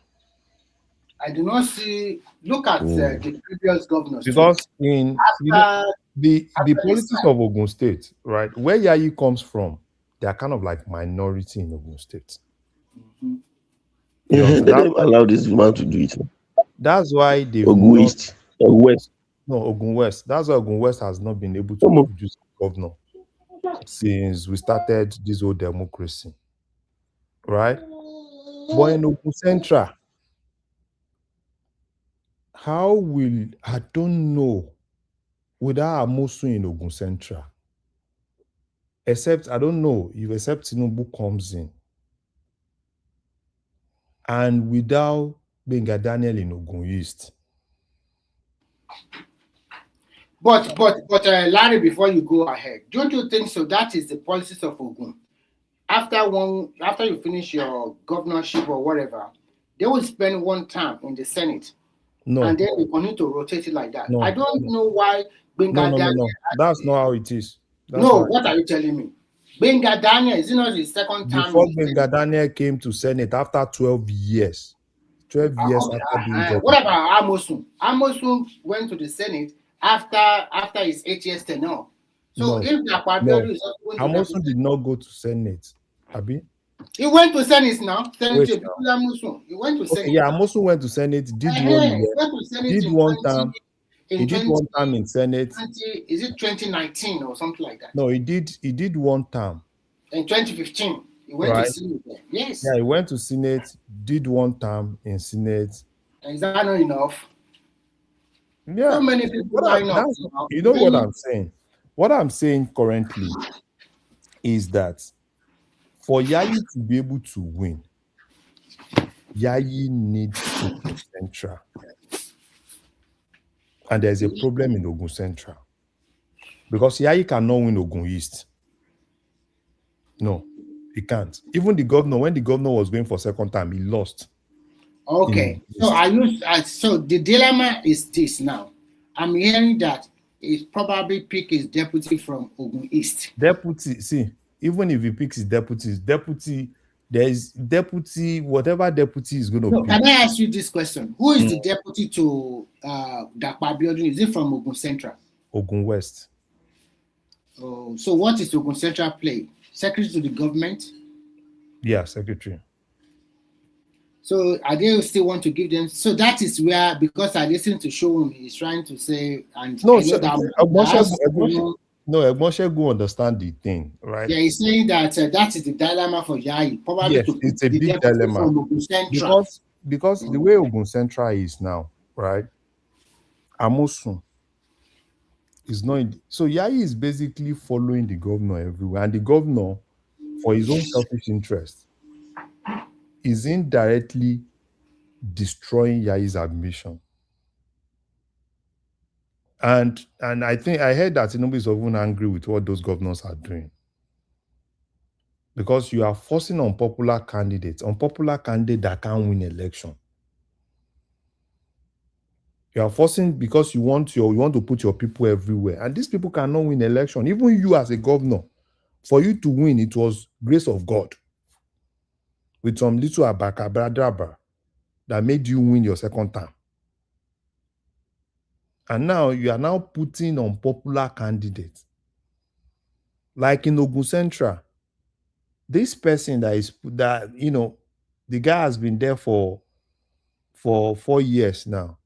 People are complaining that, they've not even seen anything that he has done. Right? You force that guy in. During election, who is going to vote for you now? And the problem of Ogun State, it's huge. Because the way it is now. But luckily for them, they have enough time to settle everything. So to reconcile. And the way it is now, you understand? A lot of people are complaining about Dakpa Abiodun himself. Yeah, you know that actually, if you want to talk about Dakpa Abiodun, he didn't do anything in the first term. It's when there's a lot of noise. Even the second term, a lot of people. And they will punish him now, and they will not vote for him for his senatorial admission. That's what I'm telling you now. And he's now putting his own unpopular people too. So that's going to be a problem for Yayi. And all now, if Ladi is smart, all Ladi needs to do, because Ladi needs now, currently Ladi is also pro Tinubu. He wants Tinubu. So they don't even care. In as much as Tinubu still wins. Right? Yes. And they will not go and sort it out with it. Let's see how it plays. So all Ladi just needs to do, if Ladi can get Benga Daniels to his side and get Amosun to his side, then I don't see a way for Yayi. Because if it's money for money, the Baba Jebu family too, money they ground. So they have the money. But to be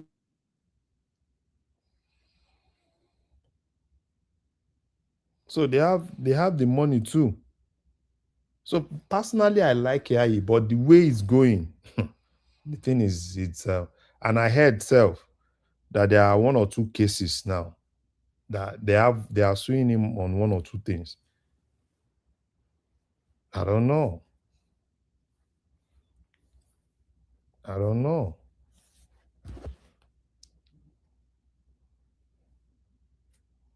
But I expect Tinubu to be able to settle them, Sha.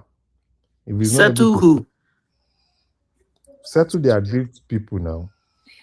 In every election, there must be an aggrieved people. You can't settle everybody. No. That Ogun State, if Tinubu does not settle the aggrieved people, it's gonna be a problem. Oh. APC will not win. No. I don't even know you people why you people keep saying this. You guys actually do contradict yourself. That what? The only no na go talk say election for Nigeria different. The only una go talk say it's not free and fair. The only una go talk say they rig election. Una still go talk say Tinubu they still election. Now you people go turn around again, believe say the election they free and fair. Now una go turn around again, begin talk about who to pacify, otherwise you no go win a place. Come Madam on Zita, now. no, Madam Zita, this one no be the mistake wey Tinubu do. Now to leave the governors, may they go do everything where they want to do. And him don't they even complain now? Because the governor, not be waiting he tell the governor, may they go do. And that thing don't cause a lot of problem. Because the governor, if you give me opportunity, I go do thing wey go favor me now. Larry, every party has their own problem. There is no way a party go do primary, everybody go happy. That is one thing you will understand. There is no way a party go do primary, everybody go happy. The only place where party go they get problem now for presidential. When the whole people no agree for the presidential candidate, the governors no agree. Some people no agree. Nigeria they get wahala. But you see all these governorship election, local senate, they know they get wahala for there. They go settle themselves. No, I don't even know why all of a sudden everybody is interested in what APC is doing. I thought people say that criminals, they need to be booted out. At the end of the day, what will happen? At the end of the day, what will happen? Even if they lose, because you know the thing is, in as much as all of them are for Tinubu, Tinubu will just be more like, okay, go and settle yourself. Because what will just happen is Tinubu will win his own election, and then they will flip the other ones. That's what might actually happen in Ogun State. If but they are not Larry, Ogun is that they should just leave this guy. This Yayi guy is doing well, and Ogun West has always been marginalized for a long time. The Yewa Wori guys, these guys have been, for how many years? These guys have been pursuing Bengali Saka. Just name them, and a whole lot of them. Personally, let them just allow these guys. And the guy performed as a senator. Did well, fine. He has done in Lagos before. So people are against him that you cannot come back to Ogun and come and do two-faced things. So, but the guy did some tangible things in that senatorial districts, even across the length and breadth of Ogun. So let them just allow this guy. But I know politics, of course, there will be some pushbacks. Dorothy, me, I don't have a problem with you. Me, I'm not from his place. I'm from Ogun Central, right? Personally, for Ogun Central, we don't even care. Right? At least Ogun Central have done enough. At least we don't even care. But the way it is now, that's the problem that is happening. There is a problem everywhere. But let me ask you this. Ladi is from East now. Yes. Ijebu Shagam uncle. Yes. So what again? OGD has done. Remo Ijebu axis, Shagam axis. They have done this. Is the second time they are doing 8 years, Abi? 16 years. This is. But, I mean, well, it's democracy actually. Everybody has the majority. We have their way. It doesn't work like that now. But at least. Unfortunately, it doesn't work. I said, unfortunately, it doesn't. I know. I understand politics. I understand that it's politics and some other few things like that. A particular. He has done well. He has done well to some extent, at least. Yeah. Personally, right? Like I said, if you give me Ladi and you give me Yayi, I would rather say Yayi should win. You understand? That's a personal, me personally, because I know the two of them. At least to a particular extent, I'm closer to the two of them. I've worked close. I've been so close to Yayi to a particular extent. I've been so close to Ladi to a particular extent. You understand what I'm saying? So I know, at least for Ladi, I know the two of them. I've been in the same building with the two of them, so I know them. But for me, I think I still prefer Yayi, right? But looking at what is happening, in politics now, you need to analyze what is currently happening. With what is currently happening, the governor didn't do well. He messed up some places. Even in the West that Yayi comes from, there is a big problem. The deputy governor, right, wanted to go for Senate. What did APC do? She didn't even say her name at all, not to talk of disqualifying her. You understand what I'm saying? It's not like she didn't even say her name at all. And there's another guy, Abiodun Akinlade, that stepped down. APM. You know Akinlade, ba? Yes. That do you know what of Yewa? Do you know what they did for the guy? What they did to the guy? No, I didn't. So Yayi and his own group, they basically schemed the guy out. The guy now, after the guy left, Yayi to go for governor, the guy now went back to House of Rep. You understand? So Kotsi is more like, let him just get the House of Rep since he has stepped down for you.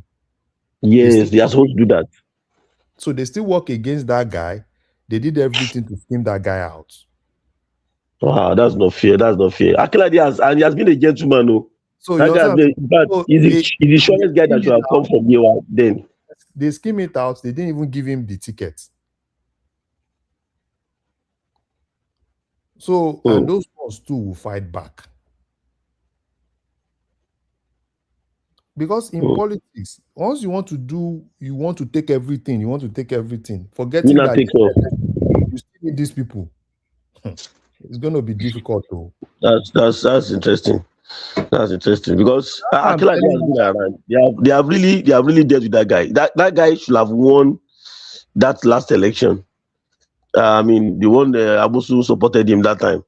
I mean, they really did a lot of work for him, but they are able to retrace themselves, step back to APC. But at least this time. No. It's two Akinlade. That one you're saying is another Akinlade. That one is Triple A. There is one Akinlade that has been in House of Rep for a long time. So now he's kind of like one of the popular guys in that place, and he wanted to be governor. So he wanted to contest with Yayi, but they said that all of them should step down. You understand what I'm saying? Now, which step down. So, and for him to have stepped down from being a governor and went back to go and collect House of Rep tickets, Kotsi is more like, support him, let him get the House of Rep ticket. Why you hold the governor? Don't work against him. You understand what I'm saying?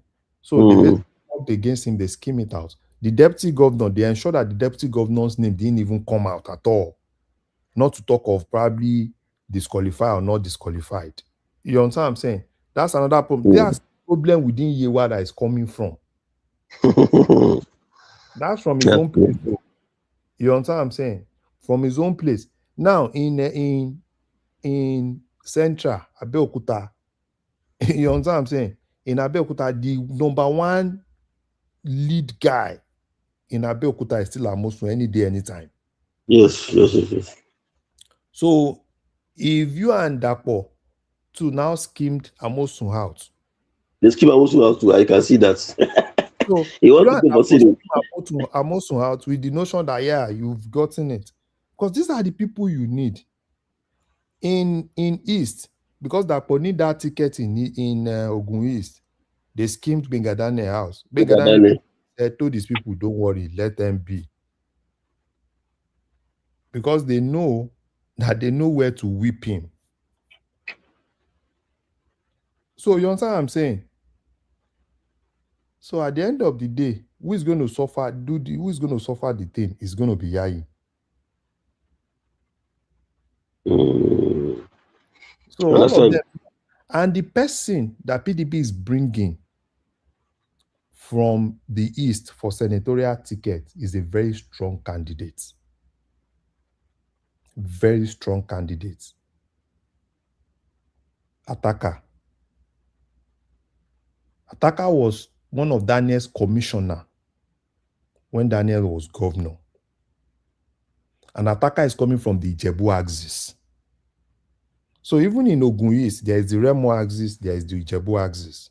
Yeah. They are the two guys that make up East. Remo Ijebu. Yes, because Daniel is from Remo. The governor is from Remo. So PDP is bringing somebody from the Ijebu axis. Counter that. So to counter that, and they need the Ijebu state. So the Ijebu people might probably... And Daniel is Ijebu. No, Daniel is from the Remo side. Oh. Okay, Daniel is Remo. Yes. Governor is from Ijebu. I know governor is also from Ijebu. The governor is from Remo. Both of them. Both of them are from Remo. So the Ijebu feel marginalized. So the Ijebu people would probably follow that guy from their side.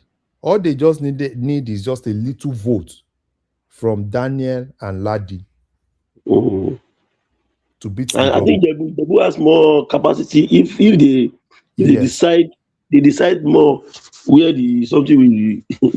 If they both emas, they will have more population. So that's why before Kashamu died, Kashamu has been leading them. Yeah. Kashamu that died because he's from the Ijebu side. Ijebu is from Ijebu, yeah. So you understand what I'm saying?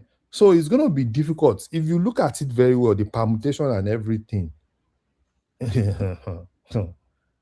going to spend a lot of money. But honestly, what do you call it? This guy, the governor should just go and rest John. No, so the governor is causing a lot of damage. He won't rest because Amos also played the same game when he was the governor. So all of this thing you are talking about. What I'm saying is this, Mr. Remy. What I'm saying is, the governor himself does not really. He has some issues with his followings also within that state. Because he didn't do well, another candidate would defeat him in that senatorial district. No, he will lose. He might lose. So he's not careful. It's not like Dorothy.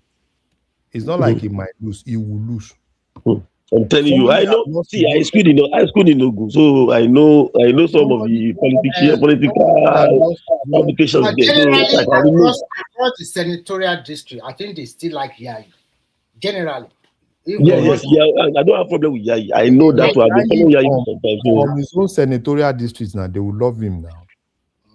You know, and they have been looking for that governorship ticket for a long time. They are minority now. Yeah, they are minority, but you know, they have always had this like they have supported everybody, people just support us, something like that. And Amos was the one that wanted to help them the last time, but he was not successful. Amos wanted to help them, but the Ogun East people collected it with Dapa Biodun. And Central too. Whoever Central also support too matters. No, Central is not going to decide that. Now they decide this one. And now they decide where to go up for. Decide this one. We have one from west, we have one from east. So we will be the ones to decide. And we that we're going to be the ones to decide.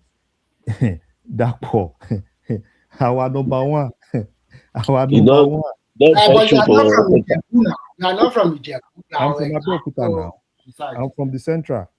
I know we are going to decide, but we are going to vote for Yagi. So whether you like it or not. Oh, okay. Okay. Whether I like it or not. you might still manage to win, but there are some people there will be some casualty. No, seriously. on the sideline, all this rep and there will be some casualty. I'm telling you. If they are not able to settle, it's going to be, if they are not able to settle the crisis, it's going to be like, if Yayi wins, it might probably be something like what happened with Dakpo. Slightly less than 10,000. Is it going to go against Adebutu? Yes, now. But Adebutu is not very popular in North Central now. It's central. But he won the last election in Central now. The guy won the Central last election. Last election I'm now. going to put for Yagi. Let him go and sit down. Remy, don't worry. Calm down. We went to say politics small. You go deep. Watching GLT. To buy one deputy governor, see what she man. Tani. Deputy governor. Tani deputy governor. Chef the deputy governor in Ogun Central. I need the deputy governor. He'll get to deputy like Ogun. Anywhere to buy my I will need the deputy governor. Okay, what do you want? East Lofuni deputy. East in the permutation buruku. No, Toba deputy. No, Toba mu. See, let's just be candid with ourselves. Bad decision. Deputy Toba Lomu deputy is bad decision. Toba Lomu deputy ó ti finish ara ẹ̀. Toba Lomu deputy ni. That might make sense to you. Toba Lomu deputy ni East. Ó ti finish ara ẹ̀ nìyẹn. Zero nìyẹn. Ó dà pé Central ló ti wá bá mú nìyẹn. At the end of Zero nìyẹn because all. But I don't Central ń gan pàápàá. Give us a name. No, I don't even. Yeah, I don't even. Your man want the Central at every point in time. Central man wow. No, Dorati, ibẹ̀ yẹn burú o. Gbogbo wọn lọ níyàn. Sori Central. Èrò pọ̀. Competent people yapa. So yapa. The problem that Yayi has is not just Amosun. You see in Central, there are a lot of gladiators. When you talk about Central, you talk about Amosun, you talk about Dimeji Bankole, is also a gladiator in Central. No, Baba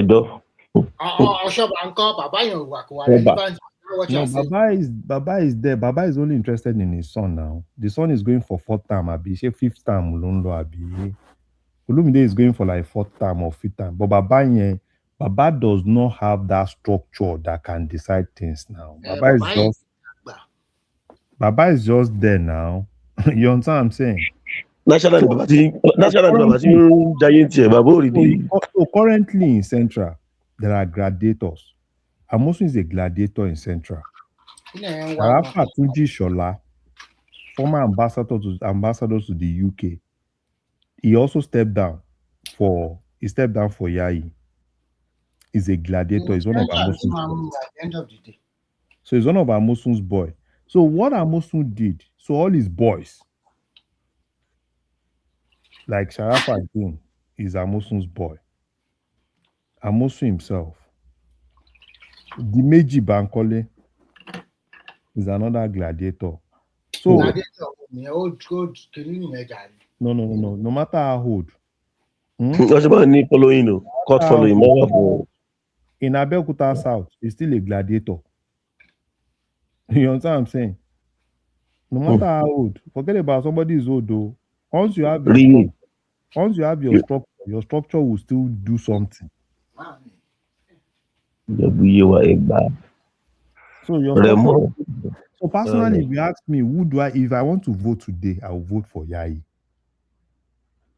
You understand what I'm saying? But the way I'm looking at it, they need to just settle some of the things, some of the scores. Because what I'm hearing from home, let me not deceive you. Yayi will spend money. But Yayi will deliver. Yeah, And I don't think I want Ogunze to lose that. Forget about anybody will deliver until they get there. I don't even want to stand on somebody who deliver. Anybody that wants to deliver until they get there. Until they get there. Once you get there, then that probably in the first year we'll start knowing if we will deliver or not. I'm very sure of that. I'm not sure. So personally, me, I will go for Yayi.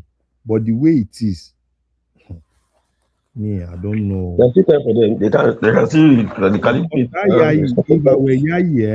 If I were Yayi, I would, in as much as I want to be close to the governor, I will be neutral. I won't let him put me into that game. Neutral. That is there because yes, he has to be very careful right now. Because to get to final, let me just move away and start we people to. Even if I were Yayi, I won't play that game for the game he played for Akinlade in Yewa. That's a dirty game. Somebody stepped down for you as a governor. That person didn't even go for Senate. He went back to his normal House of Reps. It doesn't stop you from supporting him for House of Reps. But you still went on and installed the governor's candidate against that person. And when you know that that person also has a very strong structure, and that person might not even collapse his structure for you. And even Yayi himself, there's still this issue of legitimacy from that Yewa. Some of them believe that it's not from Yewa. So, but don't you think this window of judgment? Okay, let's see if it goes through, can still produce opportunity for some of them, like people like that, to go and test their popularity using another platform. No, that is the judgment. That is what I'm saying. A lot of them. Daniel, for instance, if I'm not sure, Daniel might contest under another party. Yes, that's what I know. Daniel might contest under another party, and probably Amosun too. So now look at a situation where Daniel moves to probably Labour Party. Amosun moves to another party. That will be tough. The way I'm seeing it, that judgment.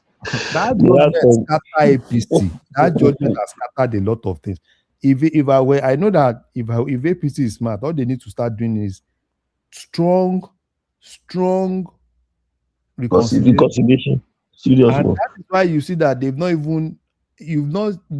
national headquarters of APC. They said, oh, they will be the one to do the final announcement of winners of a lot of all these primaries. So what you end up seeing is they will remove some names, they will put some names. Go and write it down. Because with this judgment, take for instance, look at what is happening in Edo. That Pastor Yamu is a very popular candidate. But the governor wants to... He's popular. Is he popular? He's a Yamu. So, now look at Yamu. That is Yamu moving into another party to contest against them. That's huge. It will take away some votes. And at the end of the day, he will cause you to lose. Ngombe, Danjuma Goje, Ngombe, not getting ticket. That's part of a long time gladiator in the so now they are not giving him ticket with this their Abracadabra primary. The governor of Gombe not giving him ticket. If Danjuma Goje goes to another party, obviously, if he doesn't win, because this is somebody that has been in Senate for, he has the money, he has everything. So, and a lot of, in Delta, Omo Agege in Delta, going to another party against APC. Voila. Amosun OGD. They will split both. That's what I was saying. Teaming up in another party against APC. They need to pacify them. You need to really pacify them. Find a way to kind of reach them. How can he go to another party? He will not go to Labour now. All the much he was in Labour. Why can't he go to Labour? Because the way Labour is now, Labour is not against Tinubu. Eh? So where should he go? He can't go to PDP, obviously. And he won't want to go to ADC. So the easiest place to go to is Labour. Or probably Accord or some of all these unknown parties. But if I were to advise Mega Daniel, if he wants to choose another party, he shouldn't go to PDP. Those kind of guy will not leave. Someone like Mega Daniel will not leave the APC and go to Labour Party just because you want to. This is how people fail. Wait now.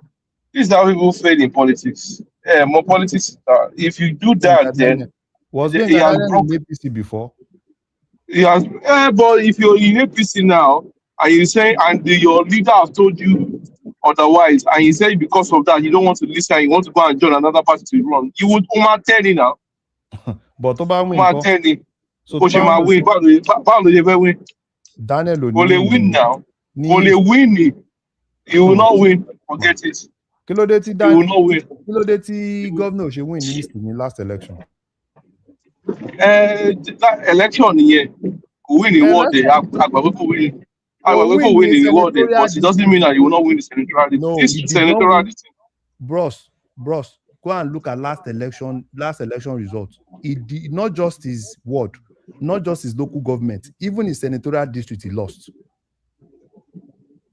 I understand that. It's also depending who is contesting against him now in other party. It's not just Tinubu lose Leko. Even as at today. We are just looking at the fortune of APC. How it can affect the fortune of APC. You forget about that thing. Not that we win like that now. Not that bigger than just win like me out like that. But it will affect the governor versus attacker. Adekoya. That PDP is bringing. I'm not sure that the PDP you are talking about under which fashion first? Wike faction. Under which faction? Wike faction. Just for there last one. You think what are you saying? You think they will, because it's Wike fashion, Wike will come to Ogun State and Baba, forget that thing. Forget that thing. Well, one thing I know in politics is that you cannot pacify everybody that contested against. Some will say yes, and at the end of the day, they share their lane. No, but you have to double your work now. No, you know the thing is, you see a lot of Wike has taught all of them how to do that game. Don't be surprised. You see a lot of, even in APC, you see a lot of Wike tactics in APC itself. A lot of ADC, NDC, they are not so popular in certain part of Nigeria. So ADC gone NDC, especially in the Northwest. No, NDC, really, NDC. No, what NDC is just looking for is to harvest disgruntled people from APC. But one them are checkmate one now because this judgment you won't back on it to the next year. It was the judgment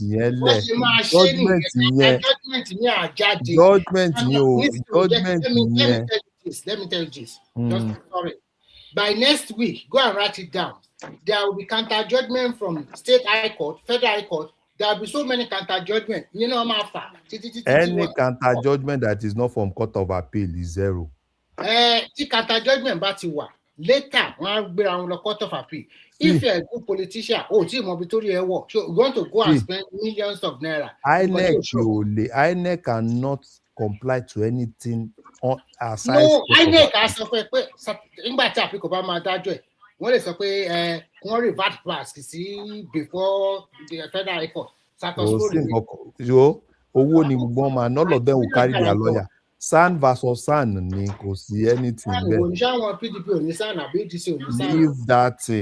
Leave that thing. APC, you know the people that will be very happy now. Those NDC, they are just. I'm very sure that by now they are looking for disgruntled people. They will start begging them. They'll be looking, but you're not easily. Wow.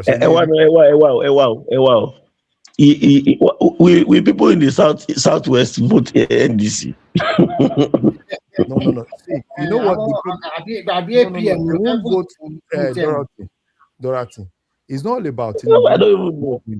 Tinubu is going to win, but what Tinubu needs is the margin. Margin of win is the problem.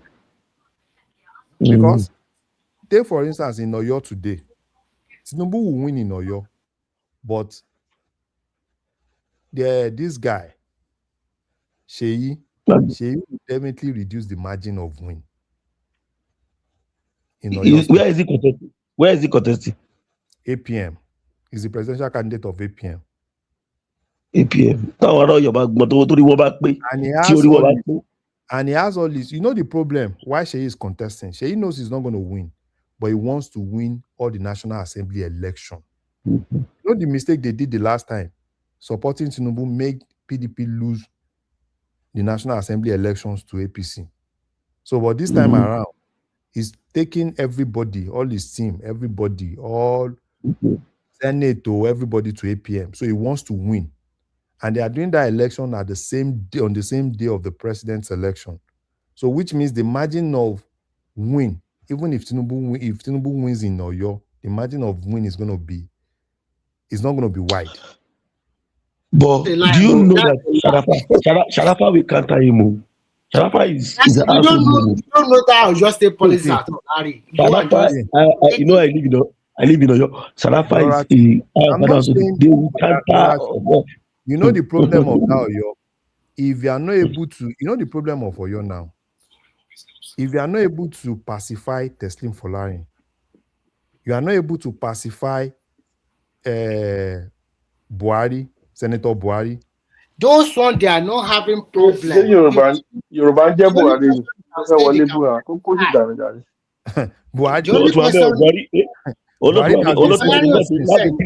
Three times from Oyo to. What are you saying? Let me tell you something you can understand. First of all, the people they don't like Folarin. The same thing, they don't also like Adelabu.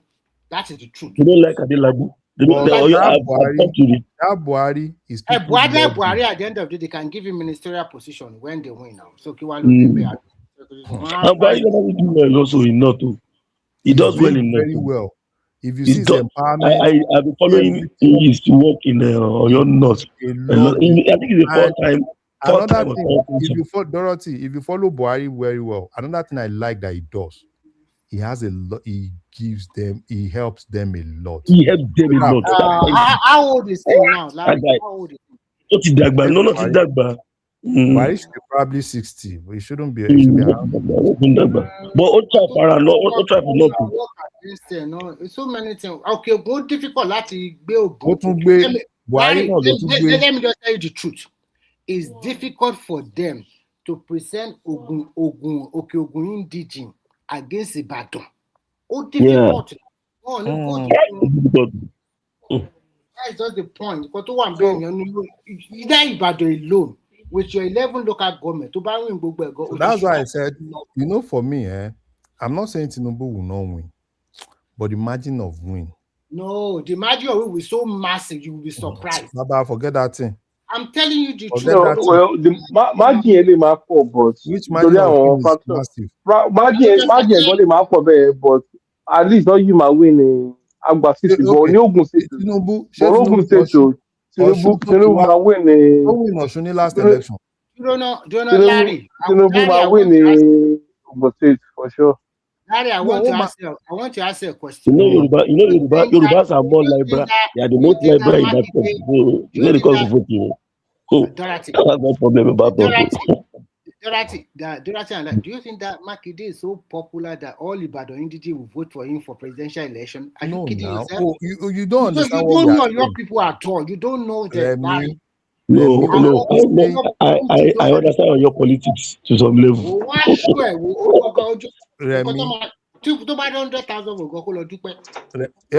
Makinde 100,000 votes. I was asked to go back Badilo. See,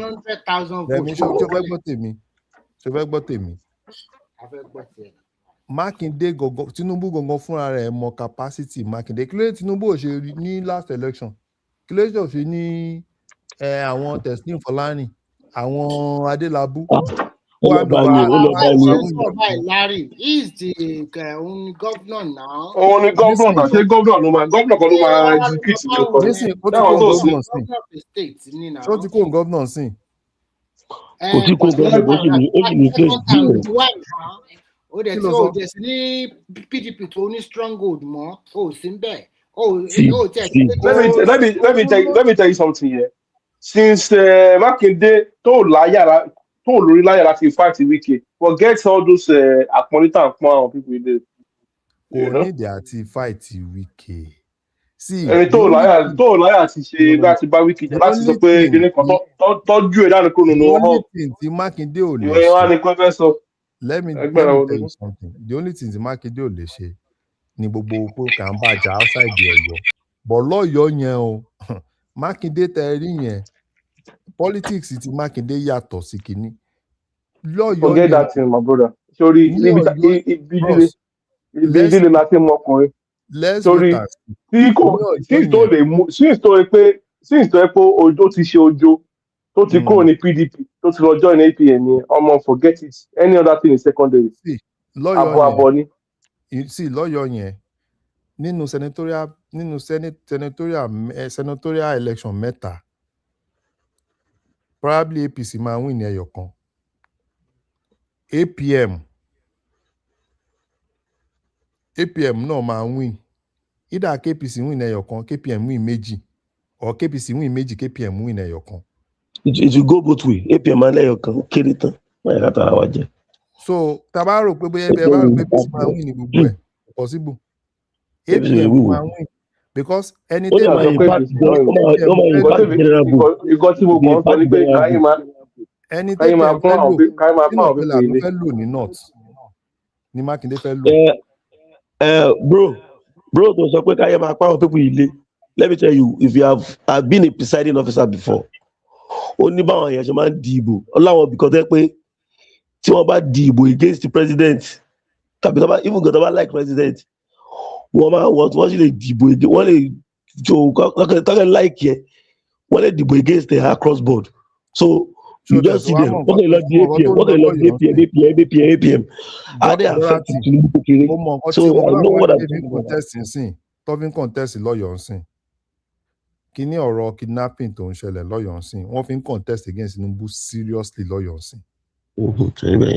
Wọ́n ń lò seriously lọ́yọ̀ọ́ nsìn. Ògbómọ̀ṣọ́ gbogbo àwọn ń lò seriously lọ́yọ̀ọ́ nsìn. That's why affect. There is that thing going on in Southwest now because kidnapping yẹn ti ń wọ Southwest. So they need to just do something as soon as possible. The thing is now changing. Kidnapping is in Southwest. Ó ti wọ Southwest pẹ́ náà. No, as in láàárín bíi 1 week nsìn, you know how many bóyá ń lọ ní àárín 1 week nsìn. Lẹ́yìn tí bí yẹn, don't you gbogbo àwọn tó okay ṣé wọ́n gan á wo fídíò bọ̀bọ̀ yẹn wọ́n gé orí bọ̀bọ̀ yẹn orí ìyẹn kò ní tẹ̀ yìí. No, sórí nǹkan tó máa ń bí èmi nínú ni pé though people will not, if you're saying something, people will not copy arasi or cut onto it very early. 2019-18 thereabouts láti ń pariwo kiri síta pé àwọn people yìí Fúlàní agenda on the day. This is what they're trying to do. But a lot of people were saying, you guys want to destroy Nigeria. You guys want to separate Nigeria. You guys want to kiniko. We were telling the Obas then, look, this is the agenda of these people. This is what they want to do. These people have surrounded our bushes. 2019, 20, 21, 22, 23. Where election today, I think power pé àwọn people you go baba lo worship. Àwọn èèyàn gbọ́ràn gbọ́ wọ́n nípa àlàáfẹ́ dà Nàìjíríà. Now when this thing tó wá dé góńgó ẹ̀ tó wá ṣẹlẹ̀ sí pé kíní bẹ́ẹ̀, these things are not new. Wọ́n gé orí yẹn wọ́n ṣe gbogbo kíní. If I send the videos of àwọn other attack tó ti ṣe nílẹ̀ Yorùbá before 2023 before even 2026 those 2023 time 2022 2019 pé kíní bẹ́ẹ̀ ìwọ gan onílé sọ̀rọ̀ pé eléyìí kékeré lórí. So these things that are happening now, it's not new. It's because now it's closer to home. They are now entering the towns and the cities. They're reaching by everybody. But if that power, now. It's So really this crazy. is one shell. One white go For the last 2 weeks now, it's really crazy now. It will be crazy, and it will get more crazier. We've been shouting, Malafiala, because boy, it is so top ranking official. Government, Boko Haram, no. Ó ṣàlàyé gbogbo pé àwọn ohun ti meet wọn àjẹ́ náà wọ́n ní pé kó wọnú city tó wá yá phase 3 wọ́n ní kó wọnú city kó bẹ̀rẹ̀ sí máa pa àwọn èèyàn kó bẹ̀rẹ̀ sí máa gbé àwọn prominent people gbogbo ẹ̀rú ti sọ. So why we falling to deaf ears and just ignore it and say kò bá mi nísìnyí tó tún wá ṣẹlẹ̀ pé kinní bẹ́ẹ̀ kí wá ní it's nothing ọba tó pa ní kinní kan tó pa nílẹ̀ Yorùbá àti tó tún escape lórí kó ní Ayẹta. It's even crazy now. Forget all those things. They will attack you. There's nothing will happen. Tinubu will not do anything. Because Yoruba nation and this they'll be shouting it since 2019. So if you didn't hear then and you say you still want to be playing politics and you say you want to do Nigeria rule, Abu Erotin Shelesin. If what is the Sunday go padà wá sílé. Nǹkan tó ń pariwo fún láti gbà yẹn sìn ó ti wá ṣẹlẹ̀ sí ó ti wá dé Google ó ti wá ṣẹlẹ̀ sí everybody wá rí. And I don't even want some hypocrite and say Sunday Igboho should come. What do you want the guy to do? What do they want the guy to do? Well, the thing is, they are just stupid now because these were the people that were saying he wants to spoil Nigeria. Now you're saying what he want lucky control padà wá listen. What lucky control for 4 years. What he go bank accounts, 26 bank accounts only. Torí pé owó gidi ló wà náà. Wọ́n freeze it. So how do you want him to survive? Now you're not saying you're not shouting. That Tongue lady, she's all over social media. We need the Igboho calling back. Kill it, but talk with that game. No. The Yoruba people, they were the ones that were supporting Buhari that time. They don't worry, it doesn't have any job. Blah blah blah blah blah blah blah blah blah blah blah. Gbé bàbá wọn jáde kí bàbá wọn kọ́ lọ face the Fulani terrorists. Kọ́ gbé ọ̀nkú wọn jáde kọ́ lọ face. Abeg wey dey leave Igboho. If I can advise Igboho, you should not listen to them. They are bad people. You should not listen to them. It's very obscure now. Like you know how many times they be shouting. Koiki was shouting it. No, this is the agenda. Baba Kitoye. Should not listen to them. Maybe they said he doesn't have jazz. He should just. He should just. Ojú lásán ni ọba Ìbàdàn fi lọ sí pé òun lọ dá security tòun lẹ́ni. People are still thinking it's a joke. When I go to back to government house in Ogun State, so government house in Oyo State, no man quickly really. All of them are saying, no, Igboho should not, he doesn't have any jazz. Even if he doesn't have jazz, they should let him be. What ko battalion no buy any escape. Oh, mo pe any what to the escape from battalion be. So ro pe kede. Ṣé bá wọn Yorùbá náà ló lead wọn lọ.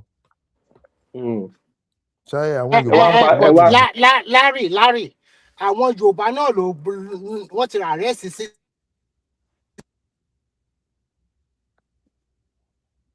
Ẹ wá parọ́ pé kéré kan pé abeg go leave that man make him go enjoy his family. I know say in the talk say in the talk say make Tinubu give am the southwest this thing make dem enter bush.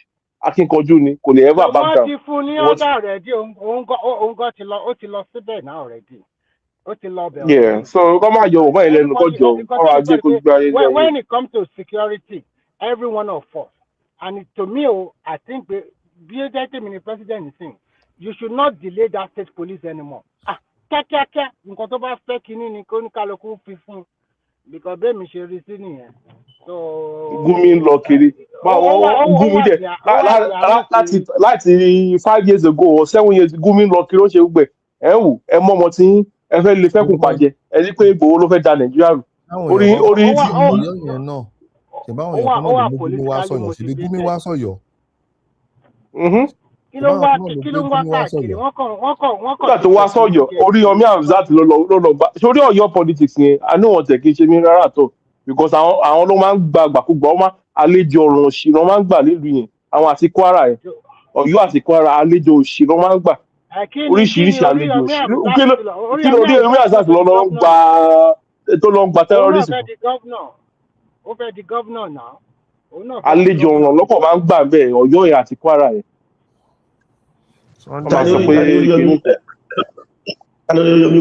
Oríyọmí kọ́ ló lọ kọ́fà kíní gúnmi nígbà tó dé owó nìkan ló wà láà láti kọ́fà kíní gúnmi yẹn kí ló lọ ṣe ń bẹ̀. kíní gúnmi. Sunday Igboho kó ṣáà máa disturb rẹ̀ kó ra máa lọ gbádùn pẹ̀lú àwọn family kó má dà wọn lóhùn o. irọ́ Larry, can you hear me? I can hear you. Yeah, it's already there. Ó ti lọ síbẹ̀ already gan pàápàá. tó bó máa ṣe kó ṣe níwọ̀nba ni o. And from what I gbọ́ láàárọ̀ pé ó dà pé àwọn kidnapper gan ti contact Makinde fún condition láti release àwọn people yẹn. Wọ́n ti cage wọn already but the problem ni pé àwọn ọmọ kéékèèké wà níbẹ̀ ọmọ 2 years old àmọ́ tó wọn ò fẹ́ lo force. Bọ̀ tó bá nípa àwọn pa ọmọ tuntun tó bá nípa àwọn pa ọmọ kékeré yẹn wọ́n á mú káwọn náà ya para wọn at the same time because wọ́n yìí máa mú wọn. Wọ́n tó wọ́n sá sí. Tí o bá rí bí wọ́n ṣe nu àwọn ọmọ yẹn Rẹ̀mí tó bá rí bí wọ́n ṣe nu àwọn ọmọ yẹn nínàkúnà. Sórí nǹkan tó bí mi nínú ni pé tó jẹ́ kí n mo ní sí pátì o kò lẹ́ pátì right but ti bá ro gbogbo ariwo tá à ń pa ńgbà yẹn gbogbo campaign we did a lot of Yoruba Nation rally in Ogun State in Yoruba land everywhere after ti Igboho gan kúrò nílùú campaign sì tún lọ awareness ń lọ orí YouTube ńkọ́ àwọn sọ̀rọ̀sọ̀rọ̀ pọ̀ gan. You know what? Sherry election. Kọ́lọ́ máa fèsì ẹ̀ sí ìjà rẹ̀. Tó bá yẹ pé wọ́n máa dàrú ni ẹ jẹ́ kí tóníkà kúmọ̀ àwọn máa lọ́ndẹ̀ ṣáàtì wà ní backstage ní àbáṣe wà ní kìíní because I am left of me I'm already tired of everything.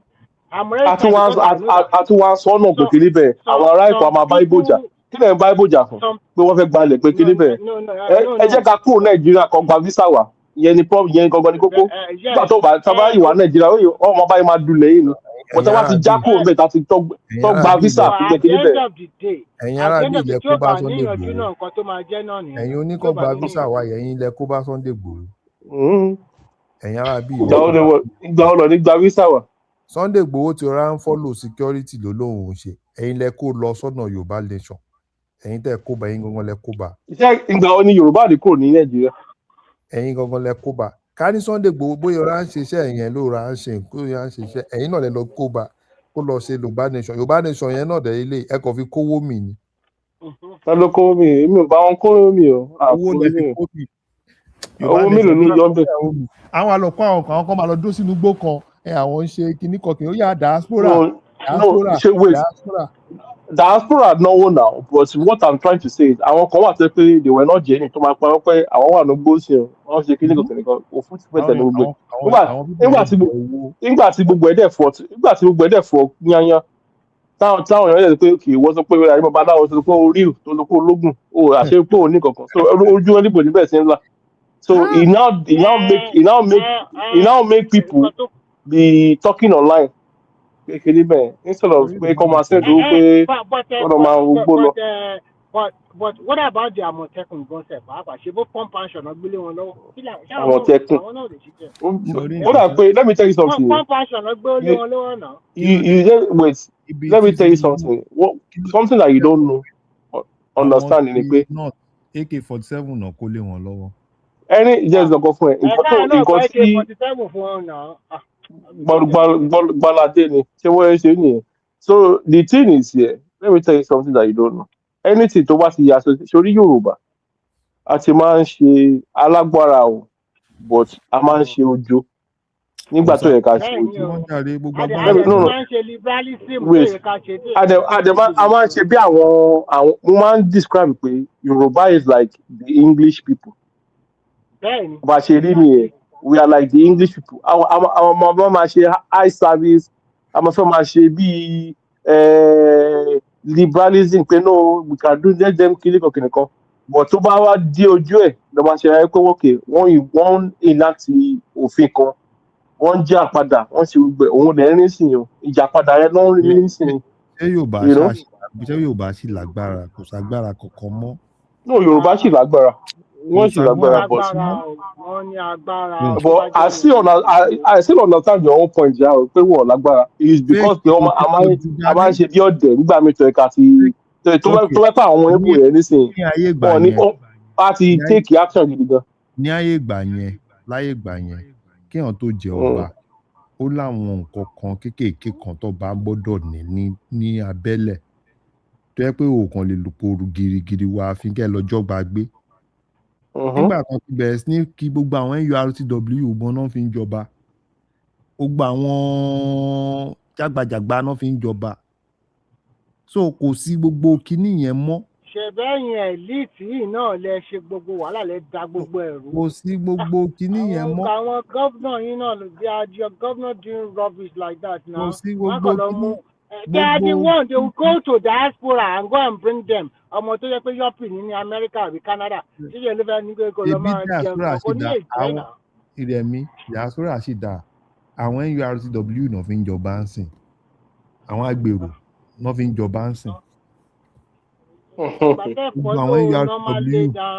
gbogbo àwọn NURTW ló dẹ̀ ń jọba ń sìn wọ́n á wá gbéṣẹ́ ní lásán. But in the other way around, I kind of like it as well because it will teach us that we must prepare for anything at any time. Sorry. It doesn't teach us anything, no. Let me just tell you. Ọmọ nǹkan tó ń dùn mí. Ọmọ nǹkan tó ń dùn mí. Rẹ̀mí. Tó bá ti dálẹ̀ sí tí wọ́n ti lọ́lẹ̀, gbogbo wọn sì wá padà sí normal. Ṣé ọmọ nǹkan tó ń dùn mí? Àwọn adé kan wà nílẹ̀ Yorùbá tó jẹ́ adé ìṣẹ̀ǹbáyé ni tó yẹ pé àwọn tẹ́ pé kò ń ṣe àwọn yẹn ń sìn mi sọ pé ṣé ó dáwọn bí ìlú kéréje yẹn ẹ lè mú NURTW ẹ lè mú kinní kan kẹ́ mú síbẹ̀. bá àwọn tó jẹ́ tilẹ̀ bíi pé ń sìn ó fẹ́ jẹ Àwùjalẹ̀ tó jẹ́ pé kó tó lè da Àwùjalẹ̀ ó ní oríṣiríṣi nǹkan tó gbọ́dọ̀ ṣe kò ń ṣe ọba lásán nígbà tẹ́ bá wá lọ gbé bọ̀bọ̀ kan wá yópè kan àbẹ́fẹ́ jẹ Aláké Ẹ̀gbá. You understand what I'm saying? Torí ibi tí ẹgbẹ́ ìjà Àwùjalẹ̀ ìwé lọ gbé wá sí wa. Àwọn ibi tí a ti get it wrong nìyẹn. Bọ̀ Àwùjalẹ̀ ọ̀nà ṣọ́ọ̀ tí mú èèyàn náà láti jọ ẹ̀ ní kí ló wà pàtó gbogbo aláìsí. Wọ́n ti mèèyàn gómìnà ti bá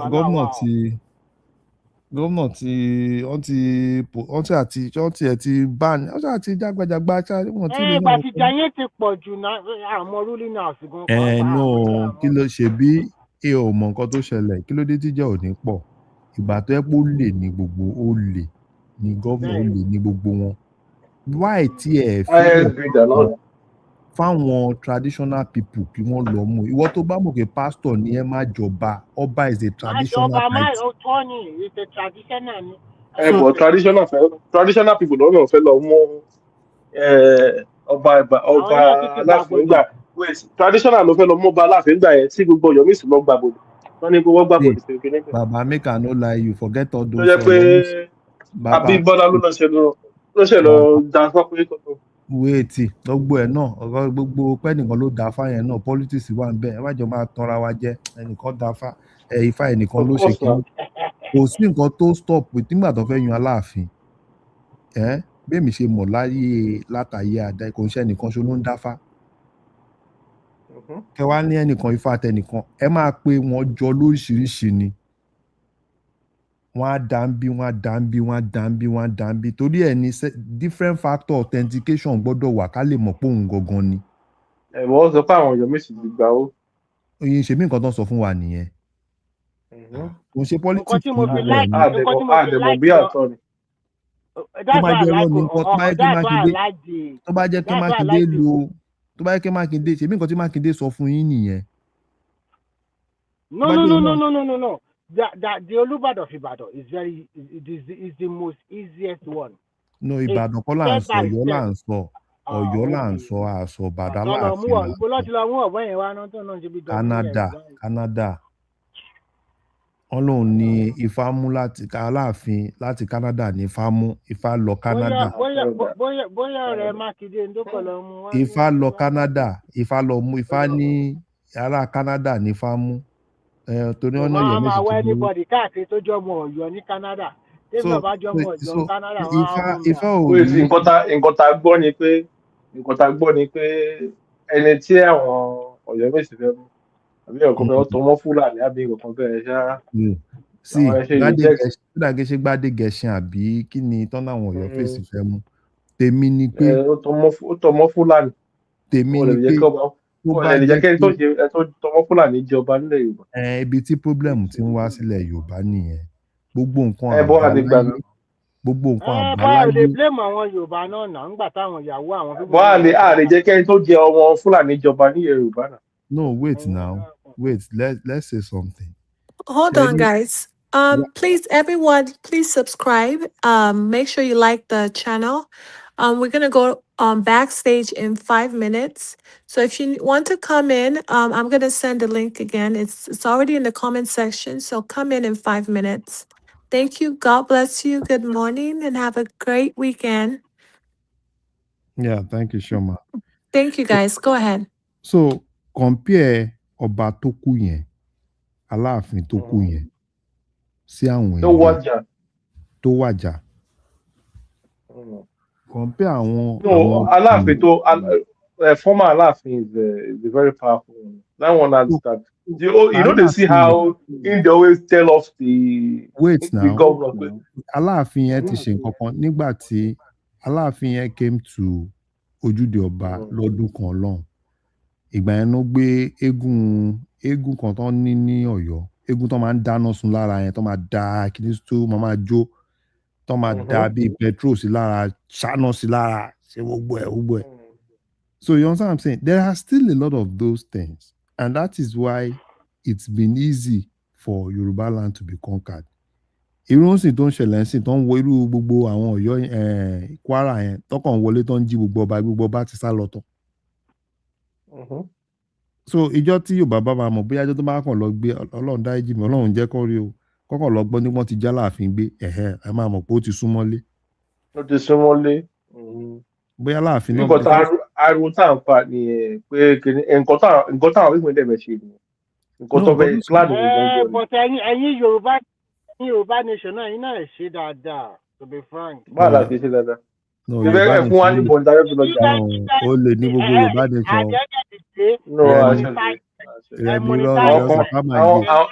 Àwọn kan wà tó ń ṣe tó jẹ́ pé àwọn kan wà tó jẹ́ pé sàkàbàjẹ́ ni àgbà. Sàkàbàjẹ́ ìgbà yẹn wọ́n gbowó ní New York.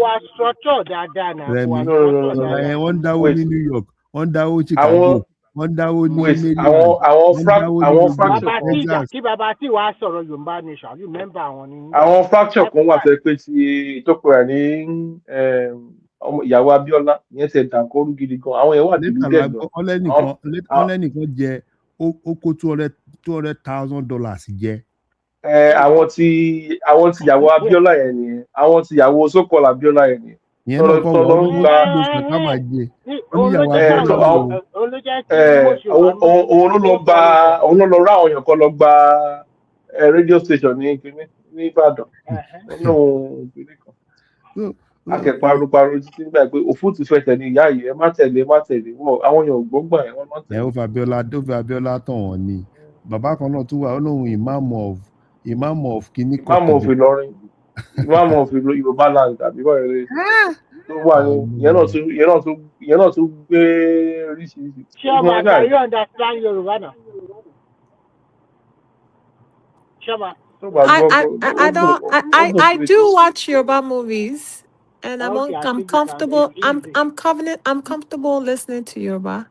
I think God, man, it's so complex that even the people you trust, when it comes to money, it's another ball game entirely. So at the end of the day, that is why I don't follow these people. They call themselves freedom fighter. Because everybody is just fighting for their pocket at the end of the day. No, it's business now. Thousands of dollars will just be sinking. No. You know. Let me tell you the problem of that. When the problem really came was there was a lot of people that they claim that they have power.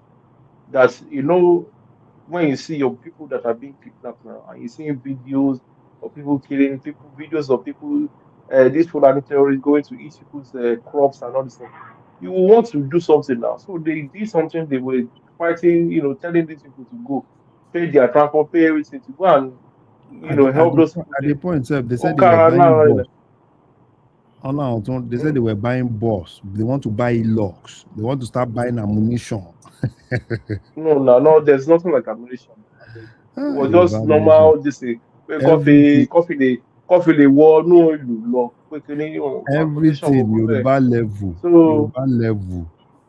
but the problem was àwọn èèyàn tó wà nílé ò lè trust wọn nígbà tí èdè bá sọ ha pé kí ní bẹ́ẹ̀ tó òfútu fẹsẹ̀ tó gbé kóun lógún tó dẹ̀ lógún àmọye wọn lọ́nà àwọn kíníkan kìnìkan Nǹkan tó làwọn ṣẹlẹ̀ àwọn ni pé a lot of àwọn oògùn yẹn ti bàjẹ́.